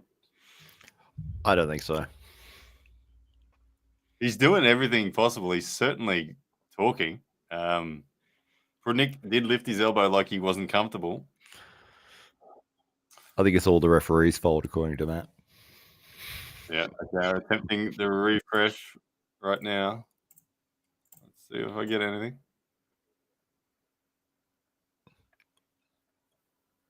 There we go, guys. If you are in the chat right now, just know that I did moments ago speak to the CEO of Core Sports, message him to be aware that this is going on, and he said yes, they're on it, they're fixing it. They just need to finish this match, then they will take a break, they'll pause the matches, and they'll fix it up. So don't go anywhere, don't be disappointed, don't leave. It's coming. They just need to get this match done. I would guess that the match has actually finished and they're trying to reset it at the moment. So that's probably why we can't refresh it. I got nothing at the moment. Yeah, mine it's not loading. But hey, what other matches do we have coming up? I'm gonna message Coach Ray. Say who won. Who won round 3? Yeah, that's a good idea. Well, I would say that what's happened is Matt Masters lost 3-0. And they're resetting their stream services, so that's probably why no one can load it at the moment. But hopefully when they get it back up and running, we can get back online and start to see the rest of this main card as it unfolds. We've still got some amazing matches. So we've got Michael Todd. Ladies and gentlemen, Matt Mask has won round 3. Wow. Coach Ray just informed me. Matt Mask has won round 3. Amazing. Oh my goodness. Ladies and gentlemen. Oh, the match is... Don't get too excited. The match is over. Prudnik won 3-1. You go up and then you go down. Damn it, Ray. You had me so excited. Maybe he should point his phone at the stage so we can comment on that. Okay, so ladies and gentlemen, Matt Mask taking the round there. I can only assume he busted the wrist back of Prudnik and got a big wild horse slapping, jumping thing going on. But then the problem is Matt Mask had the bad side of the buckle in the next round, so we can only imagine what happened. But there we go, at least something for Matt Mask. I'm going to write that one down as a 3-1 victory. East now up. East now leveling it 3 apiece. 3 apiece. Let me get that. 3 for Prudnik. And Mask only gets the 1. Interesting stuff there. But, look, regardless of Matt Mask getting that 1 victory, it was, from what we did see, a very good performance from Evgeny Prudnik. Solid across the board, wasn't he? Absolutely. Yeah. I mean, the way he took that second round, it was just any which way he wanted to win. He sat in that position like, I've got absolutely everything. You only do that against an opponent that you can absolutely destroy. I'm not sure what happened in the third round. Maybe he just missed the start or something. But Prudnik was definitely levels above where Matt Mask was in that match. But like I said before, Matt Mask is an entertaining guy to watch, and I would watch him arm wrestle every single day because that guy brings it to the table every single time. And it's like, if you want to put on an entertaining card, you put Matt Mask on there. Yeah, there you go. Hey, I did see someone a comment flew past. I couldn't feature it because it flew past so quickly, but I saw someone say Matt Mask won that round on fouls. So maybe not in the kind of fashion that would have really upset Evgeny Prudnik, but losing on fouls. So, guys, what is happening now is I believe that Core Sports are resetting their connection, their feed, whatever they're doing. So we're not missing any matches right now. So rest assured, they have paused, and the next match that will be up and running is going to be Michael Todd and Rivaz Lutidze, which is a This big should match. be exciting, and I want to see how Michael Todd goes. This is make or break for Michael Todd. I've bet against him. I've said Rivaz is going to win 3-0. I hope I'm wrong for the sake of my good friend Michael. But, oh, man, what a test for Michael. Hopefully they do not start until Core Sports sorts this out. I'm going to keep refreshing, guys. You let me know as well if the feed gets back up for you. Mine's come back up, but it says the stream will be back soon. Okay, let me have a look.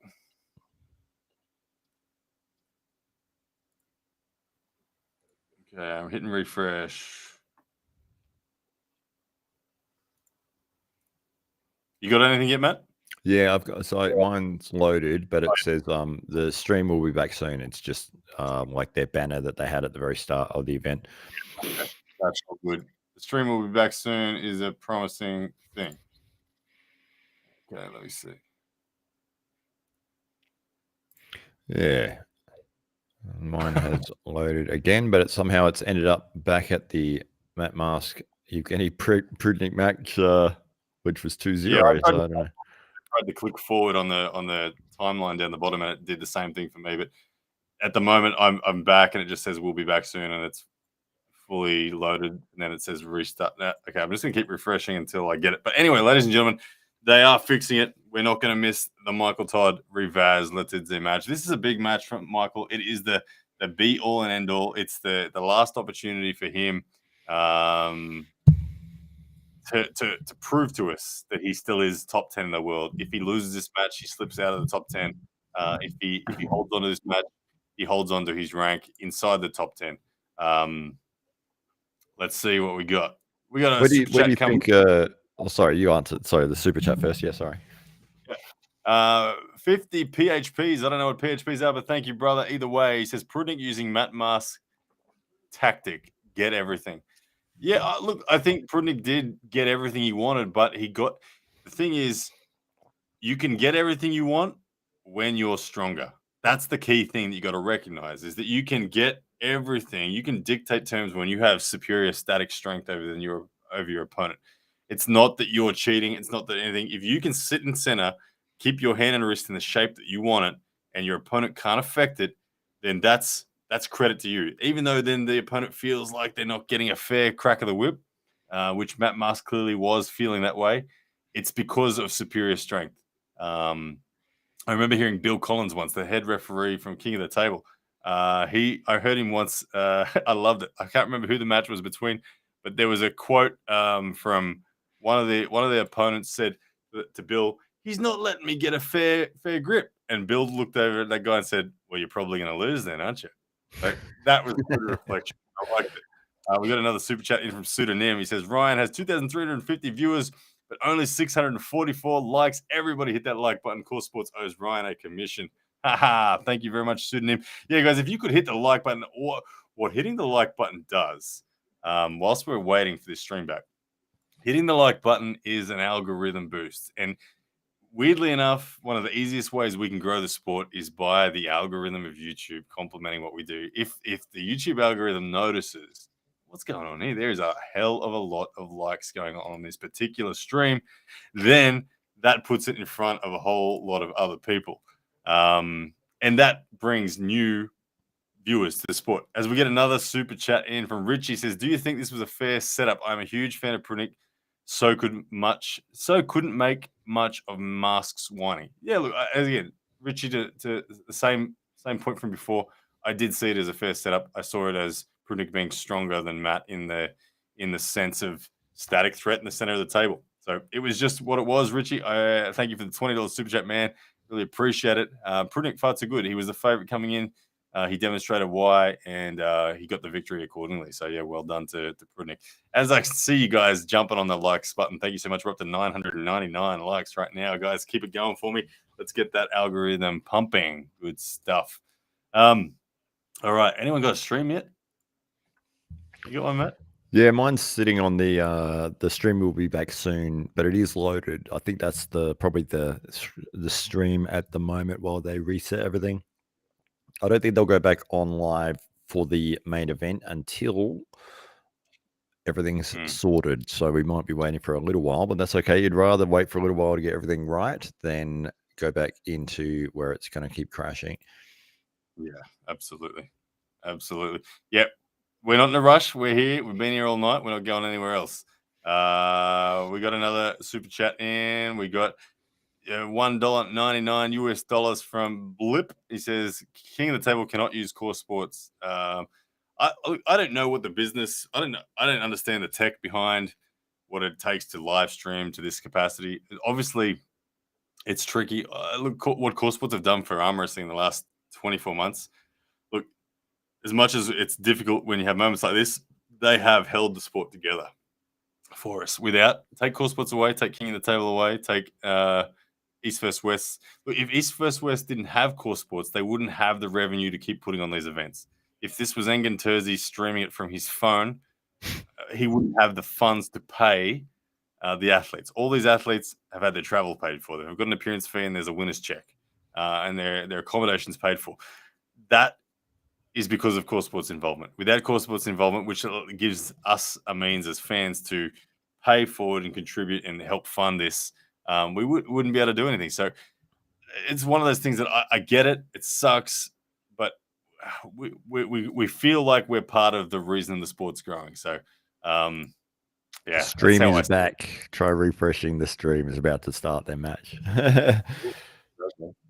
All right. Refreshing. No, thank you. Thank you for the $5 Canadian super chat there, brother, from Isom Zubi. All right. As I refresh, looking for it. And okay, Rivaz, here we go. Rivaz Singh. He's 6'4" tall. In round number one, here we go. Here we go. Come on, Michael.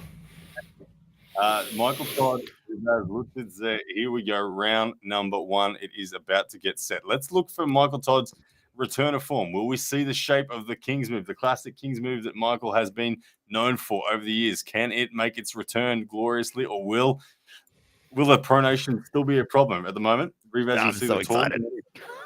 Get the high knuckles position. Michael Todd on the left screen.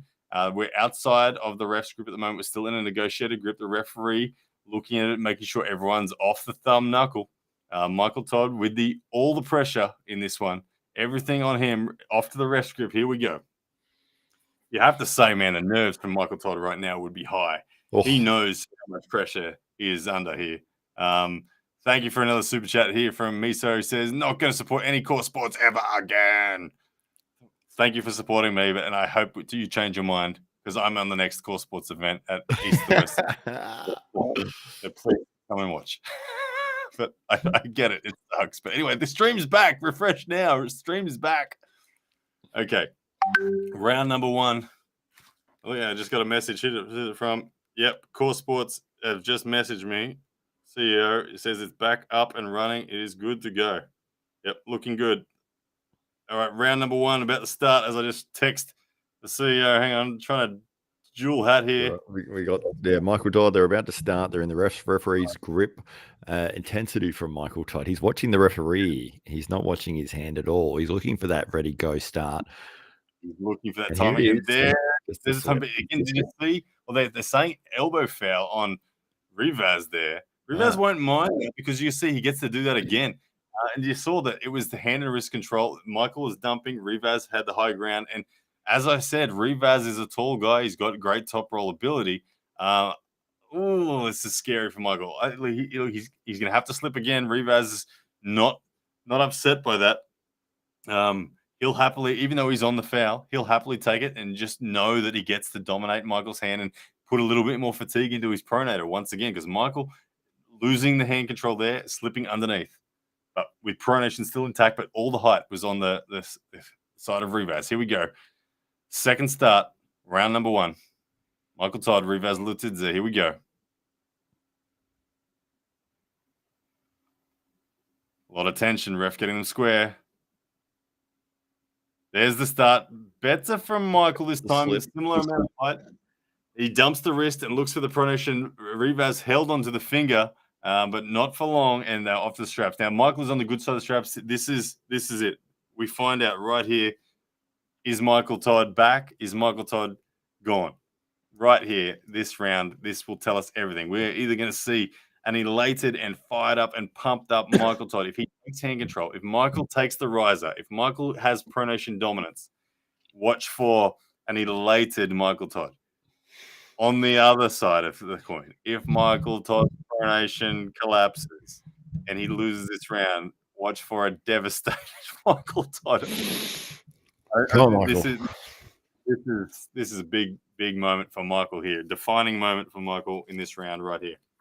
Being strapped up as we speak. Rivas, the taller man, he looks like he's got great pronation. He's the Georgian number 3 ranked arm wrestler, I believe. Only behind that of Gennady Kvikvinia and Levan Saganashvili. Michael Todd. Here we go. In the strap, Michael Todd looking like he's got a good position. Michael's got quite a high hand position. I have to say he'd be happy with that. Michael Todd in a good strap position. Rivas looking over at the referee, waiting for the go. Ref script, the thumbs are going down. Here we go, ladies and gentlemen. Moments away. Rivas being close first. Look for the hit from Michael as he drops into the Kings. And here we go. Hands are closed. And Michael's elbow. Getting them squared. Michael's saying, just so go. And there it is. We are locked at center. No any pronation. Michael looking like he's stonewalling at the moment. Michael not going to attack. Oh, here comes Rivas. He's chipping over the pronation of Michael. Rivas unsure of what's going on. He can't attack, but neither can Michael. No one is attacking there. Dead set stonewalling each other. And Michael, there we go. Big punch in the chest as Rivas just concedes as he realizes he is bleeding out. But interestingly, you know what I saw then? What? Michael won that, but Michael still could not attack. Did you see that? Did you see that? Well, so we're sitting in that back pressure. He got the position he needed, but he didn't roll through. He couldn't roll through in that position. He didn't roll through because his pronation was not going to come with him. I am certain of that. He had great like that, enough to fully stop Rivas from pronating. And every time Rivas surged, Rivas was going to lose his hand. So Rivas sensed that, and Rivas didn't move. Michael did not move either because he knew that his pronation would go if he attacked. But Michael had a greater amount of endurance in this dead center position. They literally sat there, guys, staring at each other in the eye with no one moving. The match was on, it was live, and they sat there and stared, and they just waited to see whose lactic acid tolerance was better. And Rivas concedes in the end, just gave it away. And Michael Todd, big beat of the chest, and steps back up 1-0. I'm not convinced that Michael's out of the woods yet. Michael had the good side of the strap then. Now it's Rivas's turn to have the good side of the strap. I don't think this is over. This is not. Don't be fooled into thinking that this is some ultra dominant performance where Michael just chose to stonewall because he was showing off. No, Michael had to do that. This is a match. 1-0, Michael Todd currently. Procrastinator thinks he was bleeding him. No, he wasn't procrastinator. He was not bleeding him. Michael could not attack. You will see it in this round. I swear to you, you'll see it in this round. Rivas will return serve because Rivas has the good side of the strap now. Michael could not attack without losing his pronator. Michael could hold center. Michael could not attack. Promise you. We'll find out here. All right. We're in the strap. This time Rivas has the good side. This is where we're going to now find out how balanced this match is because it's balanced in an offensive sense. Neither person can attack so far. Michael had the bleed in the center. Here we go. How cool is this? When I say Michael's not attacking, what I'm talking about is he's not attacking pronation. I'm not saying Michael's going on the offense. I'm saying Michael couldn't afford to try to take the wrist. He couldn't afford to actually swing down into a King's move because his pronation would not come with him. Okay? That's what I'm talking about. Pronation attack. Right now, let's see what happens round 2. Rivas on the better side of the strap. Michael, again, with a good high position through his hand. Rivas taking a Oddly low grip once again, but it's the same grip that he took in round number 1. Michael Todd, let's see if he can compromise on that. Let's see what happens. Michael Todd looking good so far in this setup. If I'm him, I'm happy, but he is on the difficult side of the buckle. Rivas about to start, and it goes into the same sort of position. Michael Todd not attacking, just holding center. Rivas chipping there, and the wrist starting to go of Michael. This is what we're talking about. The better side is going to help Rivas. Slowly chipping at Michael in a good defense. His arm is looking good, but Rivas getting somewhere. Here it comes Michael and having to go into the full defensive position there. Rivas getting a little bit of opportunity control, but the Rivas' wrist starting to look like it's every time he surges, his wrist is in trouble. Michael in the defensive position. Michael looking to slowly bring it back. Rivas needs to be careful. He needs to start climbing. There's no climbing going from either one so far. Rivas' wrist starts to go, and here comes the flop press from Rivas. Michael now into the defense, the full defensive position. Rivas pressing is only 1 inch from the pin, and we have an elbow foul on who? Let's see who it is. Elbow foul on Rivas. Restart. Like I said, ladies and gentlemen, Michael's winning this match. He is winning this match, and Michael will win this match. I can see that Michael will win this match, but this is also showing me that Michael doesn't have the ability to hit the pronation and rise like he used to. He doesn't. People saying his Kings are looking good. I disagree. This is not old school Michael. This is Michael. This is Michael battling hard. Rivas, his hand is gassing just enough for Michael to outlast him, but Rivas is not that far behind Michael. He is struggling to get away a fully fledged Kings move. He is struggling, but Michael will win this match. There you go. There's the offense from Michael, but this time Rivas rotates through and gains that pronation back. This time it is a wrist back from Rivas, but he has some pronation in the battle. He's driving with the flop roll, as I like to call it. Michael Todd in the defensive Kings move. This is his bread and butter. The flop press now comes forward from Rivas. He's got the pin. There it is, ladies and gentlemen. 1. Rivas levels it up. Wow, well done to Rivas. I mean, he worked hard for that, and Michael was sitting in the perfect spot to defend in his Kings move. Do you think that Rivas brought his shoulder over the other side of the table there for that pin, that flop press pin, and looked like he was quite over to be able to get that? Oh, it looked all right. It looked fine to me. No issue at all. Look, again, I go back to everything I'm saying. Michael's arm has fundamentally changed shape. His rise is not there like it used to be. His pronation is not there. He has a defensive hold. He struggles to go on an offense. He used to have an offense. He doesn't have it anymore. Michael, I think, is slightly ahead in this match right now. Michael's got the good side of the buckle this time, so it's more likely that Rivas' hand is going to gas.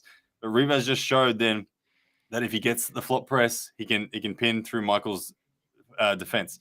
He did it relatively comfortably there. He just took a few surges at it and got it. But what's missing from Michael's game is the counterattack. It used to be there. He used to get stops, and there used to be no opportunity to breathe for the opponents. The opponents used to have to keep pressure on, and the instant they kept pressure, they backed off, Michael would take something off them. Michael can no longer take something off them. Michael just has the defense. There's no counterattack or offense remaining in Michael's game. Look, I have Michael slightly ahead right now, but only because of the buckle side that he's on. But it's 1-1, and look, this match still could go any way. It's exciting match, back and forth. It's going to come down to hand and wrist endurance and a lot of decision making. When to attack. Michael might throw something different. He might try something straight off the go. Look, he's looking like he could launch sideways right here. He's looking different posture. Michael may just launch sideways. Yeah, there you go. You can see Michael did go on the offense outside of the straps, but and he's got the control of the hand and wrist, but there's the slip from Rivas off to the straps to go. Now, Michael has the good side of the strap this time. Michael should win this round because of that strap buckle making a difference. 1-1 at the moment. Rivas right in this fight. You see in the first two surges, Michael Todd went straight back and held the middle of the table to get the wins. But since this last 2 rounds, he's sort of more turned sideways and allowed his arm to open up a little bit more. Do you think he'd be better going back to what he did in that first round where he was just squeezing straight back?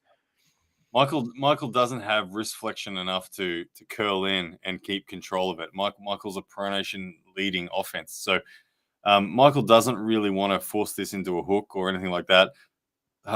If Michael's going to pin him, it's going to be either with a fully fledged press or with a pronated attack. Michael, I don't think Michael could go power on power with Rivas unless if Michael fully commits to the press, he can get through. We know that, but I don't think he's up to that right now. He could surprise me. It wouldn't surprise me if in the later rounds he does throw that out once there's a bit of fatigue in here. But right now, round 3, Michael, I expect to go straight back to the King's move. They're in the strap. He's on the good side of the buckle. I expect him to just hit that once again. All right, the start about to happen.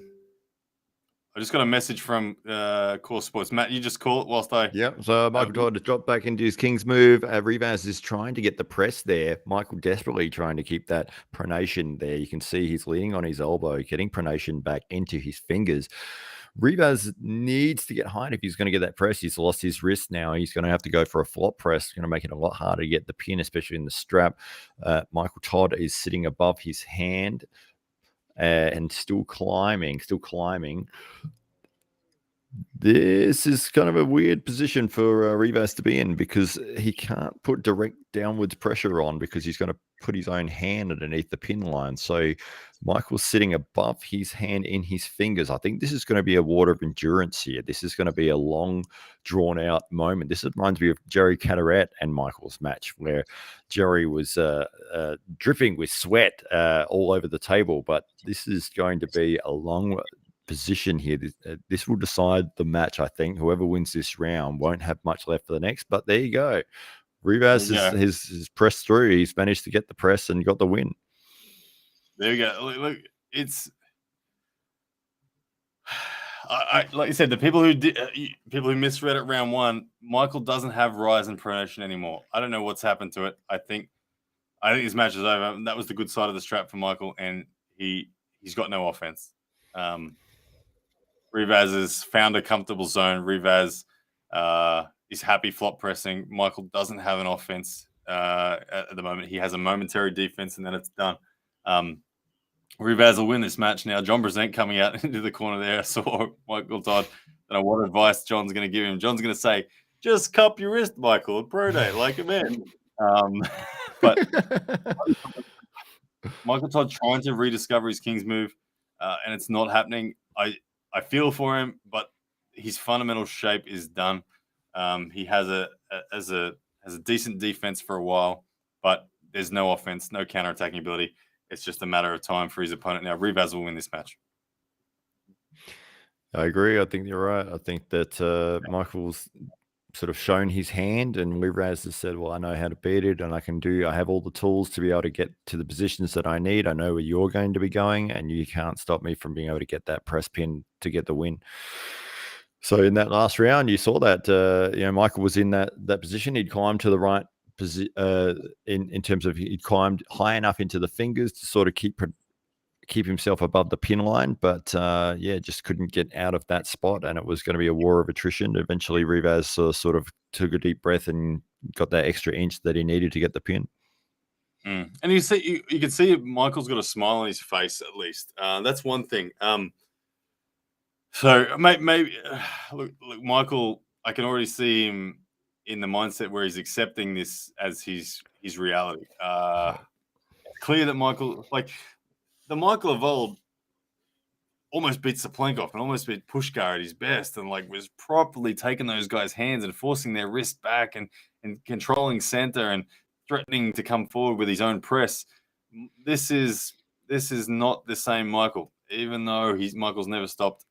It has changed for him. He's not there anymore. Michael, I'd like to see Michael try to press right now. He's not going to win if he goes to the King's move again in this round. He's got the bad side of the strap. I think that Michael, his last chance right now is if he just surprises with a bang press from center, just grip deep and surprise Rivas, because Rivas will have work on his arm right now after what he's had to go through. But Michael Todd, Yeah, it's kind of disappointing. Hey, Jay Monsters come in with a super chat. He says, "Do you think Michael needs to train differently or needs to train with a better training partner?" No, look, it's Michael. Michael doesn't need to train differently. He doesn't need a new training partner. He's been doing this 25 years or whatever he has. He's he knows arm wrestling. He's lived, breathed it. He's done so much about it. He knows his own body. I think he's just like I said. I would love to talk with him about it and ask him, but I think it's the shortening of his arm.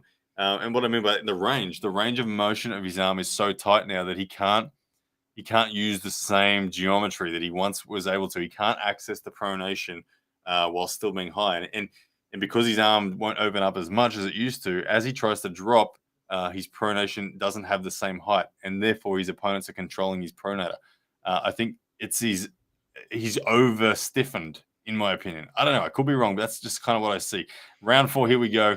And Michael Todd puts in a big hit, but Rivaz's wrist doesn't move, and it's Rivaz controlling center, and Michael Todd desperately trying to defend. He's trying to rise at the same time. Michael needs to keep rising. Keep rising, Michael. Come on. Rise again. Where's the regrip? We used to see Michael regrip so much right now. And then Michael drops into the fully blown open arms king move, and here comes the shoulder press. It's in the same position as it was for round 3. Rivaz now just going to sit here and wait.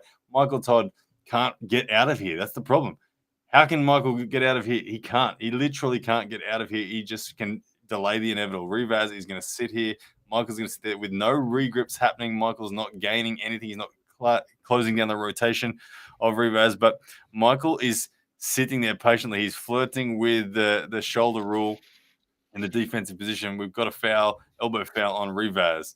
Michael might win this round by fouls. Who knows? But right now, it's not. Yeah, it's just not there. Yeah, he's putting himself in a position where he can hold, but he can't sort of do anything else. And it's sort of like, well, how do you said, how do you win from that position? Yeah, you can stop me from pinning you, but you can't pin me either. Yeah, like from there, it only if Rivaz fouls like he just did. I don't see any way Michael was going to actually get out of that position. His arm was fully in the lowest of straight positions that he could. He was super square to the table, using all the elbow pad he could. There was no regripping going on, so he was struggling. He was really struggling, and I don't see without the regrips.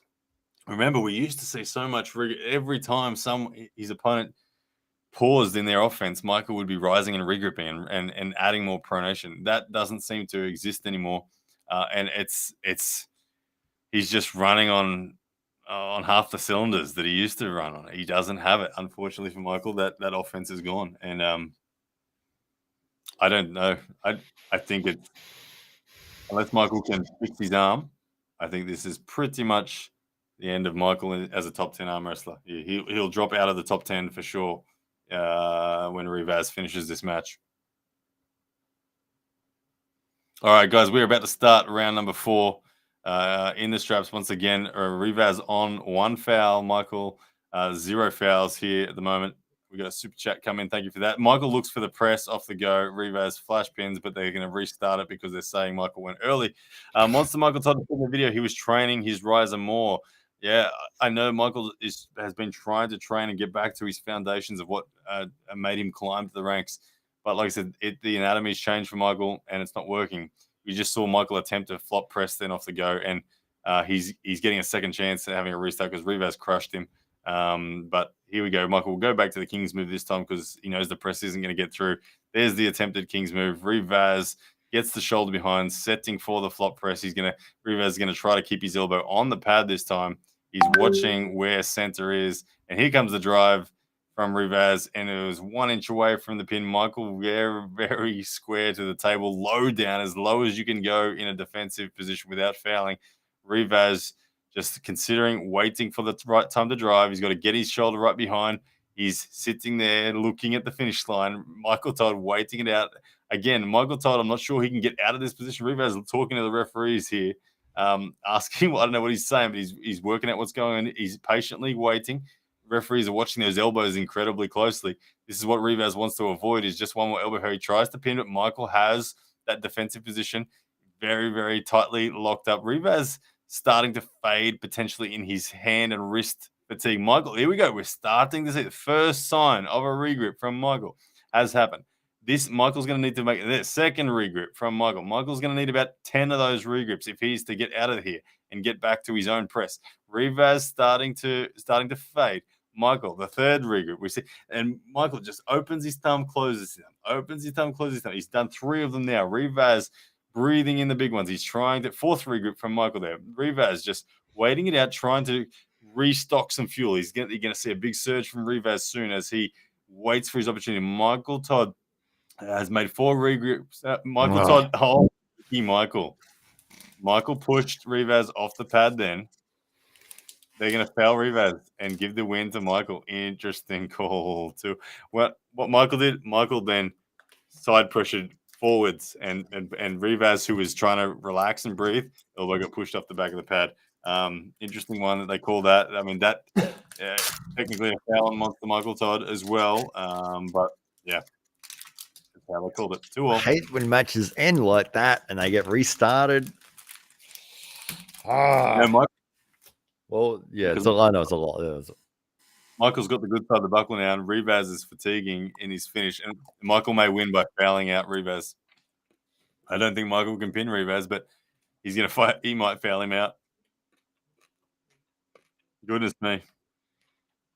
I don't know. Michael's he got smiles on his face there as Paul Lynn's helping him out, but oh man, it's I don't know. It's not good arm wrestling. What do you think? Would you call this good? in terms of viewership, Yeah. it's different. It's a tactical battle. And if you say, well, look, here's somebody doing something that's legal, it's different to what everyone else does, and he's a specialist at it. So if you were going to beat it, you know what he's going to do. You have to figure out a way to be able to stop him from doing it. And that's sort of the interest here. It's like, well, he's going to be using this move. It's a king's move. It is a legal move. Are you good enough to figure out how to beat it? That's the battle. And it's interesting. It's a tactical battle back and forth. I mean, you and I know, and the audience that are in here now, they know arm wrestling. And they know what's going on to a degree. The mainstream audience is going to look at that and go, I don't like it. I don't understand what's happening.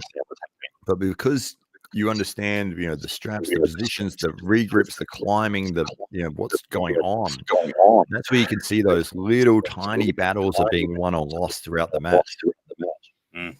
Absolutely. And in that respect, I will agree. It is interesting, no matter if the match has found the boring corners of the sport. And as Michael looks for a flop press victory there, what are they going to call it? The referees are sleeping up. Michael's claiming the victory. He's hit a flop press out of straps off the go, and it may be a victory or it may be a slip. What are they going to call it? No, they're going to say restart. Michael is looking for the victory. I'd love to see a replay. It was a flash flop press from Michael. Let's have a listen to the audio for a bit. No fouls. Oh, no foul at all. Yeah, both of them. He's like, you're messing up my game plan, guys. Come on. Yeah. So Michael looking for that sneaky press off the go. He's going to probably try it again. Here we go, round number 5. This is for the victory. Michael Todd, look for the press for him. Will he hit it hard? He does hit it, but this time it is straight to the straps. Rivas knows it's coming, and it's tie them together. Now, Rivas has the buckle on his hand. This will be interesting. This will help Michael with those regroups that we talked about. And as we were saying before, I want to get back to it. Even if this match does, I guess, go to the most boring corners of the sport in where this match is done, it still, I guess, is interesting to see what decisions are made by each person in the moment of how they handle it. Rivas is managing his fatigue levels in his wrist flexion. Michael essentially knows he has no way of inflicting any offense at all. So Michael goes into the ultimate of defensive positions and just sits and waits for Rivas to make a mistake. It's a terribly boring way, but it is a way, I guess. Because what are Rivas's choices when he's down there? He has to somehow finish the match, doesn't he? He has to pin Michael because Michael Michael's very unlikely to elbow foul once he's just sitting down there. He just sits and waits. Yeah. The Rivas is floating around. It's easy to try to flop press and accidentally foul. So Michael knows that Rivas is on thin ice there. Anyway, we're about to see it. Here we go. Start. They're all strapped up. Round 5 about to get underway. Michael Todd with the good side of the strap. Michael Todd going to look for a finish. Offensive drive from Michael. Here we go. Michael actually has this is good. Michael has the hand back of Rivas. Michael is in control. Michael has controlled the riser. He's got the pronation away. Rivas tries to get through to a flop press here, but Michael has Rivas separated more than in the other rounds, but Rivas slowly coming through. Michael has an opportunity to go on the offense, but doesn't hit it, and Rivas now goes on the attack, but Michael, defense is good enough. Rivas gets right behind it now. Now, here we go. The regrips have started. 2 regrips, 3 regrips, 4 regrips. Michael, 5 regrips. He is wiggling up the hand of Rivas. Rivas looking at the crowd like, what on earth do I do from here? He's sitting there in that flop wrist. That Jerry Cataract drive is trying his best. Michael Todd in the most extreme of King's move defenses you will ever see. It's still legal. It's still legal, but he is almost laying flat on the table itself. His chest is over the table. He is fully side on. Rivas in control of center. He's in the flop press. He only needs to get Michael's hand down 1 inch and he will get the victory. But Michael Todd trying to surge to get through. He's trying to hit little tiny side pressure surges. He starts to regrip again. But Rivas sitting patiently. Michael Todd being told to watch his position. Rivas driving, but Rivas not getting through. Michael Todd's position is so ridiculously ugly, but it's effective at the moment. Michael Todd laying on the table effectively with his chest and head. He's almost going to sleep on the table as his arm is purely, from this camera angle, looks purely straight, but there is a bend in it. When you see that camera angle there, you can see there is some degree of bend, but his arm, oh my goodness, it's phenomenal. Rivas just sitting here patiently. There it is. Rivas drives and gets the pin. Ladies and gentlemen, will they award it? Michael Todd questioning what's going on. No, there it is. Ladies and gentlemen, Rivas Latidze is your winner, 3-2. Michael Todd slips out of the top 10. Wow. Well, good effort at least. I mean, he put in everything he had into that match, and there was no quit from either guy there. It was reminiscent of Jerry Cataract versus Michael Todd. Those flop press versus the King's move open top roll. But yeah, Michael. I mean, where does he go from here? He's probably got to have some time off, I think. Will he want to face a lesser known opponent to try to work his way back up into the ranks to be considered into the elite again? I don't know if that is going to happen for him. Yeah, I don't know. I don't know either. Super chat in 125 PHP. Make King's move legal, and all arm wrestling in the future will no longer get stronger, but develop King's move technique. I don't want to see that. I don't think that the King's move is the be all and end all by any means. I don't think that I don't think that everyone's going to gravitate towards that. There's still fundamental arm wrestlers out there dominating the sport. Look at the top ranked guys. Michael is the highest ranked King's mover in the sport, and he's just dropped out of the top 10.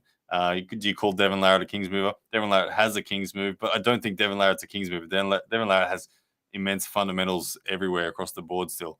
He'll use the King's move if he needs to, but I don't think so. But thank you either way for the comment and the super chat, brother. I appreciate that. As Rivas Latidze takes that win there. Good stuff. Coming up next, ladies and gentlemen, the big matches continue. This next one is my personal favorite match of the night. We have got, ladies and gentlemen, up next, Mr. Todd Hutchins up against Irakli Zarakishvili. Oh, this is what we're here for. When we talk about fundamental arm wrestling, fundamental explosive power, this next match is what is the epitome of that. The side pressure king, Todd Hutchins, is going to put on a display. He is ripping up the arm wrestling ranks. I actually genuinely think that with Michael Todd now dropping out, okay, the winner, I think with Michael Todd dropping out, either Brzenk or Hutchins move into the top 10 tonight, depending on who wins in a more dominant fashion. Brzenk or Hutchins. I think Irakli is a more significant opponent than Zurab. So I'll take that into consideration. But both John and Todd Hutchins now, to me, are right there knocking on the door of this top 10 overall rank in the world. And depending on this performance, we're going to find out who. But Todd Hutchins, the strongest of all elbows in the world of arm wrestling. He's coming up next, ladies and gentlemen. And Irakli Zarakishvili, the Georgian, let's call him the understudy of Levant. He is on the up and up. This dude is incredibly bicep driven, bicep heavy, back pressure heavy. You can see the poster there. If you're looking at it, Todd Hutchins looks like a garden gnome in that photo. There he is, 55 years old, is Todd Hutchins. He's 100 kilos at this event. And his bicep, 17.3, forearm only 14.9. Look at that. He's always said size doesn't matter. 14.9-inch forearm. I don't believe it. It's got to be bigger than that. But regardless, he's going to pack all 14.9 inches of it and get the job done. As here we go, Todd Hutchins, he's coming out to the stage. The mouth guard goes in. He's got the signature sweat already on. Irakli now stepping forward at 24 years of age. He is 102 kilos with 17-inch forearms, 17.3-inch forearms for that matter. Thank you for the super chat that's come flying in there from FR8 trained 10 US dollars. Love you, Blue. Thank you, brother. Big match coming up. Here we go. Todd Hutchins shaking the hands there as they step forward. Big moment. Here we go. Todd Hutchins outside of the straps. Irakli Zarakishvili, the winner of this match, will progress forward to face the winner, really contend for the overall number one rank in the world at the 110 kilo class. It's between these two here, Brzenk and Prudnik, really is the question. Okay, but focusing on this match now, we can see Todd Hutchins, he's really gripping high. You can see that he knows that the back pressure, the top roll threat is there. He'll look for the explosive start from Irakli, but Todd, I expect him to look to go for the straps. Can he get there? Here we go. Irakli's going to look to control the hand and wrist outside of the straps. Good knuckle height from Irakli. Good start. Irakli, big feeling there. He had a lot of big roar. You could see that he felt like he was going to have hand control against Todd Hutchins. Outside of the straps, Irakli is going to look to control it, and he needs to not let Todd get to the straps. At the moment, it looks like Todd is heading to back pressure. He wants the straps. Todd very wound up here, waiting to say go. Todd, there it is. There's the straps. Todd Hutchins has got the slip, and he's got it comfortably. That is a big factor, ladies and gentlemen. Expect this to the pendulum to utterly swing now towards Todd Hutchins. These men are about to get tied together. Good night. I don't even watch. I know what's going to happen. Straight sideways. I know what's going to happen here. Look, if I get this wrong, I'll be shocked, and I'll take my hat entirely off that I'm not wearing. If you get it wrong, you have to pick somebody in the stream to send a T-shirt to.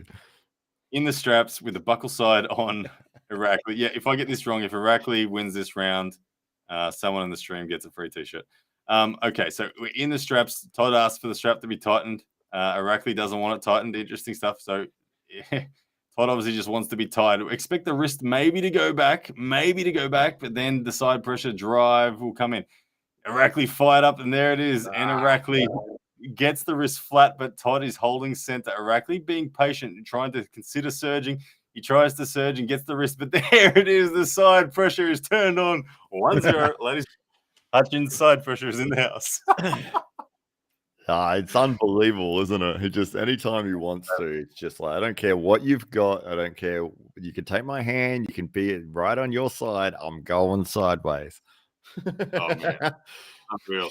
Irakli felt like he got enough. Like he flattened the hand of Todd, but literally he flattens the hand of Todd, and then any attempt of going sideways from Irakli was just met by an absolute brick freaking wall of pro connectivity, side pressure, everything. Like, Todd's elbow is so phenomenal. It's amazing. 14 and a half inches of his forearm there. Yeah, it's amazing. That's right. It's genuinely amazing. Could you imagine Irakli getting that wrist position on anyone else in the world and not being able to pin? Like, it's crazy. But Todd Hutchins, he has taken his elbow to a level in the sport where he truly is the best in the world in that respect. His elbow conditioning is phenomenal.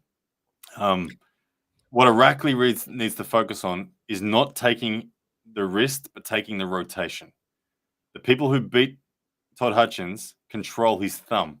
They don't control his wrist. Busting the wrist back does not get you the victory. It's tempting to go for it, and they elect to go straight for the straps here. That's an interesting call. I think that's a bad move for Irakli to go straight to the straps. Wow, it's helping at big time. But anyway, the buckle is on his hand, so Irakli is feeling that obviously he's only got so much explosive side pressure in, and he wants to try to get it done. So look for the big surge. Expect Todd's wrist to go back, and now that the buckle's on his side, I think that will help Irakli's pronation and back pressure. But again, Irakli needs to control the thumb. He needs to grip slightly deeper and control the thumb, turning Todd palm up. Todd doesn't have a press. All of Todd's side pressure is linked to his pronation still surviving. So controlling the thumb is the key. Very few people are brave enough to take a deep grip on Todd Hutchins because he just forces you in. But maybe Irakli can. But here we go. Round 2, the start is away, and it's similar stuff. Irakli, here we go. Big reversal. He's in a good position, but Todd Hutchins catches that surge.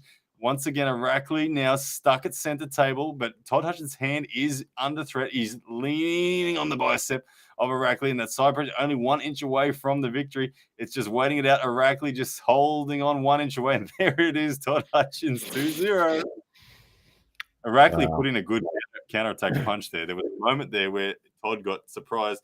Todd was leaning right down to just try to get it surged in one, and Irakli put on a big side pressure hit and forced Todd to quickly stand back up and put that defensive wall up. But once again, even on the difficult side of the buckle, Todd Hutchins getting the job done. It's over.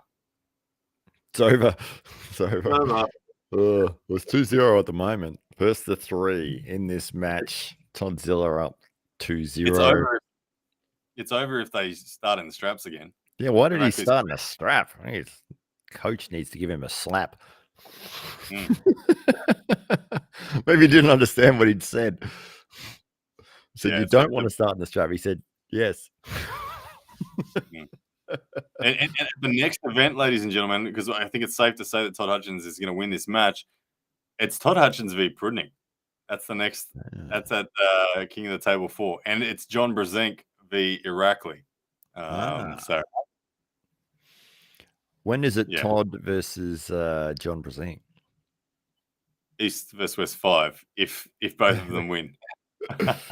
Yeah, well, that'd be an amazing match.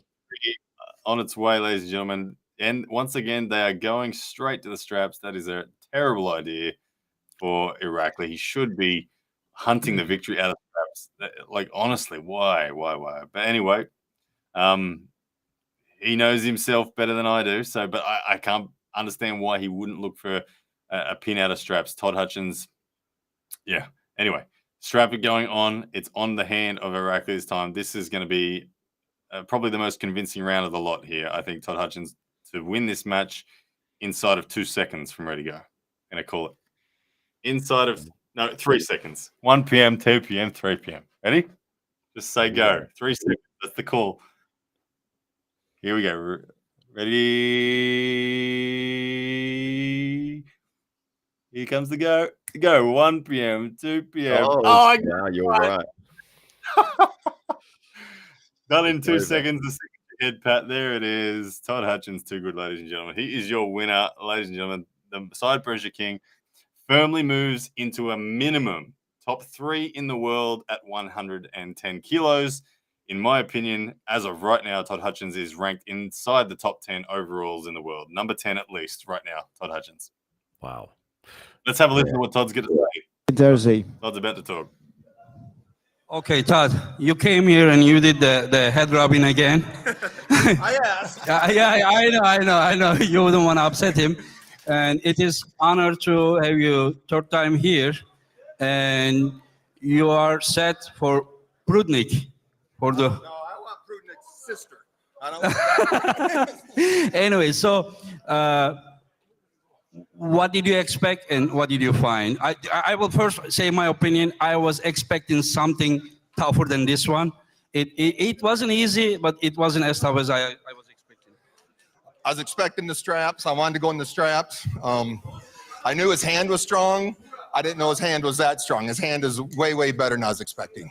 So it went over, and without the strap, without being tied to the straps, I think he could have separated my hand from my arm and just thrown in. Yeah, but we see that your pronator got so much stronger. I think if your pronator wasn't this developed, it could be a little bit problem because, I mean, he was having a hard time to control his own wrist. But he was in pretty shape though. I mean, Yeah, for a moment, yes, but after whenever you put the pressure, he was losing his wrist. I couldn't get him inside. I wanted to hook. I could not hook him. So I wanted to hook him. I tried hard. I couldn't get him inside. So it didn't happen as you were singing, right? You're gonna hook correctly. Okay. So as you said on the press conference, you said you are going to dance for Prudnik instead of singing.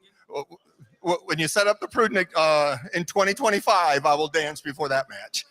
No. It is August 6th in Istanbul. Thank you very much and congratulations. Thank you very much. Good Thank stuff. you. Todd Hutchins there, the victory speech there. You can hear that he's happy, man, and very humble as well, saying that he's I want Prudnik's sister in an arm wrestling match, not Prudnik this week. Obviously, straight away planting the seeds of he wants to be seen as the underdog coming into that match because that is his next opponent in only 10 weeks' time.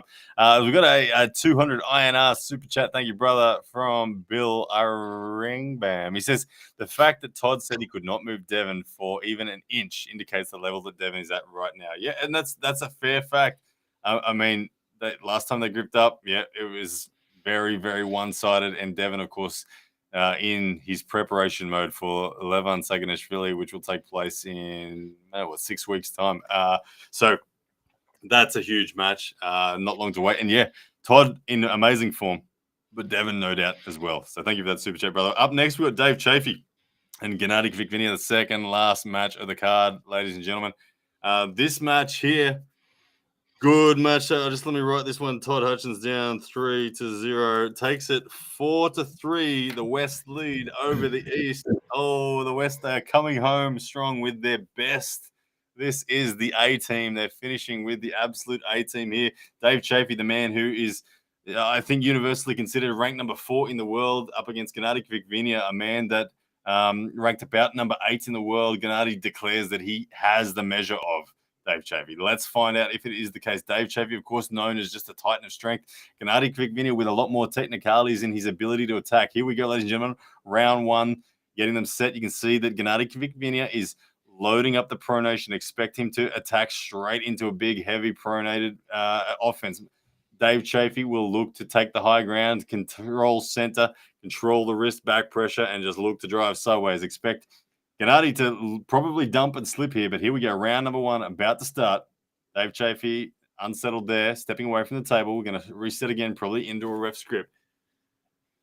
How do you see the energies here, Matt? Who's taking it? Well, I think this is going to be a blast through to the pin pad for Dave Chafee. I don't think Gennady has the ability to stop this freight train he's about to get hit by. Outside of straps? Yeah, I think he's going to go for it. Oh, here we go. All right, we are getting them set, referee now. Round number 1. Okay, here we go. Referees are happy, just squaring them up, taking the carve out as we speak. Dave Chafee, Gennady Kvikvinia, round number 1. Here we go. Unsettled once again, off to the ref script. Dave Chafee looking stout. Gennady looking like he's ready. He's waited for a long time for this opportunity to get the rematch. Of course, Dave Chafee did defeat Gennady Kvikvinia in 2018, 4-2.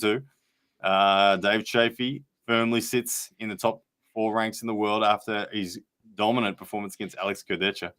But Gennady on a styles make matches lineup, he does believe he has the measure of Dave. We're about to find out if it's the case. Ref script right now. Webbing's the center. Shoulders are all square.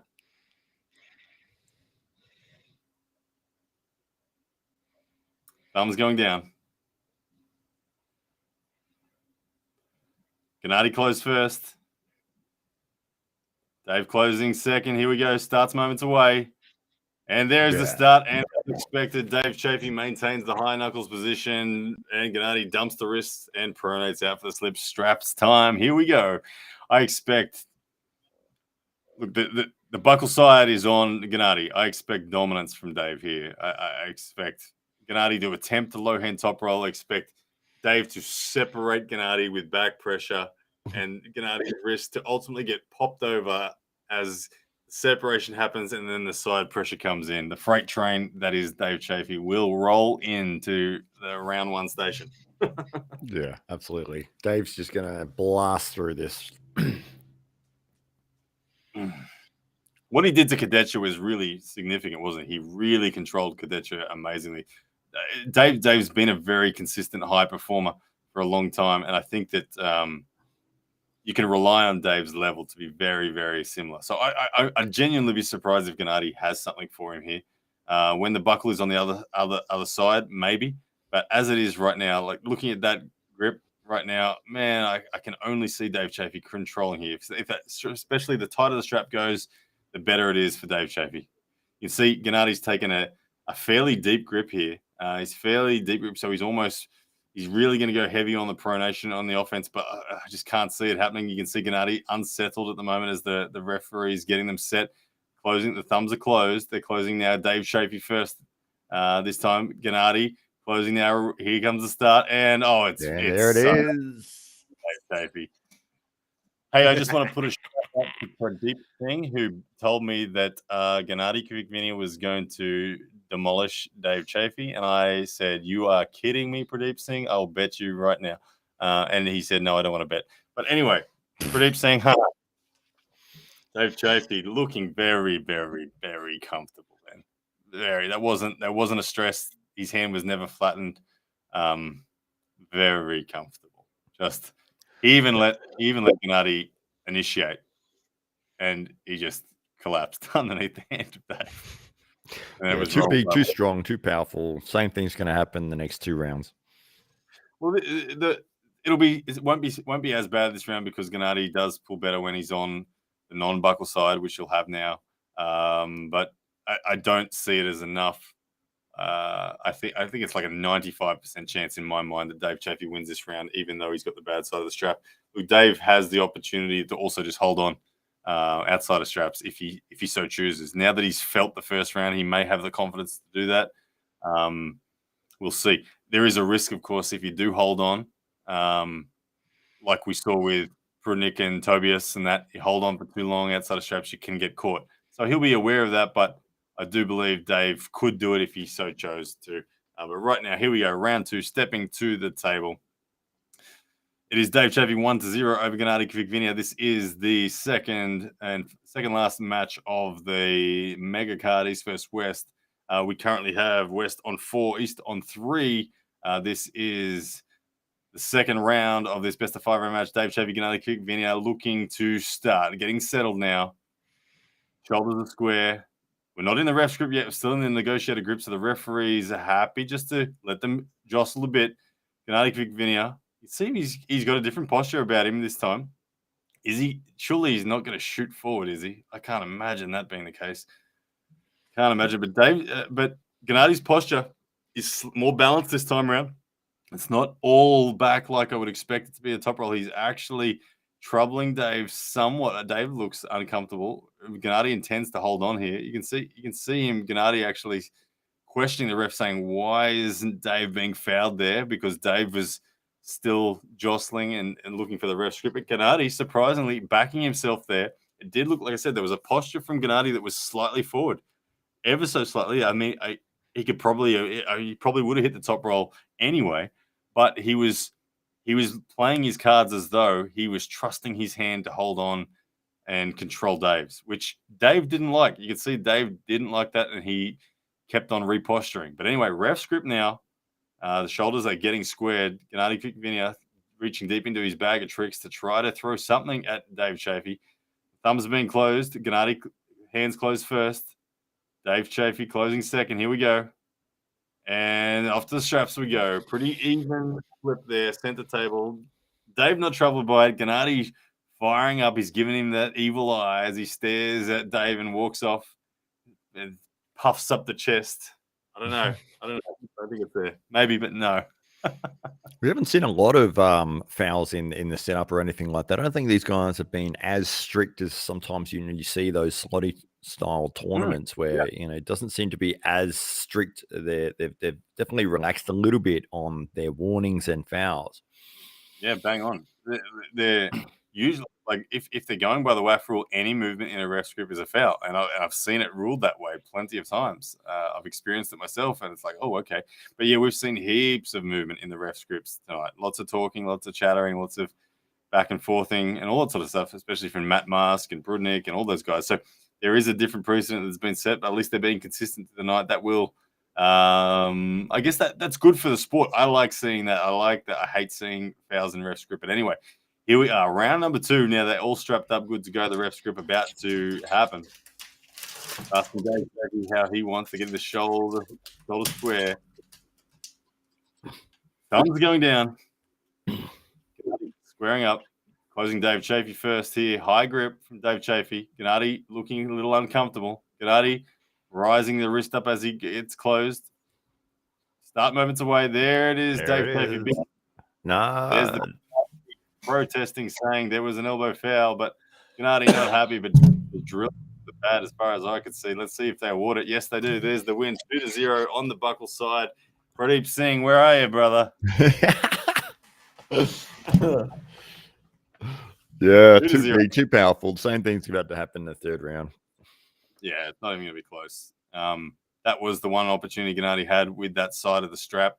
If he was going to do anything, it was going to happen there. Gennady complaining to the high heavens, but not being heard at all. The referee saying, no, shaking his finger in Gennady's face, saying, no. You do what you're told.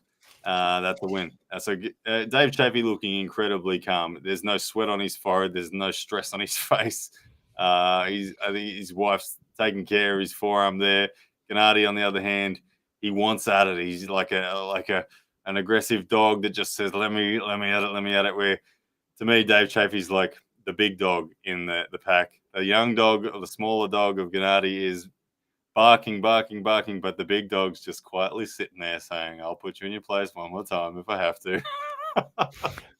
Yeah, I just don't think he can't stop that hit from Dave. And Dave, you know, he's going to grab the strap and he's just going to smash through. So if you can't stop that powerful hit, like there's nothing you can really do. Somebody else is just stronger than you, and you can't really prevent them. You know, if you can't do enough with your technique and your setup to prevent that strength, you've lost. Like you're out of options. Yeah, 100%. All right, so here we are, round number 3. Will Dave Chafee even hold on maybe and just pin him outside of straps? Let's see what happens here. Here we go, round 3. The groups, the negotiator group is happening at the moment. The referees almost got them started. There's only a few little details getting them squared. We might get a start here outside of the ref script. Referee almost doing it. Here we go, ladies and gentlemen. There's the start, and we're off to the straps. Okay. Gennady with a good explosive start. He's trying to find something. He's trying to motivate himself. He's pacing around the room. But again, it's the very calm, casual, relaxed energy from Dave Chafee. He's not worried at all. He's just, very, very calm, very casual. This will be the victory that secures the card for the West team. The first time in any East versus West card will the West team win. We are one pin away from it happening, with the West taking this victory if Dave Chafee is to finish this match right here. And then, of course, we're going to be on to call it the main event because it's got the GOAT in it, but I think it's going to be very much a whitewash. But anyway, let's not get ahead of ourselves. Gennady has got one more round in the chamber that he's going to fire at Dave Chafee. Here we go. Being strapped together. Dave Chafee looking rock solid. Literally not a bead of sweat on him. He's clean done. He's only had to surge twice.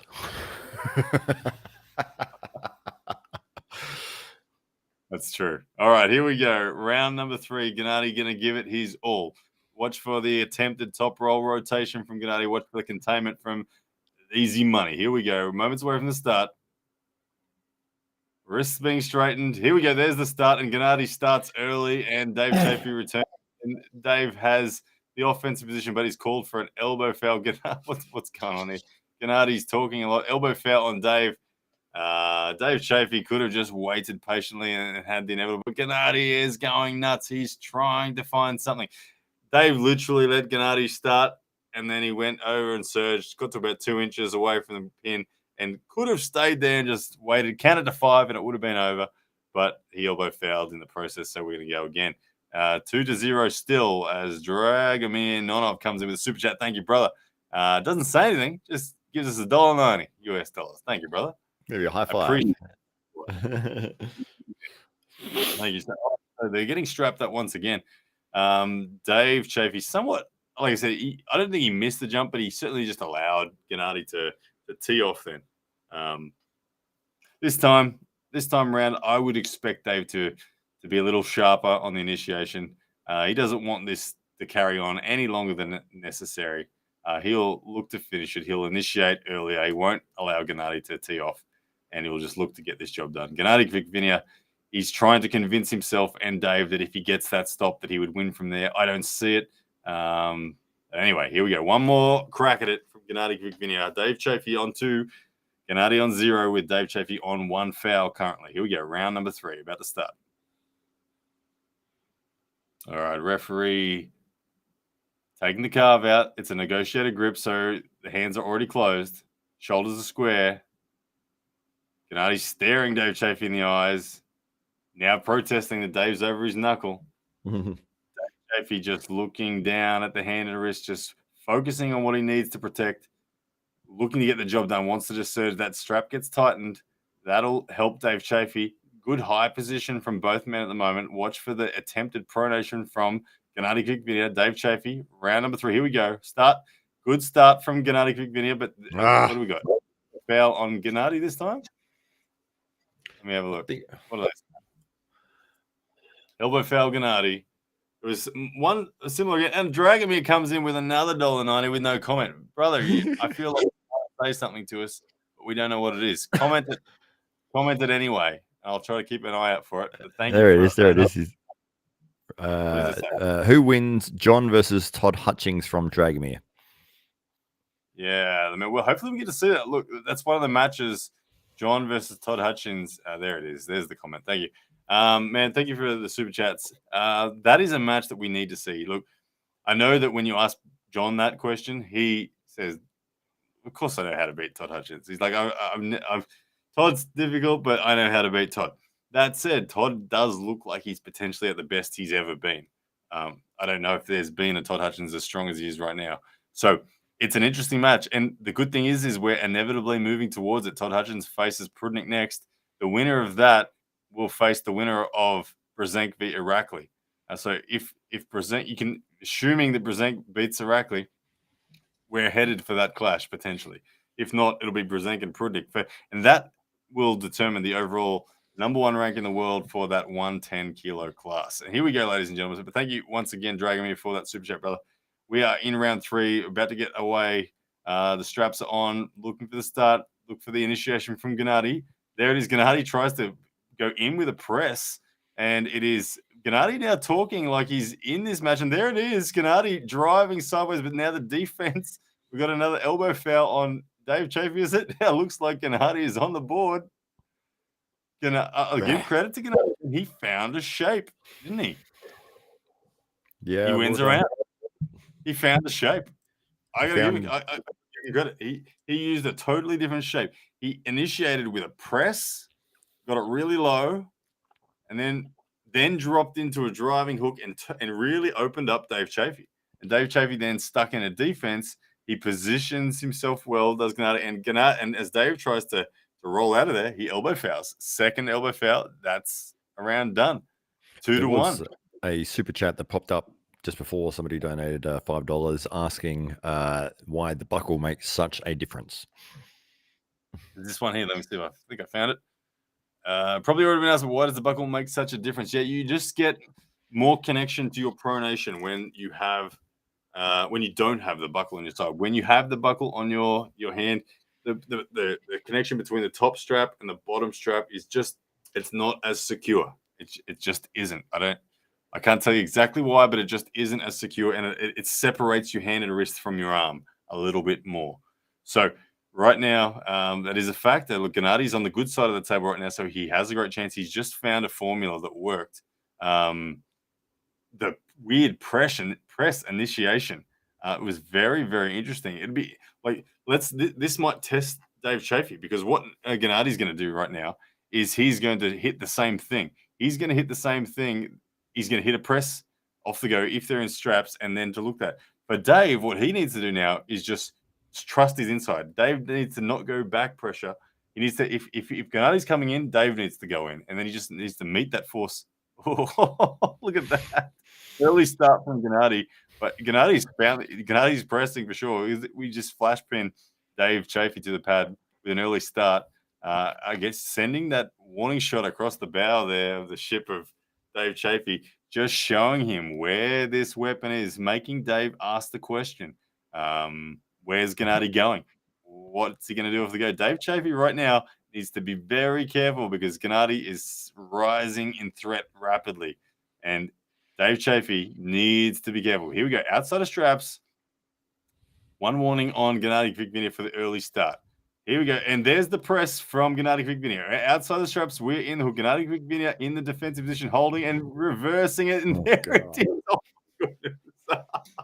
Ladies and gentlemen, Gennady Kvikvinia 2-all. He has found the formula. Wow. A lot of Pradeep Singh fans in the chat. I'm waiting for the message from Pradeep Singh as we speak. How about this? Who saw this coming? Who saw Dave Chafee dominating, being up 2-0, and then Gennady pressing off the go and finding a lane? Oh wow! What does Dave Chafee do from here? If you're in his shoes? He needs to slip again. He needs to go back to the strap, and if he knows that this is what's working for Gennady in terms of this press, he should anticipate it. And it's like, okay, well, he's gonna press. So I'm gonna drag backwards and to be able to roll through for the same sort of surge hit, because I don't think, is this Pradeep saying something? Message from Pradeep, ladies and gentlemen. He says, "What's up, Ryan?" Well, we'll find out. Which one of you is right in a few minutes. Ladies and gentlemen, I'm just sending him a voice recording right now. Pradeep, look, if you saw a random press coming from Gennady to work, I'll take my hat off to you, because a press has never worked on Dave Chafee before. But anyway, it's working right now. 2-all. What's up, Blue, from Pradeep? Man, yeah, it's all coming down to the wire. But to be honest, you got to say Gennady from here, haven't you? You got to say it. Well, yeah, it's a surprise. I'm surprised that Dave held on in the without the strap for that round, and maybe he felt like he caught the press and he could roll through. But yeah, Gennady found that lane and he got the pin. Well, here we go. So Gennady has found the formula. Here, round number 5, guys. It's starting.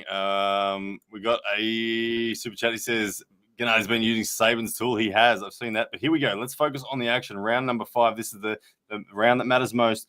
Gennady, will he go outside of straps straight for that press again? Let's see if he initiates, or will he look for a top roll and try to flash pin outside? Either way, Gennady in control right now.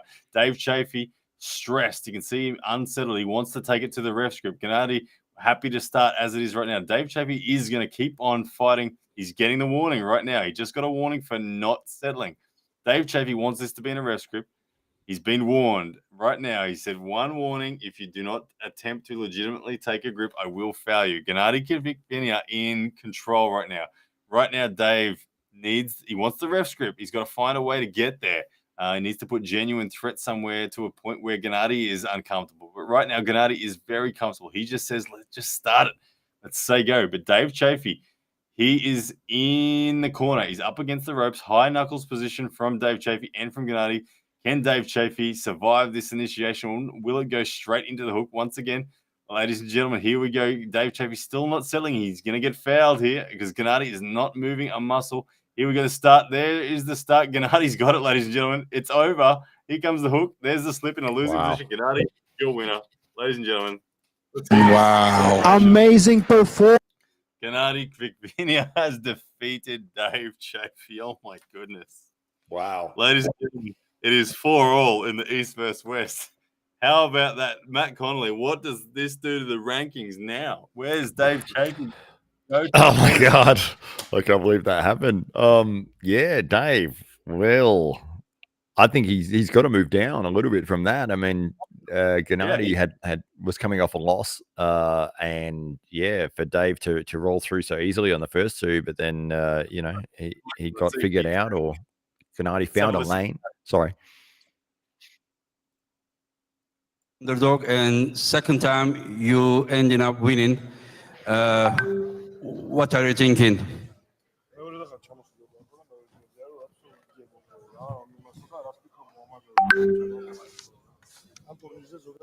About the tournament or about his matches?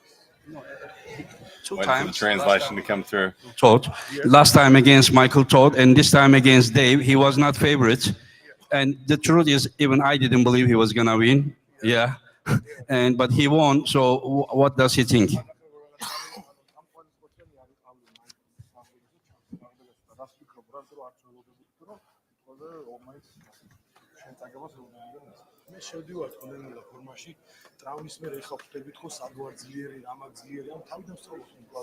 Trying to get some. We'll wait for the translation to come through from Gennady here. Here we go. I'll tell you. Give him the mic, Engen. Engen's not giving him the mic. I don't know what's going on here. Engen, give him the mic. The translator's talking to Engen, but he's not talking into the mic. The chat is going insane, by the way. The amount of comments flying past at the moment. People love it when you're wrong, Ryan. That's why. Yeah, everyone loves it. Look at it's all the Indians in the crowd. Look, every name going past is an Indian name. They're all chanting, Pradeep, Pradeep. So he didn't tell anyone, but he broke his middle finger only 2 weeks ago. But he didn't tell anyone. Pradeep is calling me. Everyone's saying, Pradeep, call me. You want to call me? Call me, Pradeep. Come on, Pradeep. Want to add anything more? To say anything more? No words coming here from it. Anyway, we'll just keep talking. What does this do for the rankings? Dynamite Black says you need to shut up, Ryan. Yeah. Yeah, Ryan. You don't know what you're talking about. Dynamite Black. Deep is calling. Need to shut up, Ryan. Rankings, Dave's got to slip down. I mean, with a loss, you got to move down. But I don't think he moves down much. I don't think he loses a lot, really. I mean, he did look really good in those first two rounds. I don't think many people in the world would be able to stop those first two hits that he put through. Okay. It's just, so now we are going to do last match. Sorry, let me just mute Engen as No, we move right. towards the arm wrestling ranks are going to be tricky now. Like clearly, Gennady moves up. Clearly, Dave moves down. Where does it put Hermes? Where does it put Kadecha? Because Hermes crushed Gennady. Kadecha crushed Hermes. Dave crushed Alex, but now Gennady has beaten Dave. There's a full circle of 5 guys there with a full circle as the GOAT, John Brzenk, makes his way to the stage. Ladies and gentlemen, this is the final match of the night. Good stuff here. The all-time greatest arm wrestler, John Brzenk, a man with over 550 titles to his name. He's been at the top of the sport, ladies and gentlemen, spanning 4.5 decades. It is nothing short of amazing. Here's Pradeep. We'll let him on the line quickly. Go, Pradeep. You're live. Ryan, what did I tell you about the score? Please tell your viewers. Oh, I've been telling him. I told him right from the beginning. I was rubbing it in when it was 2-0 Chafee. I'm saying, what are you doing, Pradeep? Where's the money, Pradeep? And then I was like, oh, snap. Okay, Pradeep's going to be calling me any second. I don't know how you saw that coming, man. You some sort of voodoo. But anyway, we got John Brzenk about to start. So well done, man. All right. Take care. And you were ready to bet $50 on that match. I was. You should have taken it. See you, mate. I got to run. All right, there we go. We heard from Pradeep. Ladies and gentlemen, and Zurab, this is it. The last match. It is currently 4-all in the East versus West card. It's all on the line here. The GOAT can win it for the West. Zurab can be the hero for the East. Who will take it? You can see Zurab really looking. He wants to set that hook. John Brzenk, known for his immense top roll and pronation wrist flexion combination. Zurab here. Let's see. You can see the composure. He's leaning forward, really excited. This is a big opportunity for Zurab, the GOAT on the left of screen. Let's see where this match goes from the start. Zurab, once again, getting straightened out. He's not comfortable. As he gets straightened out, he's not happy with how high the GOAT is in the hand. But that is the static strength of the pronation of John Brzenk. Here we go. The top roll of John V, the hook of Zurab Tabaridze off the go. There it is. Into the hook. It goes into the hook, but the pronation looks rock solid. We got a foul. Who's it on? I missed it. I think it was a false start, wasn't it? False start potentially. They stopped the match instantly. Zurab banged forward into the hook, and John just defensively just stayed static pronation. Good initiation. Zurab will be happy with that. John, you can see, not phased at all. If you recall what John did to Hadzimir Zolev, he also just went into that hook and then just rolled him open on his first surge. Watch for this from the GOAT, John Brzenk. His pronation wrist flexion combination is on another level. Zurab is going to try to get this deep into a hook. Can he force the GOAT actually to supinate, or will the pronation just remain intact? So far, good starts from both men, both looking composed. Zurab with an opportunity here to be the man to knock off the GOAT in his return. Now, here we go. John Brzenk, East versus West. It's all on the line. Here comes the start. There it is. It's gone in the hook, and the pronation of John Brzenk is solid. Zurab driving hard, trying to defeat the pronator of John Brzenk, but the pronation of John, here it comes. The wrist goes back, and what is going on there? They're going to call that? They're going to call that one of those funky wins that... Hang on, I gotta hear the referees in this. Right in this position. So it could be a win. For who? We need to see the referees. This is going to be the same call potentially as we saw What are before. they calling? I'm looking at it. Yeah. John's Zurab laughing, totally saying, dumped his wrist and tried to flop slip, and John controlling the hand, and they're going to say that it was on Zurab's side of the table. Even though Zurab's hand is completely underneath, they may award this win to Zurab in that technicality, once again, of the rules. The referees talking with Engen, talking with everyone. What are they going to award here? They're going to do it. It's going to be 1-0 Zurab. Let's have a look. 1-0 Zurab. There it is. Wow. 2 times in one event, we've seen John Brzenk shaking his head and laughing, talking to the referees. He's literally laughing. There's that technicality. Let's have a listen again if we can hear anything of what's being said. John not liking the call. Yeah, those are the rules. I push him off and then I smash him to here. Zurab up 1-0. John Brzenk not liking this. We're about to see a pissed off GOAT. There you go. You can see there. Look at that. What a fascinating situation. Zurab now up 1-0 up against John Brzenk. John Brzenk shaking his head in dismay there at that rule. But look, it is technically rules. Twice. I've never seen it in my entire 9 years be called, and we've seen it twice on one night. Both times featuring Zurab Tabaridze, once against F.A. Comac, and now against John Brzenk. John Brzenk fully taking hand control, busting the wrist back of Zurab. Zurab desperately looking for the slip, and John crowding him. And then because Zurab pulls down, the match goes down, and it goes below the pin line, even though, yeah, fascinating stuff. And they have awarded the win to Zurab. Anyway, we'll see what the GOAT adjusts with. The GOAT will be flustered by that. He won't be happy with that because he felt like he was in control. But here we go. John Brzenk now and Zurab Tabaridze will return to the table. John still shaking his head as he steps back up to the table now for round number 2. Zurab up 1-0. We're going to see Angry John. Angry John now. Look for some more aggression at center from John. He won't want to defend and hold. He might just start ripping. Here we go. Zurab Tabaridze, John Brzenk, round number 2.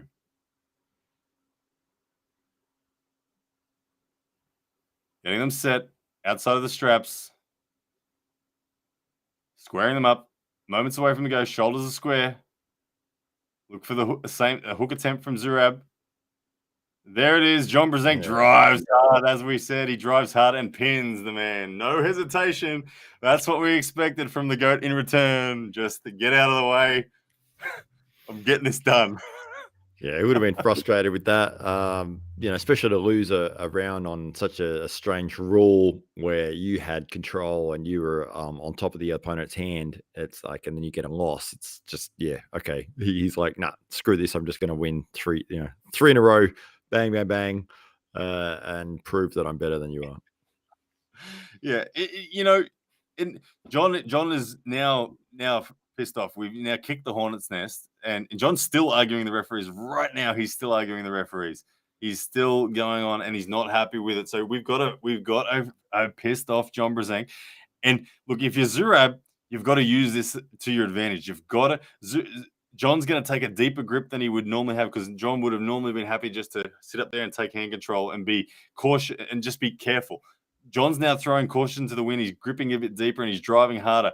This gives Zurab the chance to get the stop in the hook with John gripping deeper and John being frustrated. You can see Engen now getting up and chatting with John. There's a lot of heat going on right now.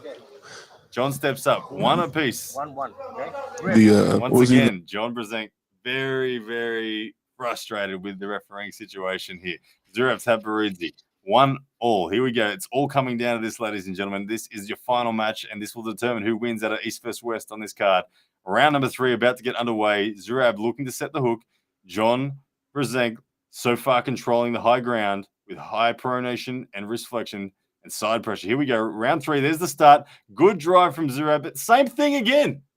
Oh, my goodness. Oh, what is this? Is this a new thing? Zurab has got this format. Zurab up 2-1. Same thing again. He's taken John below the pin line, even though John is on. I got to hear what John's saying here. Top pressure is just too much. Maybe not too much, but he's kind of expecting him to fold easily, and he doesn't. 2-1. Zurab Tabaridze. This is crazy. Zurab Tabaridze. I want to hear what John's got to say. Let's see if John gets closer to the mic. Yeah, I mean, obviously he's going to go for it again. Obviously, we're about to see a ton of side pressure continue to come from Zurab. He's going to keep driving with that shoulder, and even if he has to go underneath John's hand, he doesn't. Can't quite hear John. We just got the commentary there, so we'll mute that. But here we go. Round number 4. Zurab Tabaridze up 2-1 with 2 very bizarre pins. Very bizarre. This is going to be a big talking point here. But right now, the GOAT is up against it. He needs to find a way. He's going to grip really low. You can see him. He is gripping low. He is all or nothing. This is an opportunity. Zurab Tabaridze can get this into the hook. But John Brzenk back against the wall. Let's see what he can bring out from this match. Zurab up 2-1. John Brzenk drives hard. There it is. Absolutely, John in control on that one. Gets the pin. 2-2. John Brzenk grips low, trusts his hand, trusts his power, and goes for it. There we go. John Brzenk doesn't want to allow Zurab to slip. He gripped half an inch lower then. He literally gave access to the power of the arm of Zurab Tabaridze by going that low. He's taking the risk, but he will not allow Zurab to get this funky flop wrist weird pin. Zurab, what's going on, ladies and gentlemen? It's literally Zurab is going into the hook. John's taking his wrist, and then from here, Zurab is going directly down. He actually pulls his arm directly down at center table. And in doing that, in just going directly down, he's not trying to flop press. He's just going straight down, and he's getting the pin every time he's being awarded, and John's on top. So it's very bizarre shape arm wrestling. But John, let's see what he's got to say. I think he's talking with Dave Chafee. They're all smiling and shaking their heads in the corner. But John, yeah. It's all come down to this. The final match, final round. It's 2-2. The winner of this round will take the win of the East vs. West, number 3.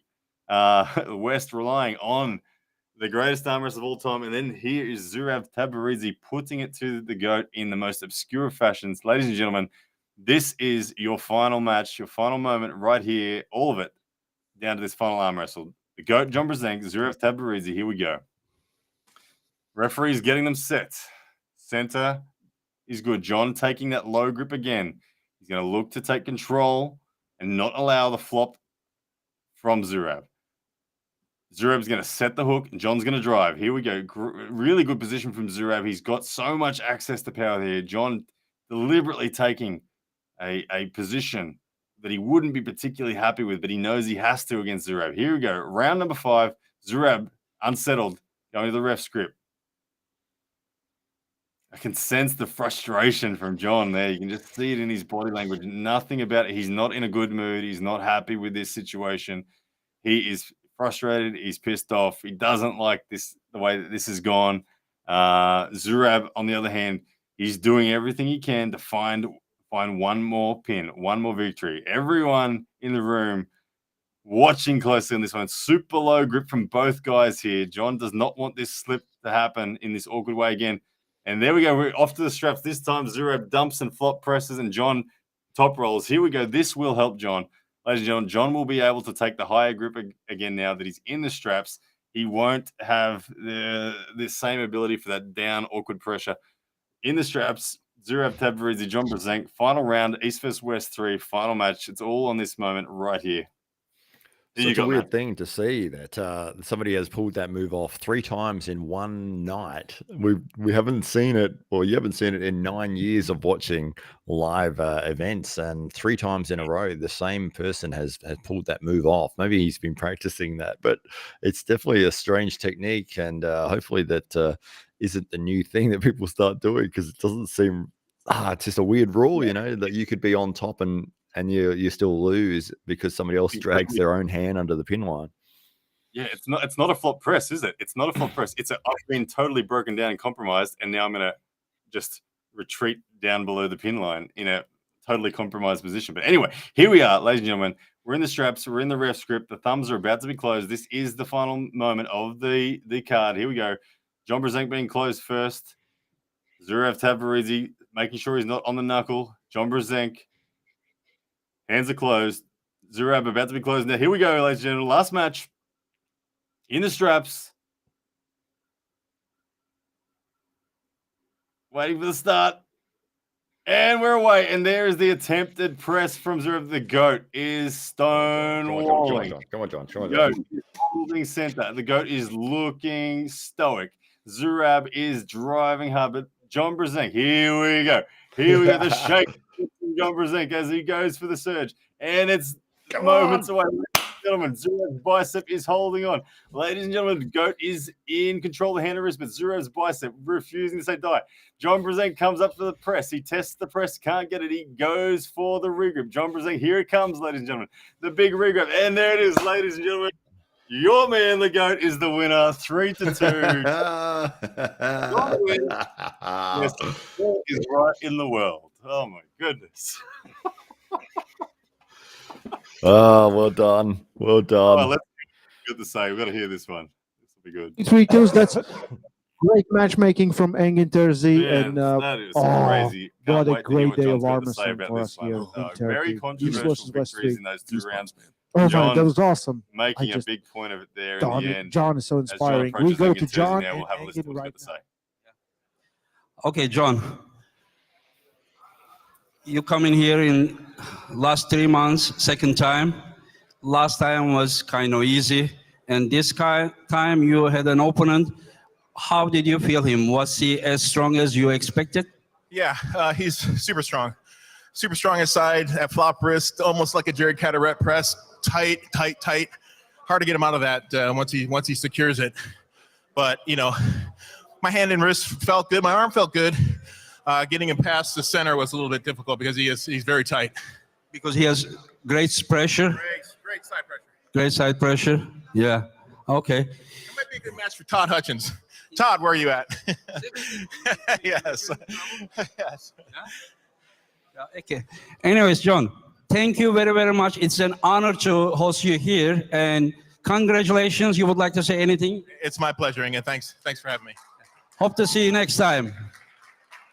There we go, ladies and gentlemen. That wraps up that. Let's do a recap of the whole night.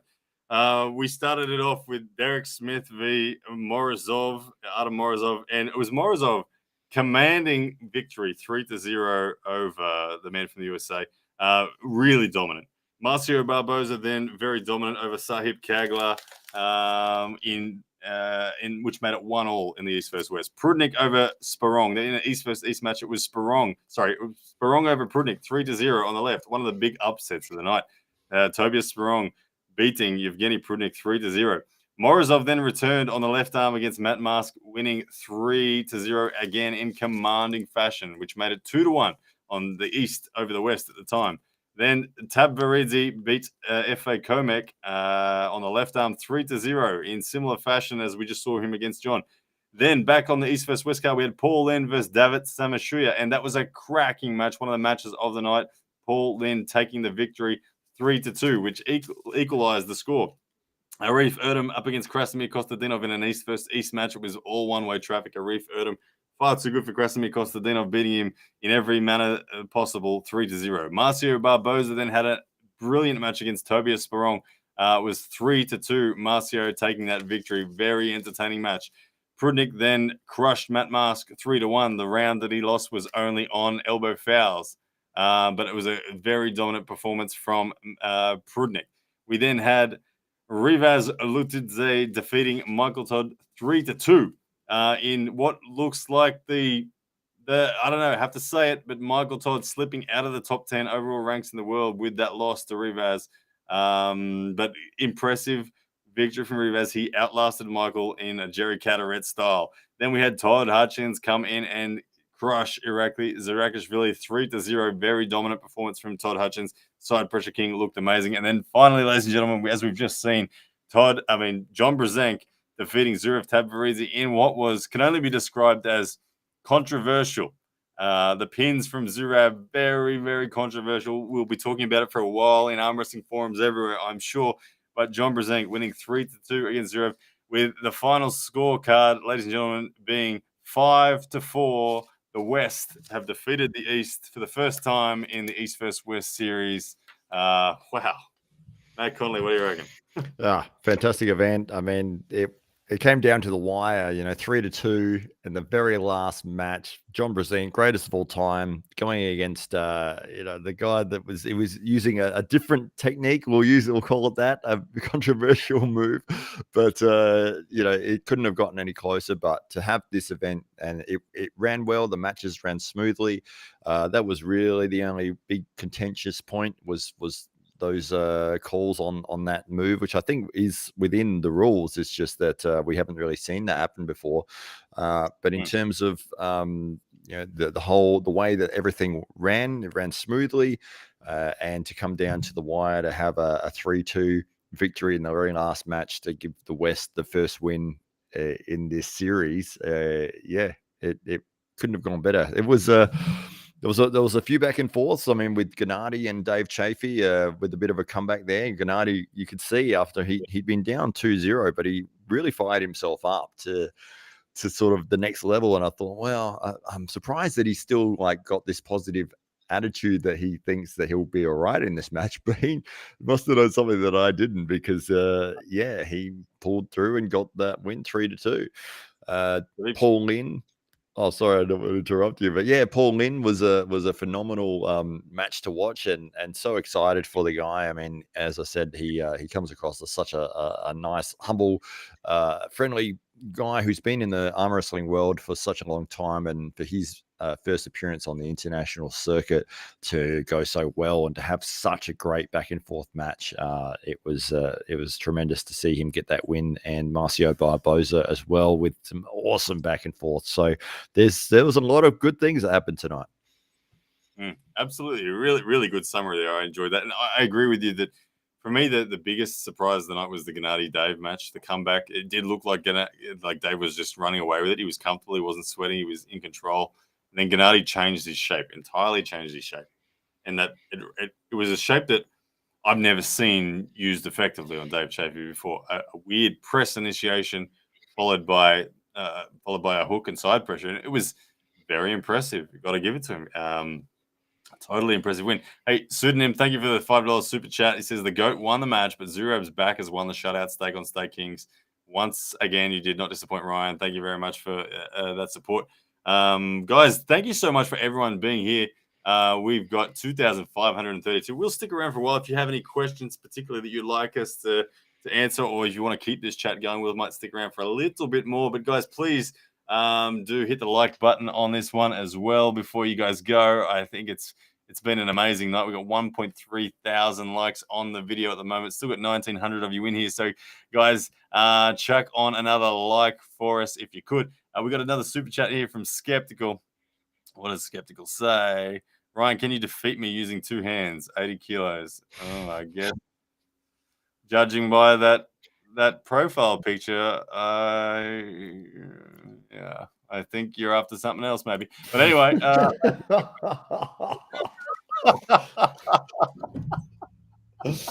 Oh God! Is that how you read it? That's how I read it. So thank you for the super chat, man. What else we got? We got another. Oh, that super chat's coming. Hang on a second. Another super chat. What do we got this time? From James Palfrey Man. He's for 2 Great British Pounds, which is worth $1,000 down here in Australia. Thanks for all your commentary on the events. Yeah, no worries, James. Thank you. We had a blast. You have a blast, Matt? Oh, absolutely, and I just want to say you did such a fantastic job there, calling the action. And yeah, last thing I wanted to do was interrupt while you were doing such a great job of explaining the technicalities in such a way that people could easily understand what was going on in those setups. So it was it was fantastic just to be part of it, to watch that and to hear that. It's an interesting challenge knowing that so many people aren't able to see the pay-per-view, trying to visually paint it for everyone. So hopefully you did get the picture. Guys, please do support Engen's channel. I wanted to quickly make a point. I want everyone to do this for me. Everyone that's still in here, please be supportive of Engen Terzi's events. What Engen's doing is a service. I know there was a period of time in the live stream pay-per-view where it got incredibly laggy and we missed the end of Matt Mask and Prudnick's match. But they fixed it. It was clear sailings from then. And again, this is Engen's event. Engen's putting a lot of his own time, energy, money. I know he's putting his personal money into this. So please be grateful to Engen and actually go out of your way to thank him. Hit up the Arm Wrestling Engen forum right away and go and thank Engen for how amazing it was, because without him, he is the catalyst to all of this being possible. So please do pass on as many thanks as you can to Engen. I think he did an amazing job. But yeah, good stuff all around. Good stuff all around. Like, so many good matches. Hutchings v. Prudnick. What happens? In the next event, that should be massive. That's the card that you're going to be on as well, isn't it? Yeah, I will be pulling Engen himself. So he won't be emceeing because he'll be pulling me. I don't know, he probably will MC the rest of it, but yep, I'll be taking on Engen Terzi in 10 weeks' time on East vs West 4. Man, I'm excited. I really am excited. Absolutely. John Brazil will be there. Exactly. Todd Hutchins will be there taking on Prudnick. We've got a super chat in from Skeptical back. Same man's back. Another 50 PHP said it's not Engen's fault. It's Core Sports. No blame. Good stuff. Yeah. Good to support Engen. Thank you for the super chat. Jesse Holcock comes in with a $19.99 US dollars. Thank you, man. Really appreciate it. Great job calling the event. Kudos to you, always ignoring the haters and killing the game. Let me know when you're in the USA, when you do a USA tour, and come to Arizona so I can smash you. Stay blessed. Jesse Hallock. Jesse Hallock, get it right, right? Very confident commentators in here. They're confident that they would beat you. Everyone seems to think that they would have a good shot against Ryan Bluebone there. I'll definitely be in Arizona. Next time in the USA, I'll definitely stop in Arizona. So you never know. You never know. You come and group up. But thank you for the super chat and the support, man. It means a lot. We had a blast doing this. This is a lot of fun. Having 2,500 people in here is awesome stuff. I really do appreciate it. What else is going to happen at East vs West 4? Now, the biggest fallouts from this one is Dave Chafee and Gennady. What on earth that does to the ring? I know Hermes Gasparini is going to be really happy. But again, it's going to be it's now just goes around in circles. To reiterate, we've had Gennady tonight beat Dave. We had Dave smash Kadecha. We had Kadecha smash Hermes, and we had Hermes smash Gennady. There is a full circle of smashing going on there. Sounds sus, but that's what's going on. A full circular smashing session. Who is the top ranked that I go? Actually, guys, don't get me wrong. I'm going to ask you that in a poll. I want to ask you right now in a poll. Just tell me who's the highest ranked of these 4 guys. Who is the highest ranked now? Interesting question, Gennady. Who do you think is going to win this poll? Dave? Kadecha? Hermes? I have no idea who's going to win that poll. Ladies and gentlemen, tell me who, in your opinion, is the highest ranked out of those 4 names right now. It's hard. It's a full. Everyone's lost to someone on that list. There's nothing is similar. Okay, as the votes come in,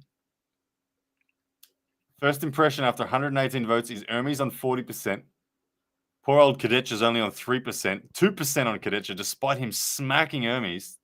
Kadecha only has 2%. Dave Chafee at 31% and Gennady at 26%. Not many Kadecha fans in the house. Look at that. That does. I thought Hermes was going to be the man that people were going to say. And I understand it. I'm surprised that there's no love for Kadecha, but it shows you the conundrum, doesn't it? Up to 373 votes now. It's Hermes at 38%, Dave 31, Gennady at 29, Kadecha at 3. So the first question you ask those Hermes fans is, what do you think of Kadecha, isn't it? Yeah. Who do you Yeah, put I in mean, that? it's hard because, as you said, there's a circle of guys that have all sort of defeated each other, and it's like, well, and until you have a couple more matches, I think you can't really solidify the rankings. You just got to say, well, we're in a weird place at the moment with ranks. Everyone's beaten everyone else, so we just have to wait, and things spread themselves out over time, and you're only as good as your last performance, it seems to be, with fans. And if you lost one match, then you're absolutely terrible regardless as to what you've done before. So yeah, we'll see. I think over the next few months, if we have another couple of matches between these guys, you'll start sort of finding who's leading, and that seems to be the trend in most combat sports. Really would like to see now Hermes and Dave Chafee. I think that's a great match now. Hermes and Dave Chafee would be fantastic. Obviously, Kadecha and Gennady is the other side of the coin. They haven't pulled, have they? No, they haven't. Kadecha and Gennady, fantastic match. Hermes and Dave. That will sort a lot of it out. We'll get more update then. I can only imagine that would be amazing arm wrestling across the board. The styles of those two guys. I would actually favor Kadecha over Gennady, I feel like. And Hermes and Dave, I don't know. I don't know. After seeing tonight, I genuinely don't know who I'm picking in any of those things. It's all down to the wire now at the pointy end of the arm wrestling. Got another super chat in. Thank you very much to Daniel Begley, $4.99 super chat. Obviously, Devin Larratt is the highest of them four. Actually, he probably lost more spots to stay behind Dave. Seriously, is he third or what? Yeah, the people that are against Devin will say that Devin is now ranked 7th or something now. After Devin continues to slide in the ranks as everyone else has matches. Keep in mind, Todd Hutchins did say that he could not budge Devin Larratt at all. But anyway, Todd Hutchins, for that record, I think Chris is in the top 10 now. I see Todd Hutchins as 10 and Michael Todd now out of the 10 based on the current performance. I want to see Todd Hutchins and John Brzenk. It's coming. It's coming for sure. I think it's inevitable. The Prudnik match up against Todd Hutchins is a tough match. It could go either way. I have Prudnik as the favorite in that match. I watched Prudnik defeat Todd Hutchins in Moldova. I was there for it. I was a meter from the table. It happened fast. It was outside of the straps. He controlled the hand and wrist and just overwhelmed Todd in exactly the right manner. I think Prudnik will be the firm favorite. I mean, Todd needs to find a way to the straps, which is no guarantees at all. Prudnik won't allow that easily. If it gets to the straps, Todd Hutchins is a chance, and maybe even the favorite in straps. But Prudnik is such a calculated and he executes so well that I think that he is the favorite in that one. But Todd Hutchins, John Brzenk, it has to happen in the future. It will be a mega match when that happens. Even if it doesn't happen at East vs West, if it doesn't work out that they naturally have to face each other over here in this tournament, then it will happen in the United States as just enough for the rankings over there. But right now, with Dave Chafee, with Michael Todd losing to Rivas, if you ask yourself, what are the USA ranks right now? I have Dave Chafee as 1. I have Todd Hutchins as 2. I have John Brzenk as 3. Michael Todd is 4. That's my ranks. What do you rank for USA rank? You got Todd Hutchins above Michael Todd at the moment. Yep. Wow. Dude, okay. Thank you, Jared, for the 1 Great British Pound. You're the man. Thank you. Do you think any of the matches would have been different tonight if they'd run with running fouls instead of the traditional stop the match restarts? Were there? I can't think. Were there many matches that were saved by a restart? There were so many can't- restarts. Oh, blur, ladies and gentlemen. It's 7 a.m. here. We've been live for 6 hours and 12 minutes. So it's gone all through the night. So it's a blur. I honestly can't remember. What about Dave Chafee Gennady? I mean, that third round when Gennady started to get those different positions with the press and moving and rolling, there's a few restarts there. You think with Dave's sort of, I know people talk about how his gas tank and he's so explosive for the first couple of rounds, but if as you go, he sort of gets less and less threatening. With those restarts, it might have made quite a difference in terms of his ability to win that match and to close it out. Yeah, potentially. Gennady did seem to find the formula. What would be interesting would be to see if Gennady can hit that formula round one, where Dave looked really dominant in the first two rounds. Now that Gennady's found a lane, can he repeat that when they're fresh? That's the next question. And look, you'd have to say Gennady can. He does seem to have found the lane, and Dave isn't the kind of guy who has technical adjustments up his sleeve. He's just usually too strong in a very fundamental shape. So Gennady's worked him out. He's got his measure. So I don't know that the rule sets could really help Dave out too much. Hey, Cold Stone, thank you for the $1.99 US super chat. He says, what does this mean for Michael Todd's career? That is one of the big questions that a lot of people will talk about. It'll be interesting to hear from Michael. No doubt Michael will put a release. He might even go live or something like that shortly. He likes to do that after events to reflect. Michael will never stop arm wrestling, but it does seem that Michael's days in the top end of the overall world ranks are done. To me, and I think in most people's opinion now, he slips outside of the top 10 in the overall world ranks. He continues. He's got a career on YouTube. He'll continue arm wrestling. He'll be relevant, but I think we're going to start to look to other names now to really hold up that American flag. People like Corey West, people like Derek Smith coming through. They're really where we're going to start to look. The next super chat from Daniel Begley. I'd love to see this man. Yes. What are the odds we get Jerry on an East versus West? Yes, Jerry, please come out of retirement. Not that he's actually retired, but just get back active, please, Jerry, and come into the mix. We want to see Jerry against all these guys in the top 10. Jerry fits in there somewhere. I think Jerry fits in there. Jerry crushed Todd Hutchins last time they faced. Jerry is someone who is redlined Devin Larratt, losing 3-2 to him. Jerry's a bad man, and Jerry's calling out the world right now. But we need to see Jerry on one of these cards. Yes, I agree, Daniel Bailey. Let's get Jerry involved as soon as we can. Ataxa, $5 US super chat. Based on matches, Devin 7th. There we go. We said it.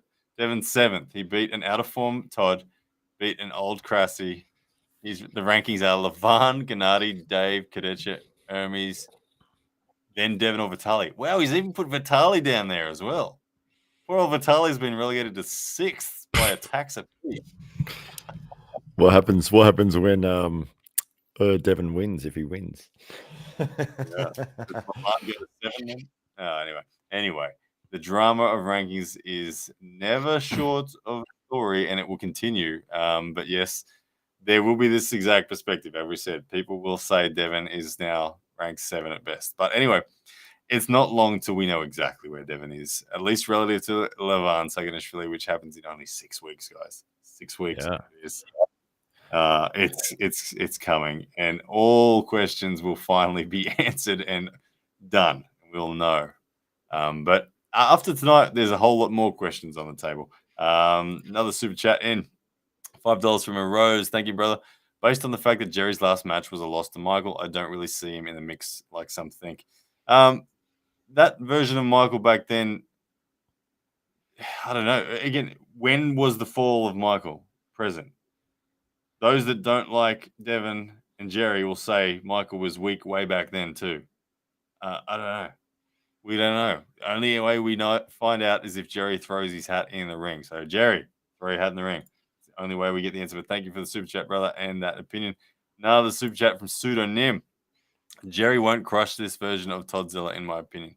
Yeah, I think this version of Toddzilla is at the peak of his career. I agree with you on that. I think that's a great match. And yeah, look, if Todd wins center, it's good. But interestingly, remember Todd took center off Jerry Caderet, but couldn't finish Jerry. Jerry's defensive flop position when they faced was too good. Todd couldn't finish him. And if Jerry got the shoulder behind, he really crushed Todd. But anyway, I do agree this version of Todd Hutchins is better. Another super chat from Ataxa P coming in again, $5 US dollars. He says, I'm the biggest Devon fan. I'm sure Devon will beat Levan, but based on reality, both Devon and Vitaly are not ranked. Let's be real. Okay. So he is a Devon fan. He wants him, but he's trying to use some logic based on activity.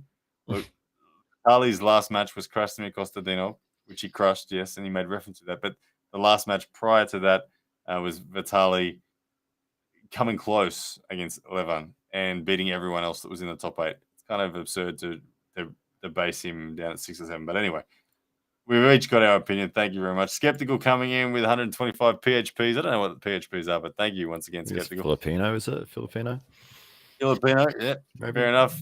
You extreme strength in all fundamentals with 10% technique versus super technique with 20% strength. Who wins? Which is more important at what point? The old chestnut of strength versus technique. Thing is, they both amplify each other's.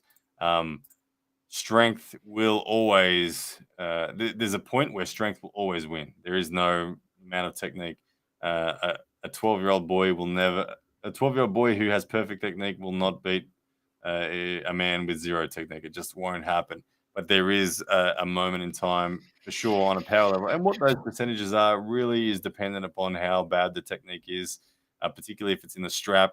A good technician can be 20-30% weaker, I think, and still get the win if it's that. But at the pointy end of the sport, at the professional end of the sport, everyone has a very sound understanding of technique. So the margins of this technique versus power thing become very, very indifferent. It's not like at the novice level. At the novice level, the margins can be huge. Like I said, you can be half as strong as someone and beat them at the novice level. But at the pro level, it comes down to like someone like Devon Larratt against Levan Saganishvili is a great example. We're about to witness it. Levan is clearly stronger than Devon. We all know that. We all agree with it. Devon is a better technician than Levan. I think we all agree with that. He has more tools up his sleeve. Is Devon 80% as strong as Levan? Maybe 80, 85, 75. I don't know. It's somewhere below him. We'll find out. How much is technique going to equalize? We will see. It is a good question. They're both incredibly important. It's always good to be better at both. Good stuff. No, the super chat just keep on coming. I can't keep up with it. Daniel Brady, another one. With all the Monster Michael Todd recent losses, nobody destroyed him like Devon. Clearly the most dominant over Monster Michael Todd. Similarly, he was so dominant against John. I actually think Gennady, in my personal opinion, I think Gennady destroyed him more so. But Devon did destroy him a lot, but so did Gennady. Look, the questions will never stop being asked. The drama will continue until we see Devon and Levan. This will continue. Super chat in from Darko 50 SEK. Did Monster Michael Todd have an injury? No. This is the best Monster Michael Todd can be at the moment, is what I believe. 2 great British pounds from Joe. He says, King of the Table 4 cards still unannounced. What will happen? Yeah, they are still sorting the undercards out. Wait out. We should hopefully, now that this East vs West is done, Core Sports' involvement with East vs West will be wrapped up. I expect somewhere in the next week to hear the announcements of what will be on the King of the Table 4 undercard for sure. Obviously headlined by Devon and Levan. Can't wait to see what happens there. Jeff Woody with $2 just sends it for the love of it. Thank you, brother. Oh, he's got a question up here. It's just popped up. Chafee set up. He had his elbow clear out to the side. Oh, it's gone. Sorry. From Woody, Jeff Woody, if you can find that one. I don't know if I'll see it. But Chafee set up, his elbow was at the side. Obviously, he's suggesting that if Dave had a potentially changed his setup, could there have been something? Look, Dave isn't typically a guy who changes technique. He's very narrow in his options.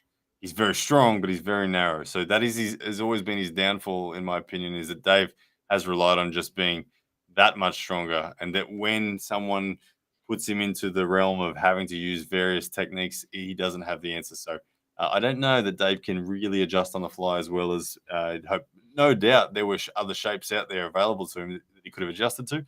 I don't know if he could have hit it. But thank you for the super chat, man. Nicholas comes in with 10 PLNs. When will we see Vitaly v. Devon? I would imagine after King of the Table 4. That will be something that happens. And once Vitaly is available again, I don't know if he's geopolitically isolated or at the moment with travel. But either way, it's in the future for sure. Loaf of Toast. 2 Great British Pounds. Do you think this will be Devon's last shot at number 1? I think this is Devon's last care for it. I think if Devon loses here, he'll probably be okay and satisfied. If Devon wins here, he declared it on his live stream the other day with Neil that he will offer Levan a rematch straight up. So Devon will spend a little bit of time staying at this super monster level, but he has declared that he even wants to go back down to 220 pounds and then travel the world with his cosmic punch theory and all that sort of stuff and just relax and have fun again. So I think this is Devon's last big push. If he wins, he might allow for one attempted rematch and then it would be it, or whatever. James Howie with the 2 Great British Pounds. Any tips for short-armed handed guys new to the sport? Ask Todd Hutchins. He's short, he's got a small hand, and he's got an elbow of steel. Obviously, man, force it inside, but fingertips are going to be your thing. It's difficult to bend your wrist when you've got a short arm, but fingers are mega. So get yourself a big, thick wrist wrench. Get on to that. Do all your training. Don't strap it on. Just start straight and just work those fingers, and that will bring those tall guys down to your height, get them in the lane that you need them to be in, man. But thank you for the super chat and the support. You do Almost sell those handles, don't you, on pound for pound armwrestling.com? Is that? Grab them from pound for pound arm. It's a good plug. The taxa with another $2. Bro, please give us ranking top 10. Oh, my top 10 right now. I have Levan. I have Devon and Vitaly as interchangeable number 2s. I'm not going to tell you who I think is higher because I don't know. But it's Devon's turn to have a crack. So that's how it is. So I see Levan as 1, Devon, and Vitaly is number 2 and 3. Number 4 right now. I had Dave Chafee before tonight. Now I don't bloody know. I don't know who number 4 is. As we said before, is you've got Dave, you've got Hermes, you've got Alex, you've got Gennady. I don't know what order to put them in, so I'm not going to attempt to. So those 4 gentlemen make up 4 through to 7. In any order you want. That's 4 through 7. 8. Okay, who's 8? 8. Well, you put Todd Hutchins in at what, 10? Yeah. Yeah, Todd Hutchins is going to creep in. Who's normally at 8? I can't even remember. Who am I forgetting? There's been so much Crazy. we've seen tonight.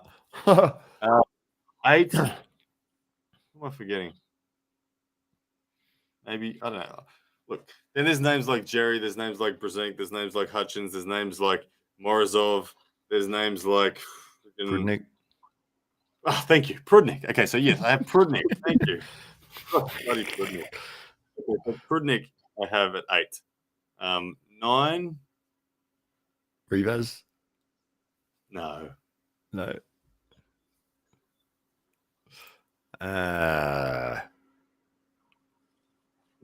Look, just say Hutchins and then 10 Brzezinski, just to end this question. Sure. The longest super chat question ever.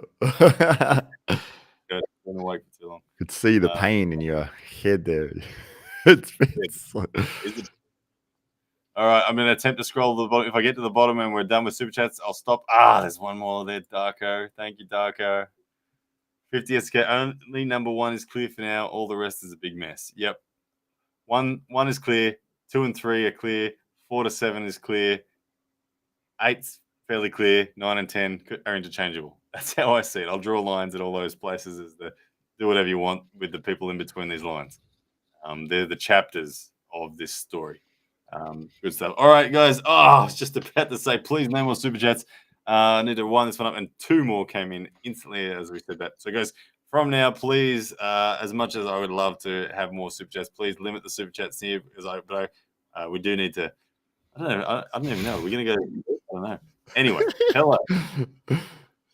Camille Shumliden comes in with 20 Swedish kroners, I think it is. Non-transitive probabilistic comparison. Check it. Oh my goodness. When my brain is fried even more now. Yeah, that's the sort of question you want to get at 7 in the morning.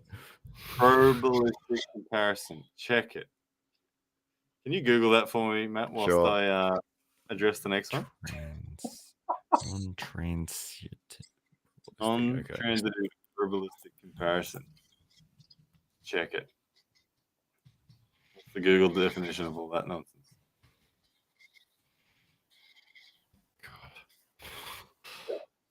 Probabilistic. You're killing us. Where am I? Prob-al. Whilst you do that, I'm moving on. Robert, next one, $5. Thank you, brother. Who's John's next opponent? It is Irakli Zarakashvili at East West 4. Pseudonym $5 says, we've all had fun today. Now give thanks to God and go spend some quality time with friends and family. Yes, thank you very much, Pseudonym. I appreciate all the support and everyone in the chat. You got an answer for me? Matt? Yes. A non-probabilistic sampling technique is a method of choice when the population is not created equal. So, I think he's probably referencing genetic advantages and stuff like that and trying to have a measure of who would be ranked the best, regardless of the fact that you've got different weight classes and genetic abilities and that sort of thing. That sounds like a rabbit hole for another day for me, but thank you for the super chat. Ataxa with $2. Guys, please end the super chats. I need to get to the end of this. Stop giving us money. I said 30 seconds. $20 from Zig S. Here, man, have some breakfast on me. Thank you very much. Yeah, we'll go grab some breakfast now. Now, get out of here before more comes. Thank you so much. All right, legends, Matt Connolly and I, we are out of here. Thank you so much for all your support on the event. Huge event. Lots of talking points to come. Please, guys, go and subscribe to Matt Connolly. We do a show this way, The Deep End. We do a weekly podcast. We'll talk about a whole lot more, but please do go and subscribe to Matt Connolly's YouTube channel. You can see all the links in the background, all these handles and that. But yeah, guys, thank you so much for spending this last 7 hours with 6.5 hours. I've had a blast. I'm sure you guys have too. And we'll see you again soon.